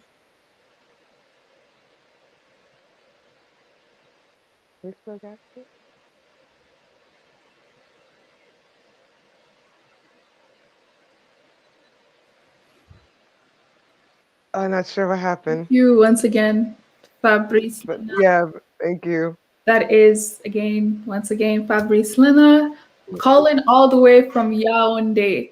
Oh, there he is. He's back. He's back. We got you. Thank you so much. Thank you, We Deborah. appreciate your Thank words. you. Thank you. We appreciate your words and your kind words to us, and you're an amazing presentation. Very powerful. We do. We need to put a lot more work. We have a lot more work to do. Yeah. So do you just want to check any comments and while I just... Oh, did we get how to find him? No, but we have his Wait. information if anyone's interested. Do we want to add him back in, or you could say it, or we're... No, we have his contact information. We could add it when the next presenter is speaking.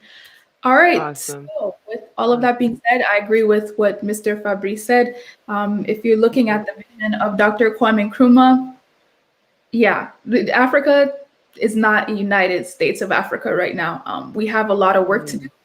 But I think what a lot of people said on the panel before is if we try to work more in our communities and individually and get the youth to actually become more active, then these type of things will change. So thank you, everybody who is here. Thank you to everybody who's viewing. We are now going to have a performance. Okay, so we're gonna have a musical performance, and then we'll come back with another panelist. So we're just gonna go ahead and add. Oh, there they are. I see them. Too soon?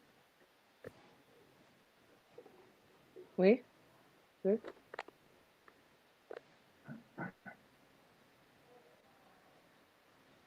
Hey, guys.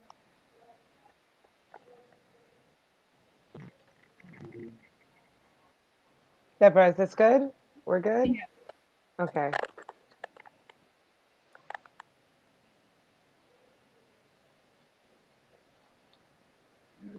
Zebra. Glad to meet you guys. Take it away. We're going to give him the screen. Do we have an intro for him? And the other gentleman here is Peter Bob. I've done a number of chorables with him, so we're going to perform a song called We Are One. And after the song, I think we're going to combine the two songs because we've been given 10 minutes. So we are doing two songs. Yeah.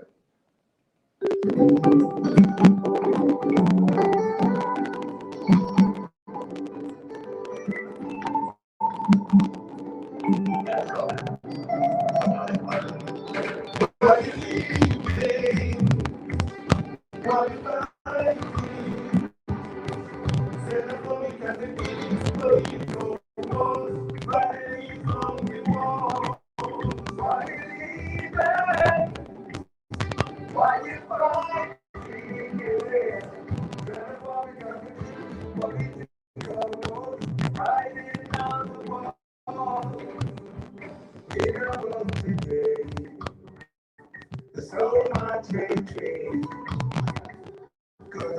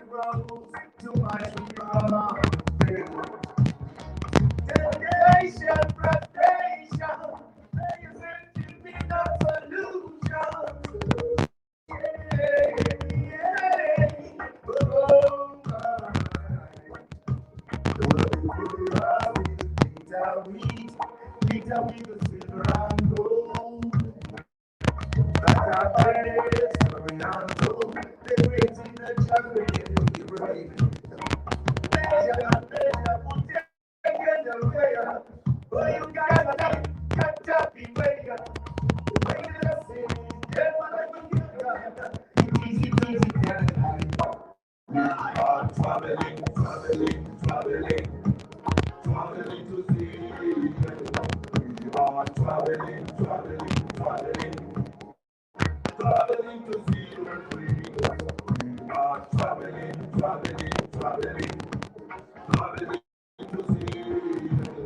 We are traveling, traveling, traveling, traveling to see your freedom. Come and see me going home. No more violence, no hatred. Happy faces all around. Chanting happy songs, spinning nice song melodies. Oh, it's so nice. Come on, my sister. Come on, my brother.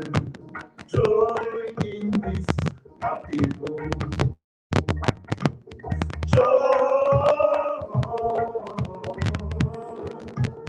In this happy mood. And there shall be no more setbacks. And there shall be no blaming. And there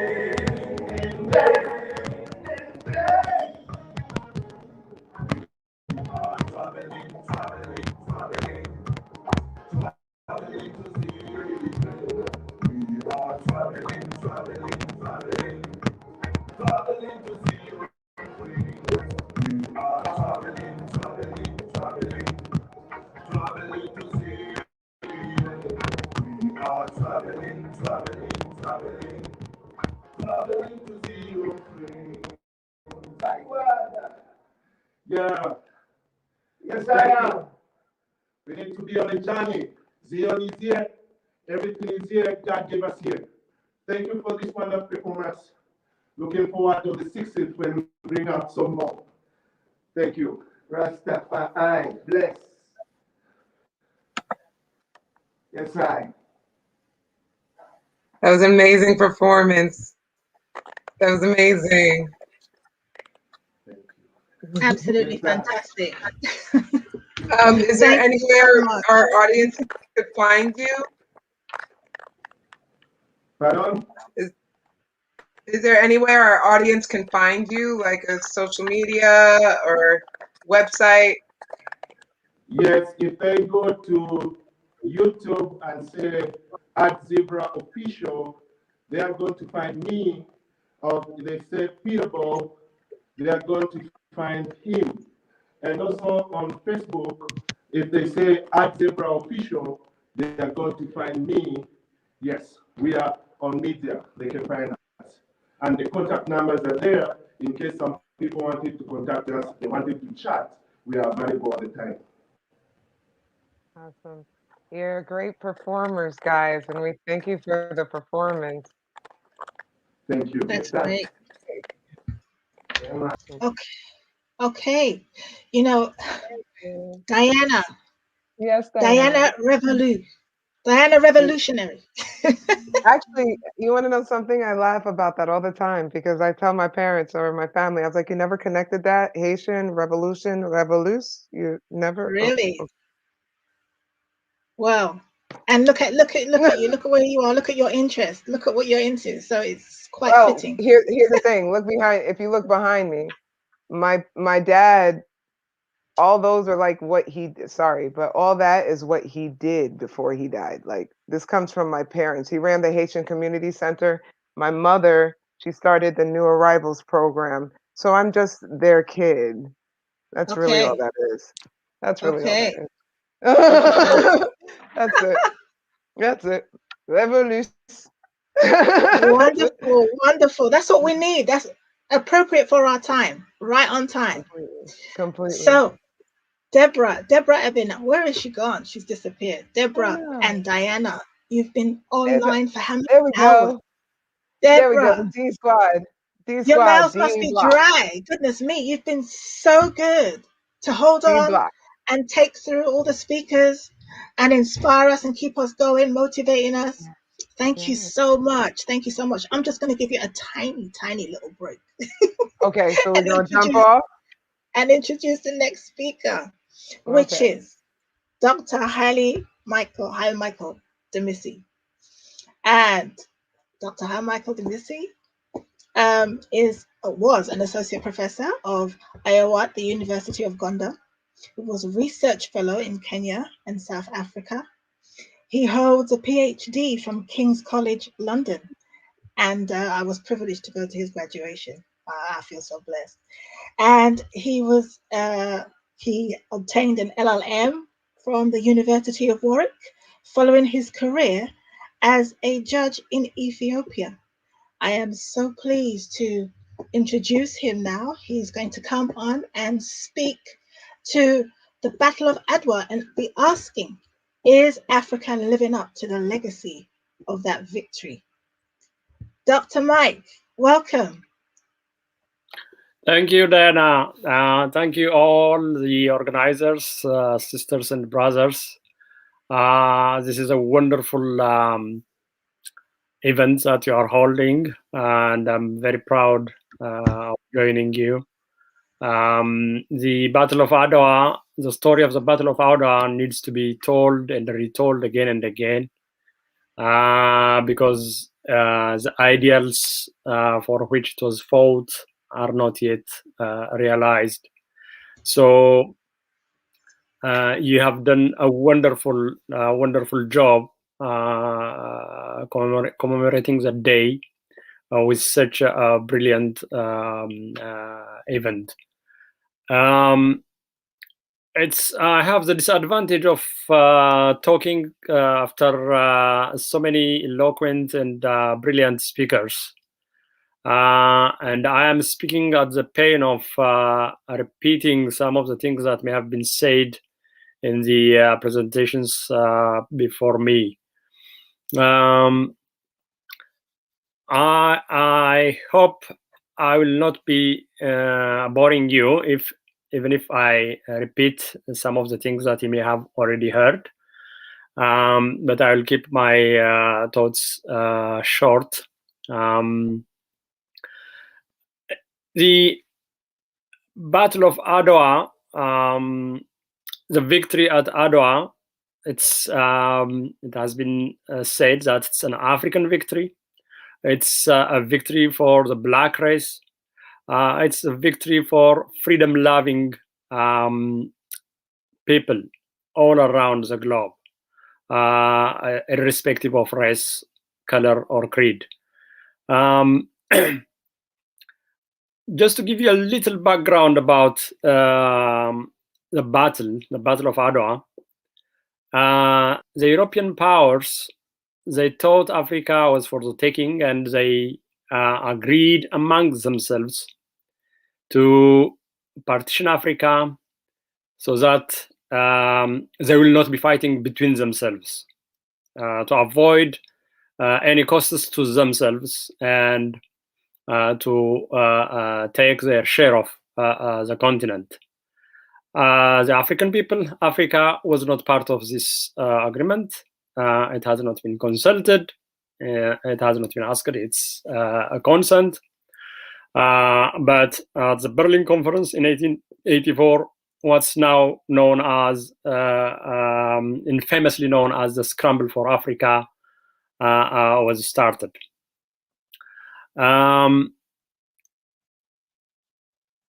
Following this conference, France and Britain, as you know, they have taken vast swathes of Africa. Italy was a latecomer because it has its own problems, its own unification. It was not a united country until the early 1870s. So it was a latecomer. So they wanted to have a share of their own. They started to encroach on the littoral, on the Red Sea littoral, taking small spaces, small port towns, and then going further into the hinterland. The then kings of Ethiopia, they were also fighting among themselves for power, and they wanted friends from outside, European friends, to help their fights with their rivalries. So they also exploited this situation in Ethiopia to make friendships with the rulers of Ethiopia, parts of Ethiopia. Then they also used them to get a hold on Ethiopia, on the entire Ethiopia. Emperor Menelik, who was reinforcing his hold on power in Ethiopia, he gave them the overtures, gave the Italians overtures for friendship, and they agreed on a treaty, which is called the Treaty of Wuchale now. It was in May 1889. The roots of the Battle of Adwa go back to this treaty. The Italians, they used trickery to have a version of the treaty for themselves and another version for Ethiopia. So they tweaked the treaty to effectively make Ethiopia a protectorate of Italy. This was in the Italian version. There was no such thing in the treaty signed by Menelik. In the Amharic version, the Ethiopian version, there was no such thing. What you read in the Italian version and the version that was presented to the Europeans was the version which says Ethiopia will be a protectorate of Italy.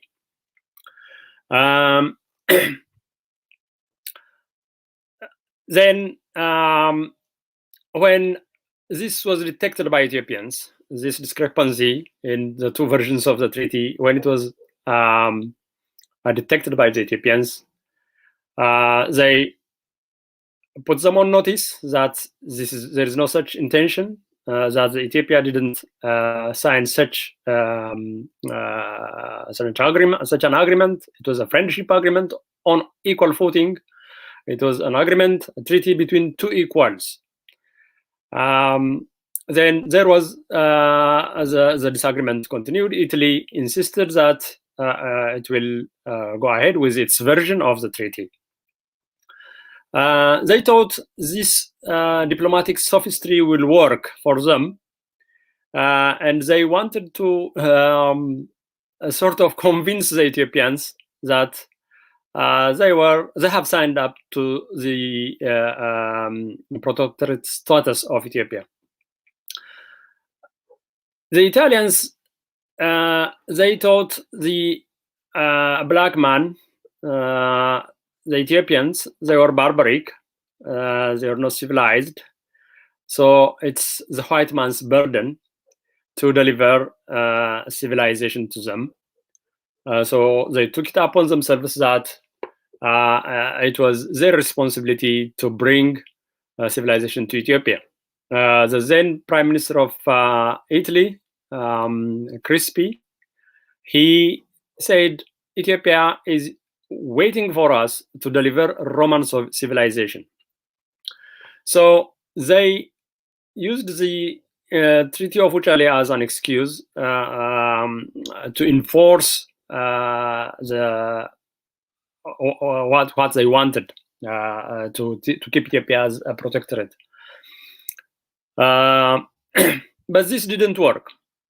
At the diplomatic front, the Ethiopians defended their version of the treaty, especially the Empress Taitu. She was such an articulate person. She broke down the parts, the elements of the treaty, and she told them this is not the way to go with Ethiopia. And Menelik unilaterally abrogated the treaty. Then the Italians, they were just looking for excuse. They started to expand into the hinterlands. Menelik warned them a lot of times. He wrote to the European powers. He pleaded that Ethiopia is like a Christian state, like the European states. It is unnecessary to go into war, but they ignored all this. And on the 1st of March, 18, on this day, the Battle of Adwa took place. Just to give you some highlights about the battle, about the theater of war at Adwa. It was like a story from the Tower of Babel. Okay, the Italians had faulty maps. They had they were so disorganized. Their brigades, they could not communicate with one another, and they were also fed false intelligence. And by midday, the war was over. With all the those who have not died, all the Italian armies that have not died, taken as prisoners of war. It was a definitive victory for Ethiopia by midday that day. What happened was a defeat for the Italians, but this is an understatement, because that defeat was qualified by different descriptors.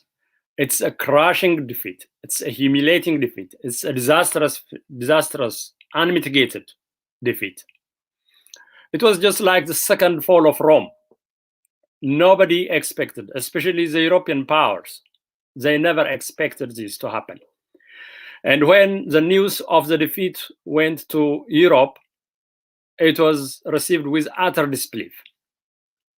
The British thought there must be some kind of mistake in the numbers of the Italian soldiers dead and captured.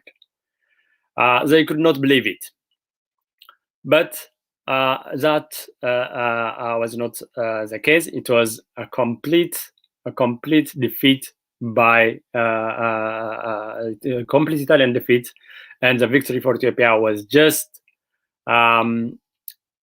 it was just phenomenal. It has never happened before, and some historians would like to qualify it as uniquely successful. The defeat of the Italians in the hands of the Ethiopians was a defeat of the British. It's a defeat of the French colonialists, and it's a defeat of the grander European imperialism. For this, we can say there are reasons. The British were the ones who gave the green light for the Italians to go and capture Ethiopia. That they thought would check the French in their ambition to have a west to east corridor in Africa. They don't want the French to go on this ambition, because the British have their own ambition of a Cape to Cairo corridor. So in order to check the French, the British allowed the Italians to go. So when the Italians lost, it was also a loss for the British. So it was not only the Italians who were defeated at that battle, but it was the British, the French, and the European imperialism in general. Then the outcome of the major outcome of the battle is the recognition of Ethiopian independence at signed by both parties. The peace treaty at Addis Ababa in October 1896. It was negotiated. Menelik offered to release all the prisoners of war in exchange for the absolute recognition of Ethiopian independence. The Italian arrogance continued even during the negotiation of the peace treaty. The negotiator at the moment said, we will sign this agreement if Ethiopia agrees not to seek protection from any other European power. But Menelik was angry at this, and he said he has withdrawn the offer, and he called off the negotiation. Then the Italians have to sign the Treaty of Addis Ababa, fully recognizing the absolute independence of Ethiopia. The impact of the victory, it was felt all around the world during the time. First, if we see the home front in Italy, the government of Crispi fell. Crispi has to resign. There was public outrage from the Italian citizens that this shouldn't have happened in the first place. So they were chanting Viva Menelik in the streets of Rome, Milan, and Florence. They also asked for the complete withdrawal of Italy from Africa. What's called, what was captured in the phrase Via dell'Africa, leave Africa. Leave Africa for Africans. It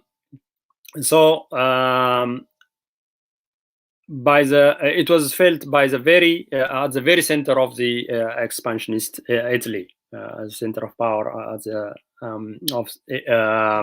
expansionist Italy. The news also was all around Europe. Just after the signing of the Treaty of Addis Ababa, the peace treaty, European powers were knocking at the doors of Addis Ababa, offering agreements with Menelik. So you had the British, the French, the Russians asking for friendship treaties, agreements. That happened. That was what has happened in Europe just after the battle of Adwa. Inspiring the black race was also is also the most important impact of the Battle of Adwa. They saw in Ethiopia the black race around the world, especially in the diaspora in America and the Western Hemisphere. They saw Ethiopia as the new Zion. So the return to Zion, the movement captured in different names, Ethiopianism, Rastafarianism. This started the Negritude movement. This was all inspired by the Battle of Adwa.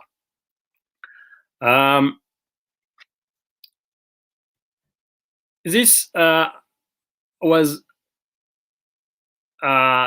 was also observed in the actual migration of the black race, the black people from America and the Caribbean to Ethiopia. You may have heard of Benito Sylvain's visit to Menelik. You may have also heard of black Americans visiting Menelik, asking for land concessions to grow cotton They have some of them have flourished. Most of them didn't succeed because of the cultural difference, and because Ethiopia was still a backward country. So some of them left after some time, but there was this actual migration of Black Americans from to Ethiopia.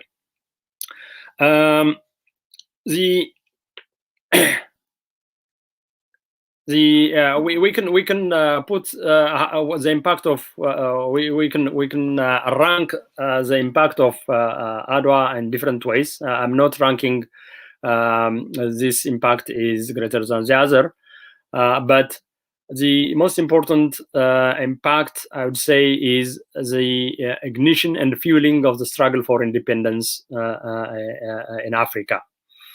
Ethiopia and Liberia were the only sovereign African countries in Africa. So the rest of Africa was under the siege of the colonial powers. So from then on, from the Battle of Adwa on, the struggle for independence was ignited, and it may have taken long, but it has been possible to achieve a few decades later. But that's inspired by the Battle of Adwa. Another important impact is that Africa did not become like America or South Africa or Australia. The word colonialism comes from the word colony, and colony means to go somewhere and stay there. Okay,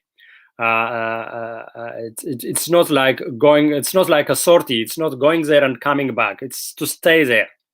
The Europeans dreamed of settling in Africa, as was the case in apartheid South Africa, in America, and in Australia, but that didn't happen. That didn't happen. Even the experiment in Algeria by France, the experiment of settler colonialism in Algeria, it didn't succeed. That is a big achievement of the Battle of Adwa, in my opinion. The legacy of the Battle of Adwa, the victory at Adwa, I think is still awaiting. Yes, African countries are independent.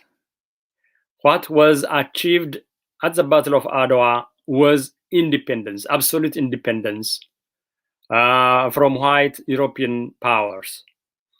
That has been possible, and this on this day we don't have any European colonial power in Africa. We have African states. So that may be said to have been achieved. That's just independence.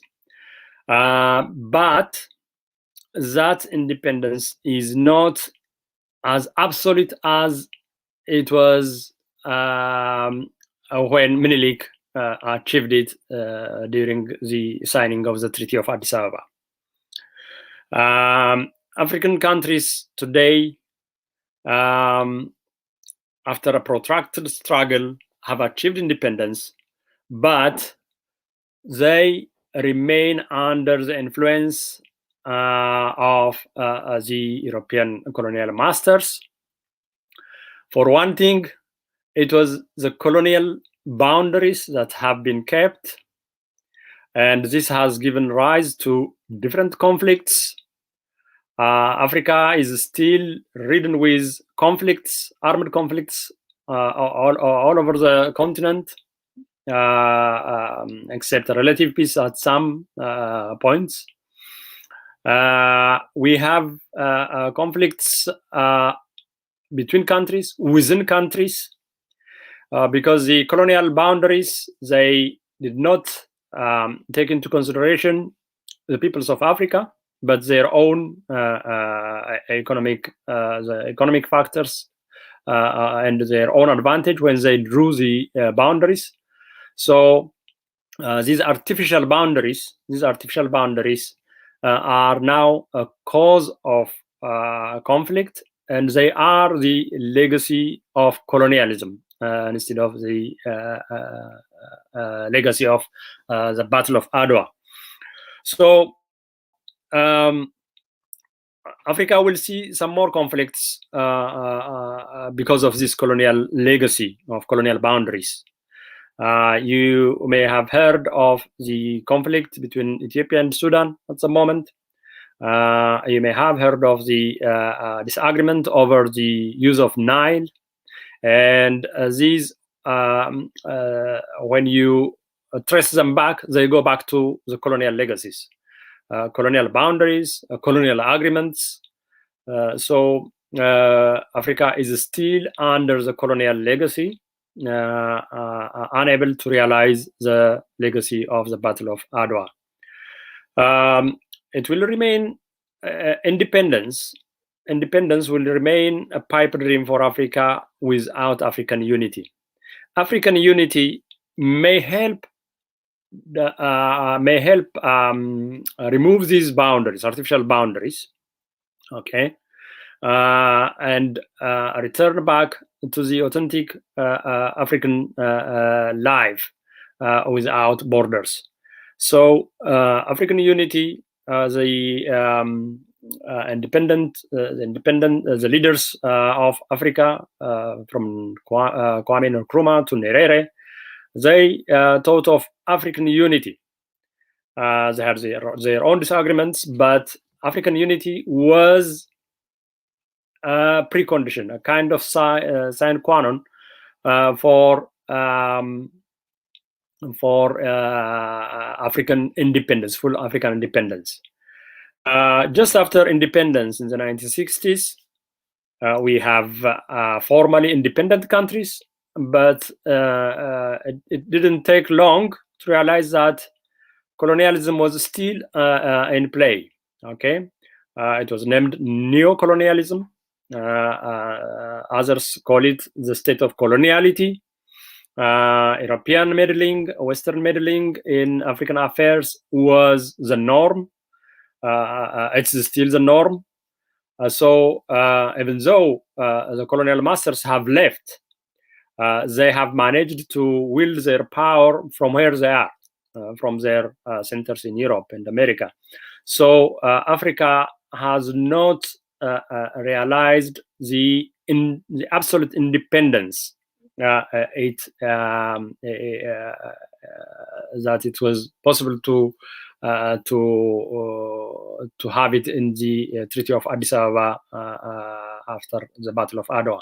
So we can say the legacy of Adwa is still awaiting, and it's awaiting the African unity, which would lead to true independence, which would get rid of neo-colonialism, the status of coloniality, and give the African people their own voice to decide for their own destiny.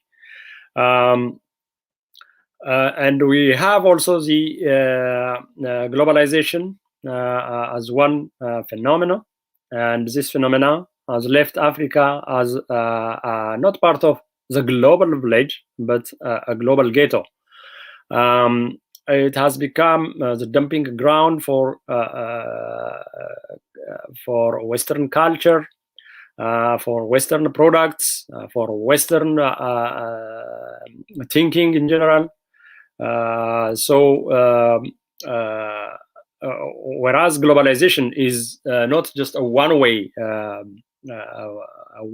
phenomenon, it was supposed to be give and take, but Africa seems to be only at the receiving end. when it comes to Ethiopia,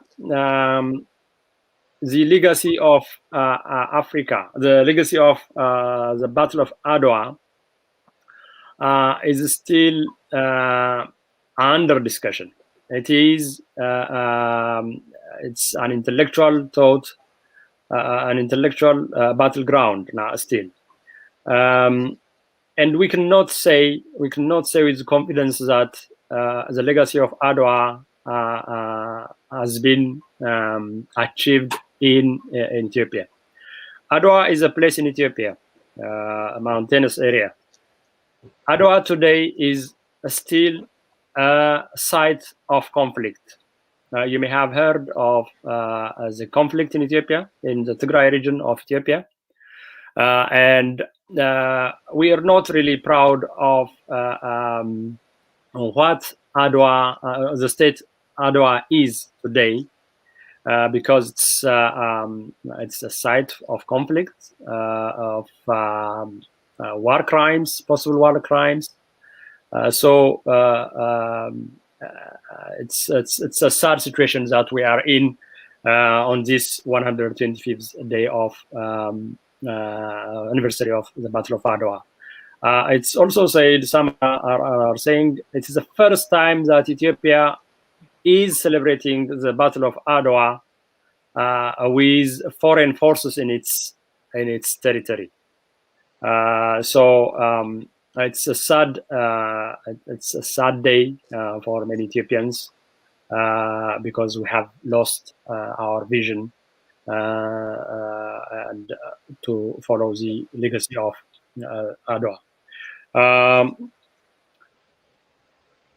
While I may say that the legacy of Adwa is not yet realized, it's awaiting realization, we could say there is light at the end of the tunnel, though the tunnel is really, really long. Agenda 2063, for example, envisions that African unity will be possible at this year. Can anybody think of what's going to happen in 2063? We never thought of 2020 to be a year like it was in 2019. What would happen in 2063 is simply inconceivable. The rate of change, technological change, societal change is going at a very breakneck, very fast rate. So in 2063, it's just a lazy way out for African leaders to project something for 40 years. You cannot plan for next year, let alone for 40 years. So this is just an excuse to delay the vision or to deny the vision. So I would say I'm not going to be gloomy, but there is light at the end of the tunnel, though it's a 40-year long tunnel. The story of Adwa, it has been well documented. It has been highly discussed around the world, and the meaning it has got, the inspiration it has brought all over the world. Just say one thing: you may have seen the movies Black Panther and Coming to America, the first one, and probably the next one. I would say these two movies were probably impossible to imagine without the Battle of Adwa and the independent as an independent state in Africa. So the legacy could be in many ways, but it's in no way a legacy that has been realized. Thank you very much. I hope I have given you some thoughts. Thank you, Mike. Okay, thank you. Yeah, that was very a lot of information, a lot to take in, and Is food there for thought. information to find Food for you? thought. Mhm. I'll pass Will over we to Diana now. Okay, no problems. And thank you, Diana. That was amazing and informative, and hopefully we can get your information in the chat as well. And we're going to have our next speaker, but just to give a quick minute again to our sponsors, thank you so much for helping us in doing this. Zimbabwe Nation Broadcasting and to Nacheki TV. I just like making her do it now. It's just, I think it's cool. I'm sorry. It's fun now. But anyway, so that being said, and to all our other sponsors and partners. So next we do have a great speaker who by the name of Raki. And I just want to see what Raki will be reading us on West Pana history and hidden and the hidden genocide in Oceania. Oh, this is great. Let's just see if our speaker is here. He is ready for us. I'm actually intrigued by this. Glad you in. And I got to get my notebook out because Oceania. Hi. Can you hear us? Hello there, sisters. Can you hear me? Wonderful. Yes, yes. I can hear you loud and clear. Thank Okay, you. Thank you wonderful. for having me, Sister Diana and Sister Deborah. Thank you for And being the here. entire organization. Oh, yes, it's absolutely a pleasure and honor to be here, commemorating and remember this African History Month. And I've just listened very inspiringly to Dr. Demissi's important story and what is it, lecture for me about the Battle of Adwa, fighting European colonialism. So really a pleasure for me to representing the people of West Papua and to be here. Thank you. So I would just continue to share the story about West Papua, which is the western half of the big island of New Guinea, right above the Australian continent in Oceania, indeed, as Sister Diana mentioned. And a lot of people in the world, especially our family in Africa, probably haven't heard a lot about the African descent family, indigenous people of West Papua. On what is it, the biggest tropical island in the world, as we know it as New Guinea, and West Papua is the western half. So let me give me a short brief about the history, right? Because West Papua and the island of New Guinea was invaded once again by the European countries. And early 1600, it were the Spanish. It was Spain and Portugal who entered the island of New Guinea, the eastern part of the island, as we know as Papua New Guinea today. And it was the small kingdom of the Netherlands who arrived on the western half of the island and all the other islands of the Indonesian archipelago as we know it today. So they've put their flag over there and say, this belongs to us. And at that time, we know it as the Dutch East Indies. So they colonized the territory from early 1600 to 1945, when Indonesia rightfully, took back their independence. But what the Dutch didn't did is they didn't hand over West Papua, which is the western half of the island of New Guinea, to the Indonesia we know today.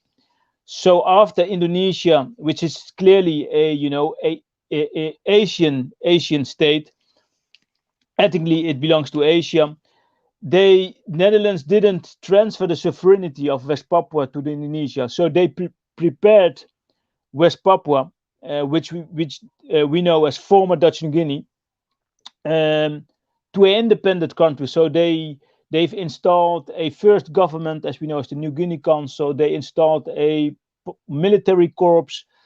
They hand over a flag to the West Papuans, all in preparation to govern their own country. But it didn't happen. And why it didn't happen? Because of the geopolitical games or circumstances at the time. We had the Vietnam War in the early 60s, and the US was afraid that Indonesia would be a kind of second Vietnam. So they forced the Dutch to hand over West Papua to the Indonesia we know today by signing an agreement on August 15, 1962. Indonesia and the Netherlands, signed this deal without the consultation of the black indigenous people of West Papua, which paid the price for, the geopolitical games at the time.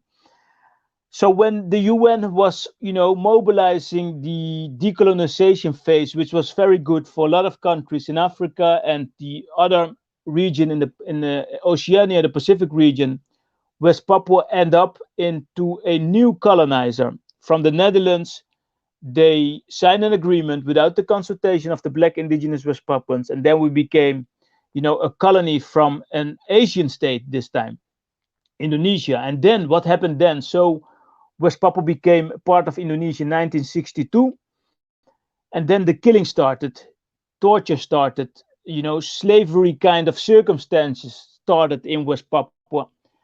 And nowadays, NGOs have estimated that since the Indonesia occupied West Papua, more than 500,000 indigenous West Papuans have been lynched, have been killed, have been, assassinated on horrific ways.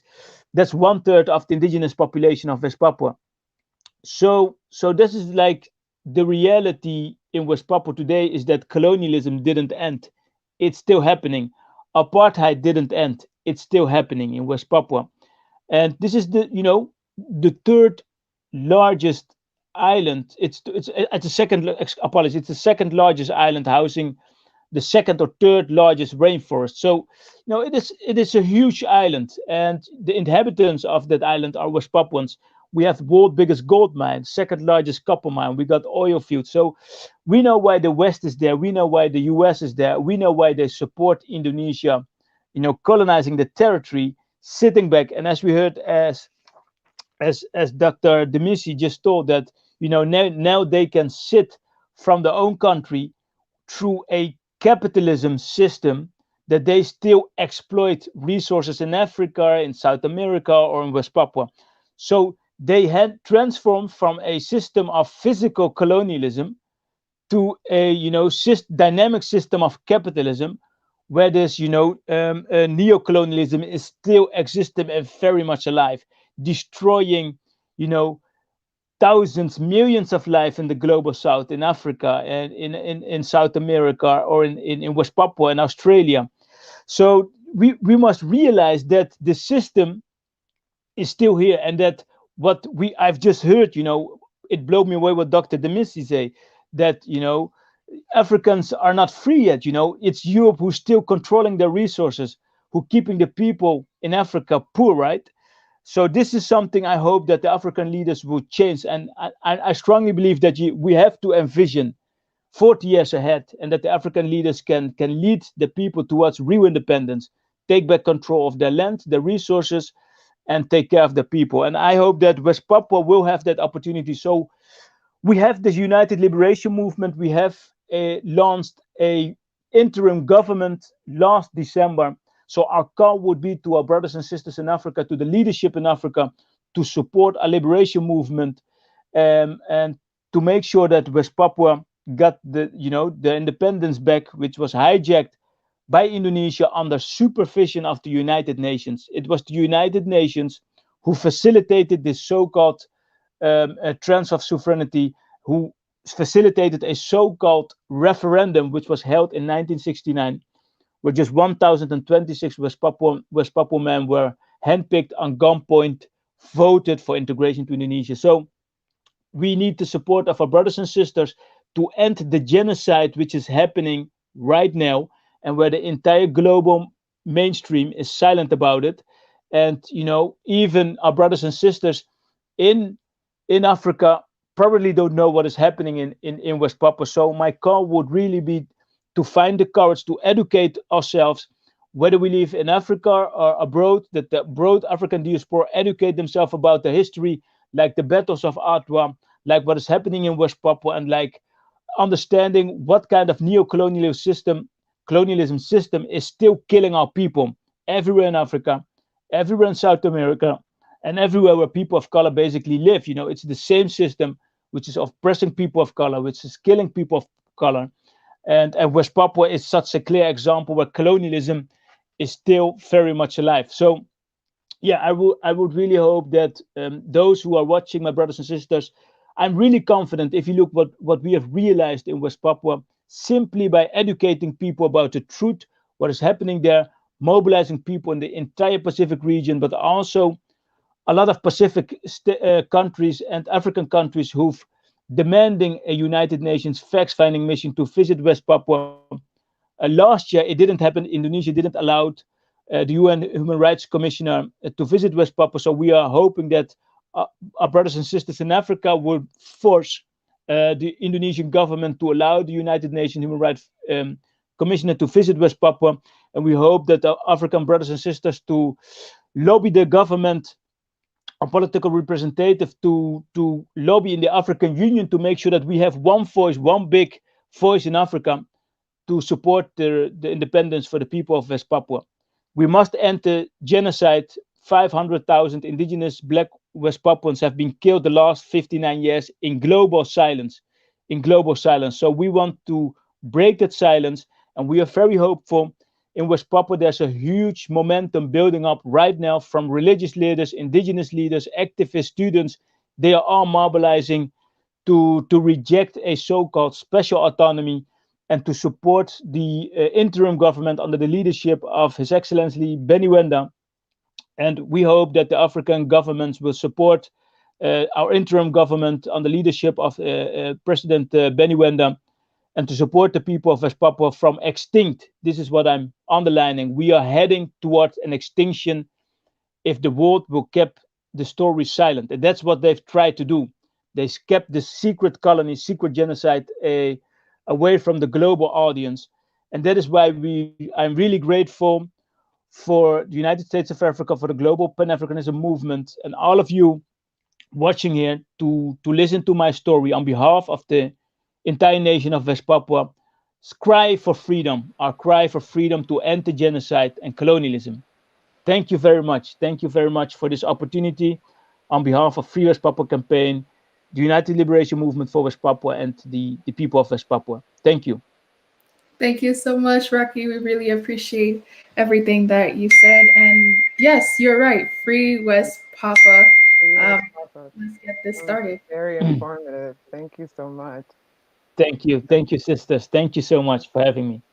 Oh, lastly, we would like to ask you, is there any way in which if the viewers want to get more involved, or if they even just want to contact you, how they're able to get in touch with you? Yes, so they can, thank you for asking that, sister. They can visit our website, which is www.freewestpapua.org, and then they can find our email addresses and contact details. And our Facebook page, I would invite them to visit our Facebook page and Instagram and Twitter account to share messages about the genocide and colonialism in West Papua. Thank you. Thank you. Thank you for that.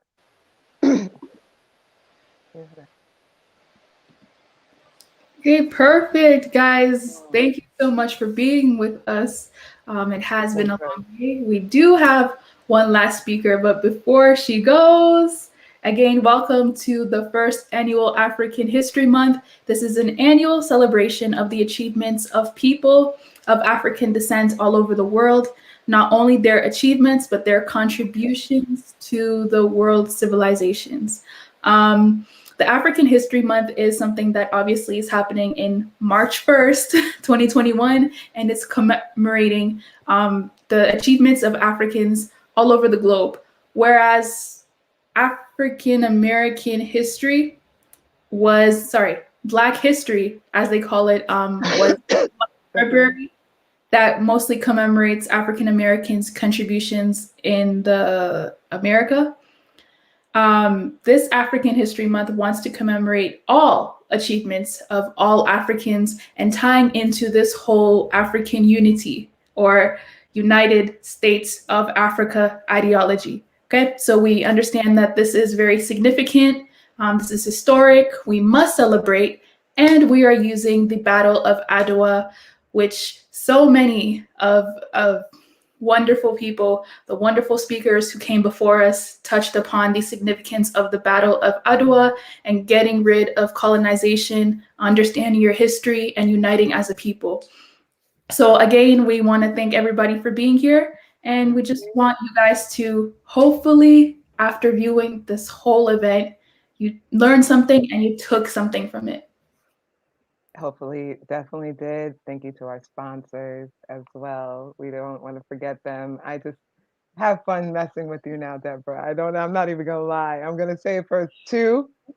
Nutchecky TV. I'm gonna always do that every time I host with her now. I just love it. Tuna Checky TV. I got you. I just love her. And then Zombie Nation Broadcasting Corporation, ZNBC TV1. You are a big part of this, and all the other partners and sponsors. Thank you for being such a great component to make. Daniel, your vision is amazing. Your drive is amazing. And this is going to be an awesome March and beautiful annual yearly thing. Absolutely. So we saved the best for last. The very last speaker is the lady that is on the screen, Diana Fabulous. And she's talking about the history of Haiti, the first Black Revolution. Yeah. So let's just go ahead. Take it away. Thank you. So I had to take a second too, because in speaking and hearing, it just shows the spirit of what Africa brought, and no matter where, no matter what, we fought, right? So to give my second to a little bit of my ancient, so I guide this right, I'll start it with, in 1492, we had a problem. Columbus landed in Haiti and renamed the island Hispaniola, which is Little Spain. This is why I call it Haiti. This caused some traumas, but in 1997, a treaty was finally signed from the Spaniards that would actually split Hispaniola. It would give the north to France, and it would give the south to Spain. France would then call their territory Santo Domingue. I will also want to say that I'm using the information I'm getting through with my partners that I work with as well, Thoroughbred Books and Baina Bello.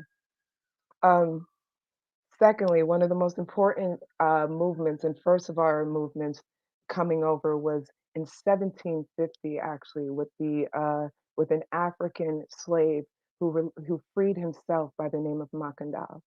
And Makandal was a doctor of sorts. He was a holistic doctor. He understood the land. He understood the herbs of the land, and he taught the slave women how to cook and poison their food to the rebellion, to the leaders, the owners, and actually to the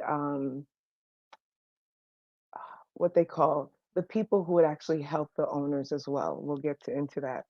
By 1791, Bookman's secret ceremony began for the slave revolution. This was when we were taught we use our land as everything. Guerrilla warfare was everything in this time.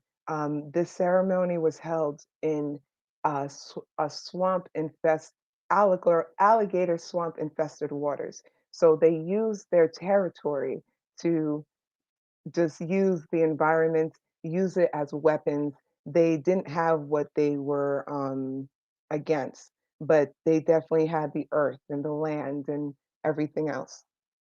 That being said, you go to the 1794, the French abolished slavery in their colonies. 1996, I hope you guys can hear me. Diane, can you hear me? In 1996, Toussaint Louverture appointed Commander-in-Chief of Saint-Domingue and later became Governor General. 1802. Now this is where I want to let our community know there was a words that if you leave me, I want you to remember this for our battle here.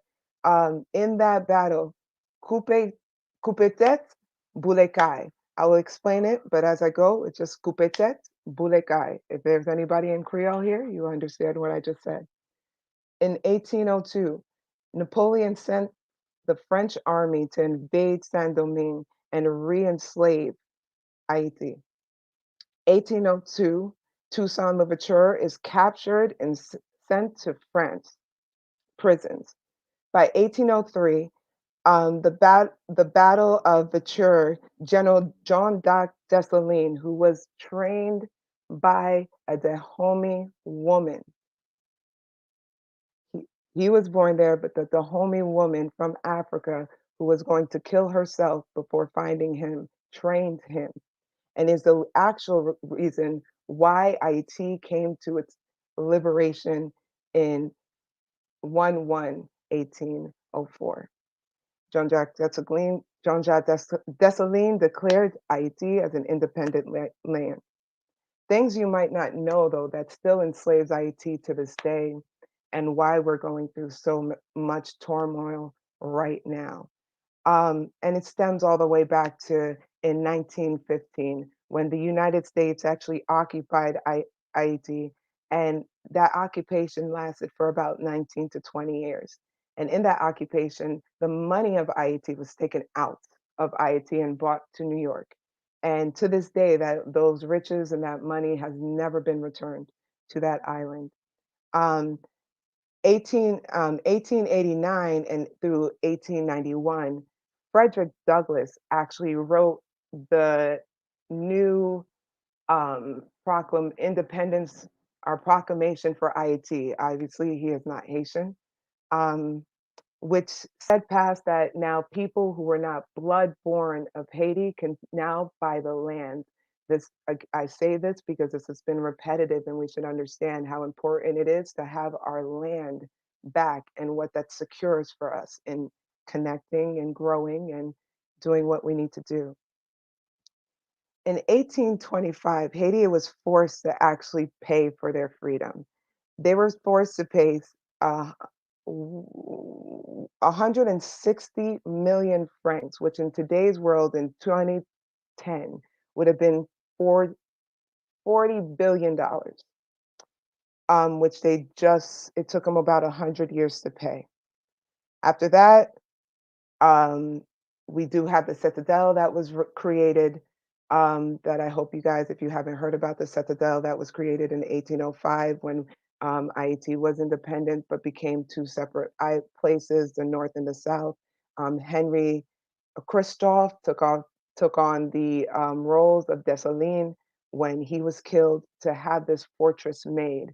It was completely made by everything Haiti. There was nothing, no banks, no anybody else helped us. This fortress was to house everyone of that land and be able to sustain if anybody from France or Spain came back. It's actually considered one of the 8 wonders of the world. You probably won't hear about it unless you research it. To this day, though, and I'm going to speed it up just a little bit because one of the things is Dessalines overcame Napoleon, and Napoleon, as we all grown up, has to be told as one of the greatest generals. So if you stopped Napoleon, then that would make Dessalines probably one of the greatest generals that are not talked about. Unfortunately, to this day, our independence grew a connection that grew the United States, but also demonized just us becoming free. And it's happening right now as we speak to their independence. There are countless grassroots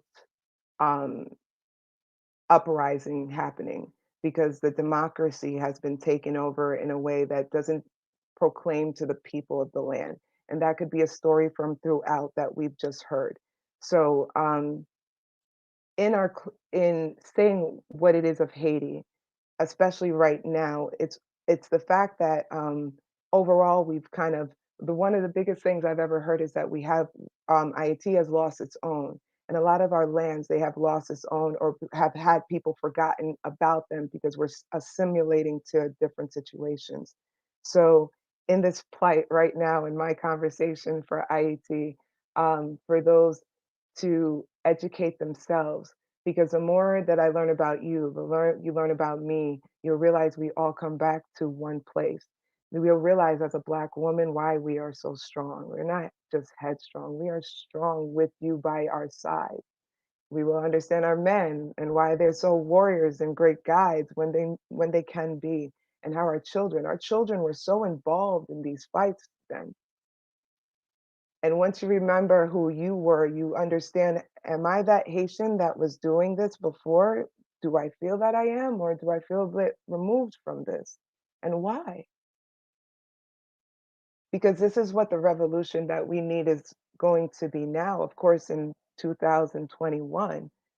But for example, I just found out that there was I said earlier, there was a great war that happened in Haiti that happened and started March 2nd of 1802. And when they were told that there were people in the fort, there was damage to this fort, and we kind of settled into this fort to kind of hide and eat and protect ourselves.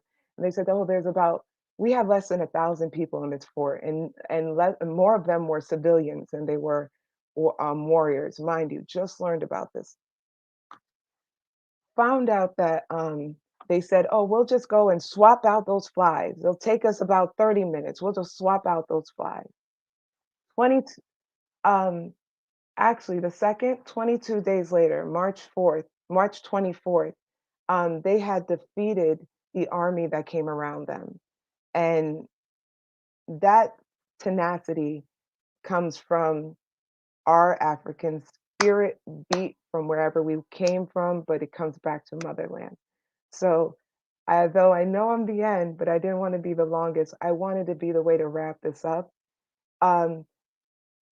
We were as example of the first republic, but freedom is a liberty that it has to be in constant pursuit. This is something that I was taught by my, again, mentor, and a poem, but we took it as like, we got it, yay. But it's something that you constantly have to be fighting. You constantly have to be questioning who's bringing this up to you. Because again, we have all said we're in certain different democracies that have been very oppressive. It's very balanced. So that being said, Haiti is a place where in its independence and its democracy, in its lands, this is why it helped so many other countries become independent. It's because when you came on its lands, you were free. No matter what, you were Black, you were free. And if you fought for freedom, I don't care what your skin color was, if you fought for freedom, your passport would now say you were Black. You know what I mean? Knowing who we are, understanding our history, and understanding the warriors and the heroes and the sheroes that we are in time to be again, is why platforms like this is even able to be done, and why amazing people like Donna and Daniel and Diana and all of you can watch this. So I thank you for my time. I don't want to take too much time if there was any questions or anything, but I just wanted to give it a quick, happy closing that, we are a strong force. We get our sources together. And the one thing about the Haitian Revolution I did want to pass over is that we had a continued purpose, not just one target. We had a continued purpose. So if Diana fell, the other Diana came up, it kept going. If the other Diana fell, Daphne's up, okay, it keeps going. The mission was continuous. It wasn't in the person, it was in the mission, it was in the purpose. So I hope we have a common purpose.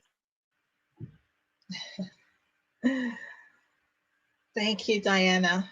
Thank you so much for your words, for your inspiration, for the history, for, you know, just everything that revolution means, and even for us today, it means so much for us to carry that spirit forward into what we're doing. It's powerful, and yeah, we have so much to really go back and take in, to learn from, and to take on board, and to move forward with, and this is what today has been about. I think, you know, it's been about that, and this is just the beginning. This is the beginning of new things. Of course. The beginning of a new way, a great way.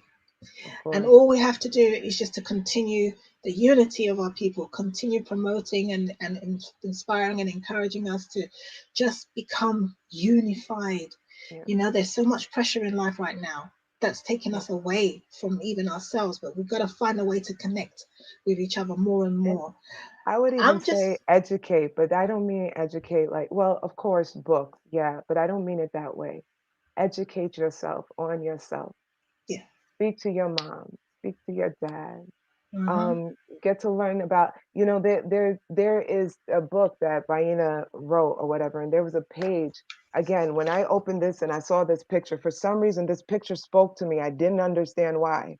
But when I got to realize her and how she did a victory on my birthday, this and that, and her, when you start just doing some research, and it starts with just talking to mom, talking to dad, talking to this, get to know yourself, because as soon as it gets deeper, you'll get to see yourself in these stronger characters. Yeah. And then we can really move and unify, work hard, get these things, get our money in order, get all this, you know what I mean? Yeah. Like, Yeah. yeah. It's wonderful. Okay. Deborah, where are you? We're going to call Lillian to come on, the vice president. But Deborah, come on, have a word to say. Yeah, Deborah, I've been messing with you all day. Hi, Deborah. There was a I'm lot sorry. of She look. She's like, I know. It's all out of love. It's good. Like, I'm little sister vibes. I'm sorry. Okay. Come on, Deborah. Nothing to say. You all word it out now. Oh, Speaking yeah, the whole day. Oh no, it was just beautiful. I actually had no idea what the Battle of Adwa was. So getting different perspectives on what actually happened, and one perspective where someone was talking about how it was revolutionary, and then someone said it was revolutionary, but we have to go back to that. I think that was the whole like emphasis of this live stream. Our ancestors were very amazing people, and we are our ancestors, so actually we are amazing people, but I think that we always forget how amazing and wonderful we are. And the colonization that we have right now, it's very evident and very clear, because as a people, I see that we give up a lot and we don't understand our potential. So this program has definitely made me think, even with all of the negatives that we were talking about, it still made me think, okay, this isn't the end. We have to keep going. We have to keep trying. It's all about unity. It's all about knowing who you are. It's all about understanding these problems, but not just being stuck in those problems, seeing how we can move past those problems. So yeah, I'm just definitely thinking about that. And it was a wonderful program. It really was. That's 2 battles this year I learned about. I'm so, like, I feel informed. For sure. Okay. I'm going to introduce Lillian Deborah, who is the Vice President of Global Pan Africanism Network. So greetings and welcome, Deborah. Thank you. Yes, so first of all, I would just like to extend my gratitude. So my name is, as Sister Diana just said, my name is Lillian Deborah, and I'm the Vice President of Global Pan Africanism Network. I would like to say thank you to our sponsors who've made it possible that we were able to share this event on so many platforms. I would like to thank the amazing hosts for doing such a great job. Thank you very, very much. I would like to thank the speakers and the keynote speakers. We've learned so much. It's been so inspirational. And most of all, I would like to thank the president, Daniel Mobono. Without him, we wouldn't be having this conversation. Has been an honor and a blessing to work, to be part of such an historical event. And his dedication and his passion is very motivational. So thank you very, very much. And as I said, it has been absolutely amazing, and we've learned so much, so many historical facts. We've learned about how important our financial independence is. We've learned that we need to get rid of our mental enslavement, our shackles on our minds. That how important our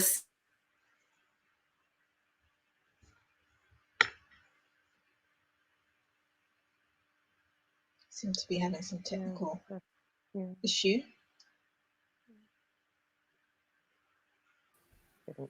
Oh, I was gone for a second, was I? There you go. Yeah. I'm back. You're back.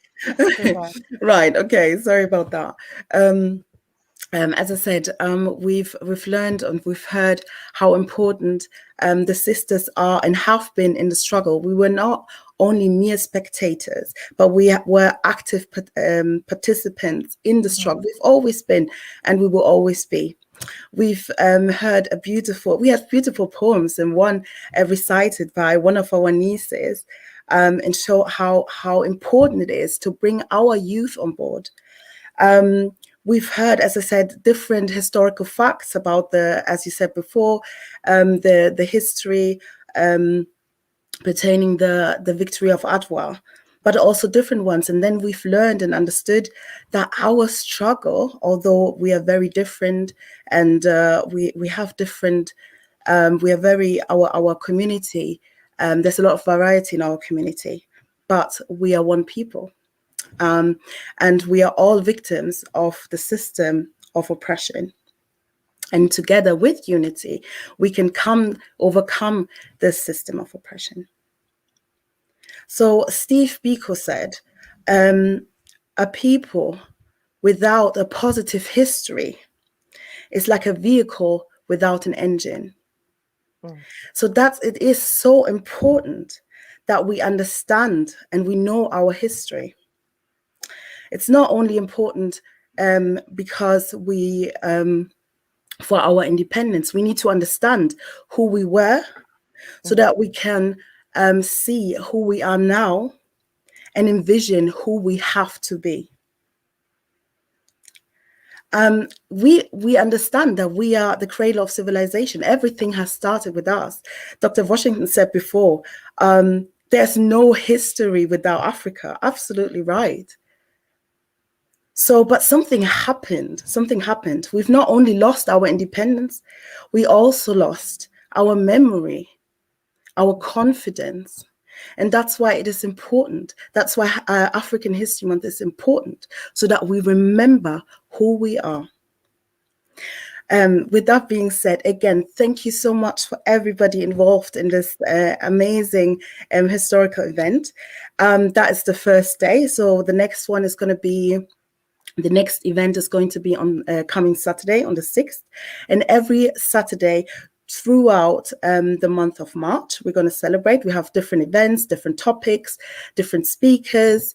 So yeah, please tune in every Saturday, and we will finish the African History Month on the 31st of March. Okay, so as I said, thank you very much for everybody involved, and enjoy your African History Month. Spread the message.